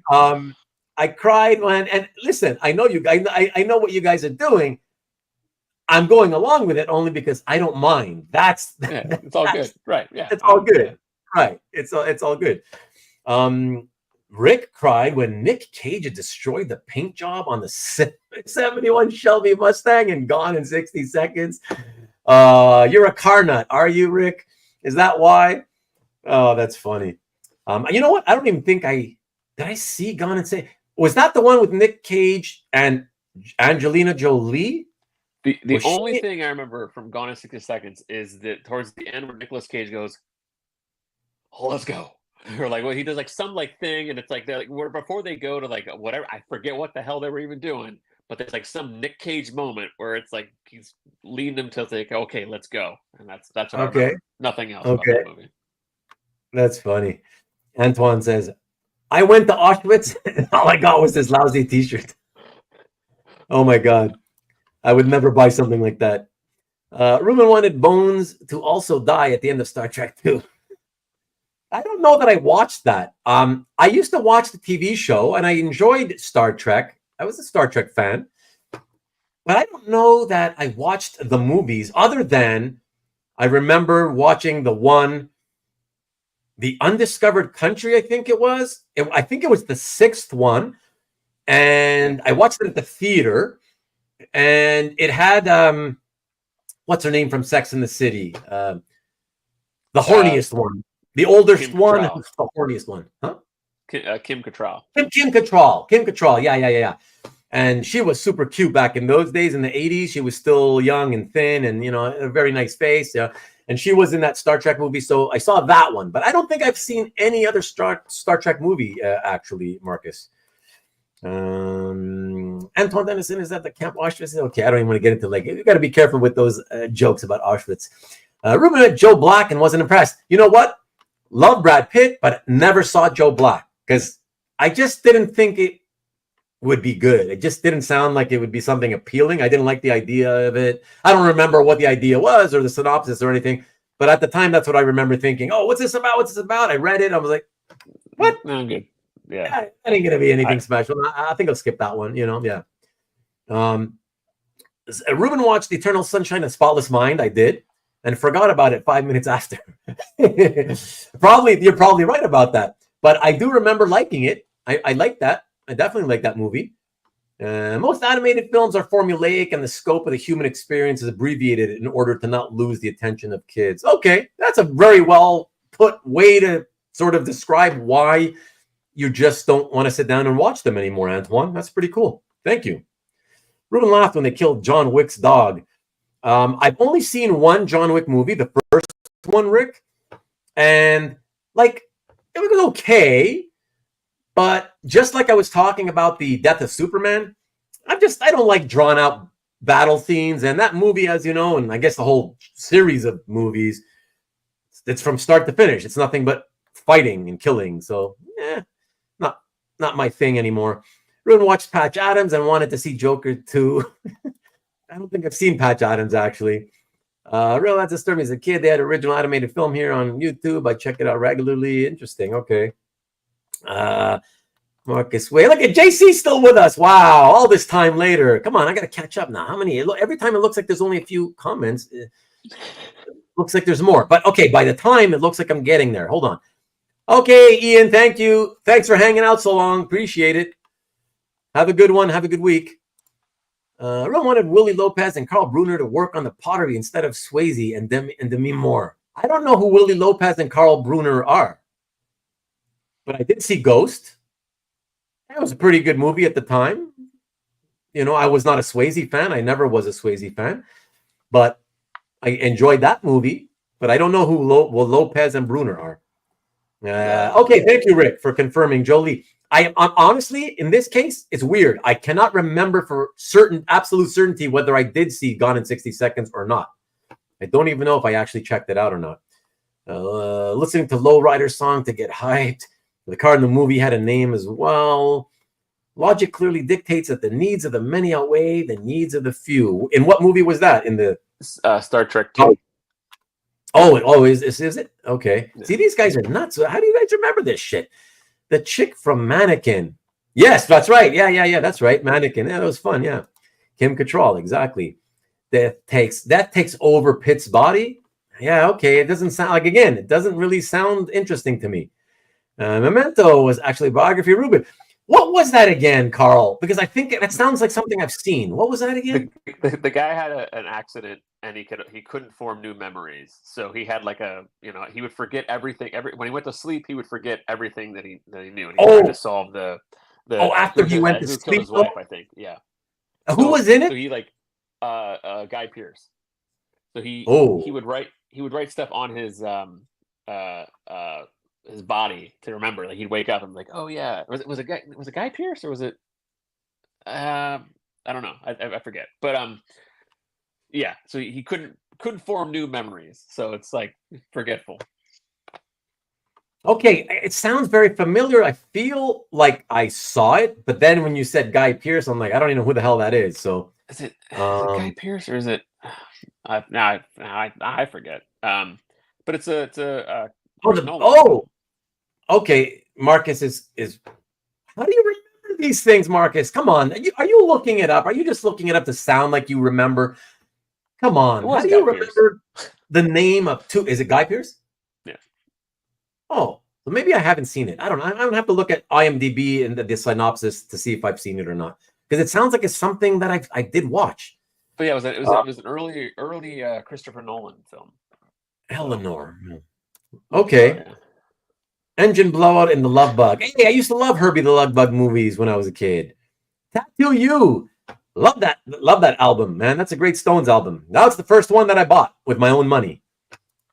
Early Christopher Nolan, says Marcus. Yeah, I don't think of movies. I don't relate to them in terms of their directors. I typically just think of in terms of the actors, and it's a great movie. I haven't watched it. I haven't watched that in a while. But okay, Memento. I'll have to check. Yeah. Sammy Jenkins? No, I don't. Who the hell is that? That's from Memento. The thing I remember from Memento is it's beer o'clock and I'm buying. That's another quote from that movie. Okay. Directorial breakout. Okay. John C. says Memento was great. Okay. One of the early movies that worked the story backwards. Lots of copycats followed. Okay. All right. I've caught up, everybody. Don't bother to write anymore. I want to cut it out, particularly for Carl, especially. Yeah. And we did have a lot of people dropped out anyway. So we're down to 18 people. So it's only a dozen and a half at this point. So, compared to some other channels, actually, I see other channels they do live streams for like 2 people. There's nobody watching. I know. Why do you do it? Why would you continue to do it? There's literally 2 people watching, or what? But if the conversation that they're having is they're having a good conversation, then who cares? Yeah, and it's recorded and it's on the exactly. On the YouTube. I guess that's what it is. But no, I had a really, really fun time tonight. I mean, I usually do anyways, but I really did tonight because I do think that it was different tonight. In that, yes, I've done some of these emergency episodes before, and of course, never with anything planned, and we just end up talking about this, that, the other. But I'm actually happy. I gotta say, guys, I'm really happy that I decided to say to hell with it. I don't care what people think. I want to bring up the TV show, The Penguin. I want to talk about comics a little bit. And I don't know. I kind of feel like I wouldn't mind doing more content in the future. I don't know, maybe in a different sort of format, more structured, about a specific line of comics or movies about comics, or I don't know. But I'd like to talk more about comics anyways, and movies for sure. it could be like potentially be like a different version of like a round table. If you wanted to bring on a couple people to talk about, right, exactly, exactly. Like I mentioned before, I think I mentioned before you came. I think it was before you came on, Carl. That I was talking with Josh that I mentioned about that. So Josh was my guest a couple of months Josh Flanders with the movie. Josh Flanders, yeah, because he had reached out. He came into the chat at one point a few weeks back and it's like, hey, we should do another movie thing or whatever. And so I'm like, oh, okay. Because the only reason I haven't done more movie stuff is just because when we tried a dedicated movie episode, like it was okay, but not great. And it's just because when we came in, what I learned from it is we went in, it was me and Neon Dragon, right, together, just two of us. And we went in with no structure whatsoever. And, movies is something, it's a very broad, right, industry. And it's so that's what I learned is it's not something you can just go into and let's just shoot the shit about whatever about movies, right? It's too broad. Like some type of targeted, So you have to have some kind of narrowing down and. And so I had a chat earlier this afternoon with Josh because he'd like to do something. And what I said to him was, and what I said to actually you guys, everybody, Marcus loves the movies, of course. He's always rooting for more movie talk type stuff. And like I said to him a long time ago, I was like, the problem with movie stuff is like, for it to really be fun, you need it. I think you need, like you said, Carl, at least 4 people, let's say, like a round table, right? It's a little more interesting, but also have it structured in some way with a focus, right? And then let's just go with that and see how that goes. And the problem with that is, as a one-man show, who has to, on a week-to-week basis, get my next Sunday show ready as it is, it's hard for me to then, there's more planning is what I'm saying for a movie. Yeah. So to make a fun, good movie show, you need more work to figure out what kind of structure it's going to be, how we're going to do it, what we're going to talk about. And with myself being the planner and the producer and the host, I just don't have the time. That's too much. That's the only reason I haven't done more, So I've said, like, if somebody were willing to help me out and willing to put time in, like, of course you got to do it for free because nobody's getting paid here, But if you like it enough and you want to make something happen fun, but I just need a little help. And so, like I said, I was speaking with Josh and he said, let's figure something out. And I'm going to brainstorm over the coming week and then I'll get back to you. We can brainstorm together. You obviously when you brainstorm, there's a bunch of ideas that'll go out the window immediately. And then others that he says, how your structure of your show works already. Your audience. So you'll probably be able to say, well, this may not work because of how the audience or what the audience is interested in or whatever, but we'll get something done, but I'd like to do even more. So if other people were willing to get together with me privately and discuss like this in a web chat, I'd say more type of ideas or whatever. If more ideas came in and it was easy enough to put some shows together about like movies or comics, either or, I would even be willing, with that help from other people, I'd be willing to just even continue to produce a regular Sunday show, but for the movie, maybe do a Saturday night special. So I'll do 2 shows that week, right? If I knew that with some other people's help, if I would have the time to be able to put 2 shows, one on Saturday and one on Sunday, make the usual thing on Sunday about original art, but also, maybe have an extra episode on a Saturday night or afternoon or whatever you think everybody's, going to be able to be around and do something movies and comics related, I think that would be fun. You could do like a genre type thing to kind of bring in, if you did like comic genres and movies. I don't know, like some way, if you wanted to weave it into comics somehow, you could, but again, that's where it comes into, you need to talk to somebody and hash out. That's the thing. It's tough. Exactly. Unless it's easy to, like Josh and I were saying this afternoon, a lot of people are easy to throw out ideas, but don't be the easy. I've got plenty of ideas of shows I've wanted to do since the last 3 years. I can't do it because I'm alone. I don't have the time. But ideas, tons of them.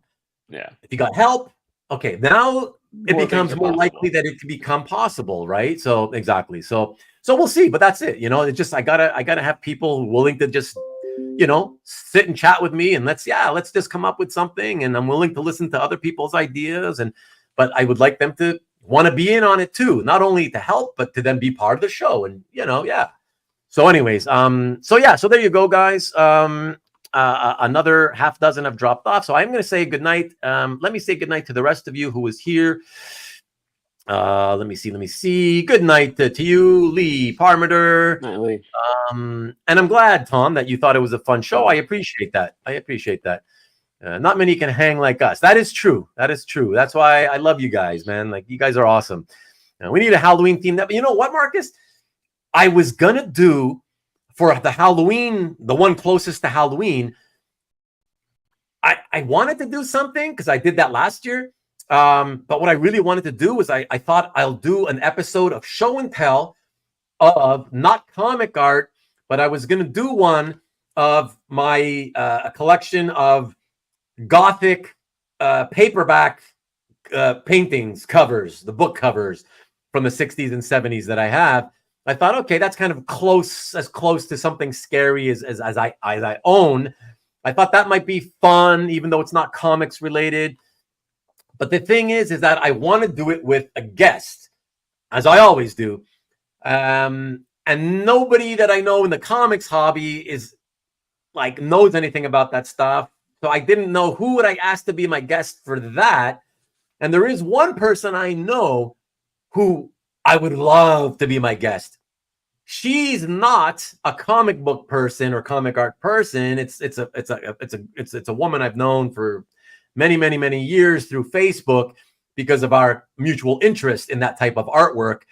But she's too shy. So she just, I've asked her for 3 years straight, please come and be my co-host. You don't even have to talk much, just I need you to be there because you love this stuff, and she just won't do it. And so when that happened again, I was like, ugh. I just ended up booking. What did I book? I booked for the October 27th. Oh, that ended up being the day that I ended up doing the last, the second and final show and sell episode with Hart, as he's trying to get rid of more stuff from his collection. So I would like to have done one, but hey, if anybody got last minute ideas for a scary show and you want to do it on the Saturday, your last minute idea, reach out. But every time I say that, nobody reaches out. So what can I say? We need a Halloween theme. Okay, narrow it to a theme or genre. Yeah, no, that's right. Saturday Night Special. Got a barrel that's blue and gold. Ruben, Carl, and crew, thanks. It was fun. Thank you, JC. I know you're gone by now, but thank you. Appreciate it. You too, Tom. Wow, great show. Not good show, but great show. Thanks to my awesome co-host, Carl Sodergren. It was a great show instead of just fun. A good show. So that's awesome. Thanks, yeah, man, that's awesome. Get Hydra back. Hydra enjoys it. If he's got time, he'll come back in the future. Get Glenn, nice. He'll show off his new lady. Oh, he's got a new lady, does he? Poor Hart, always the bridesmaid. And she's hot. Show me a picture, Marcus. How do you know these things? Like, I don't think you hang out with him. I don't think you're his friend that way. So how do you know these things? But anyways, Marcus guys, thank you so much. Sorry, what'd you say, Carl? I said Marcus knows all. He does know all. He's all knowing. Exactly. Yeah. But again, thank you to those of you still here, especially. What can I say other than thanks? You have my eternal thanks for sticking it out this long. It's awesome. People are gonna freak on Rewind. They're gonna be like, holy shit. What the hell did they talk about? Yeah, like a replacement emergency episode. It still went 4 hours and 15 minutes. What the hell? Whatever. What can I say? But they're always fun, right? They're always fun. I like chatting. These are my favorites when we don't have to show artwork. We shoot the shit about so many different topics. Yeah, it could go in any direction. So exactly. And that's what I think. That's part of what makes it so fun. Yeah. So thank you very much, everyone. And I will leave you out. Close out the show, leaving you with as I always do with next week's thumbnail.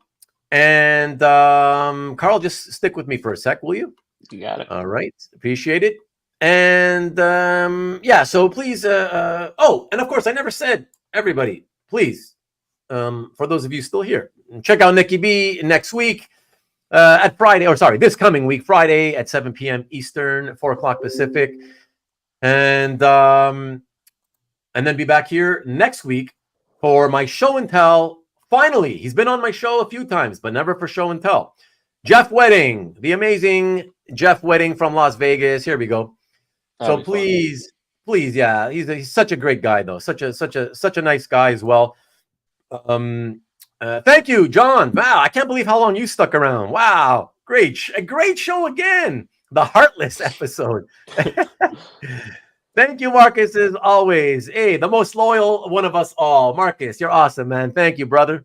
I appreciate it. And yeah, everybody. So thank you again. I don't know. I think I may have something. I may not even be able to make it to Nicky B's show, but we'll see.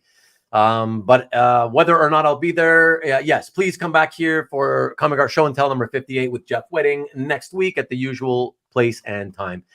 Thanks again, Carl. It was a pleasure. Thank you so much, man. I really appreciate it. Had fun. All right, appreciate it. Thanks, guys. See you next week, and go Blue.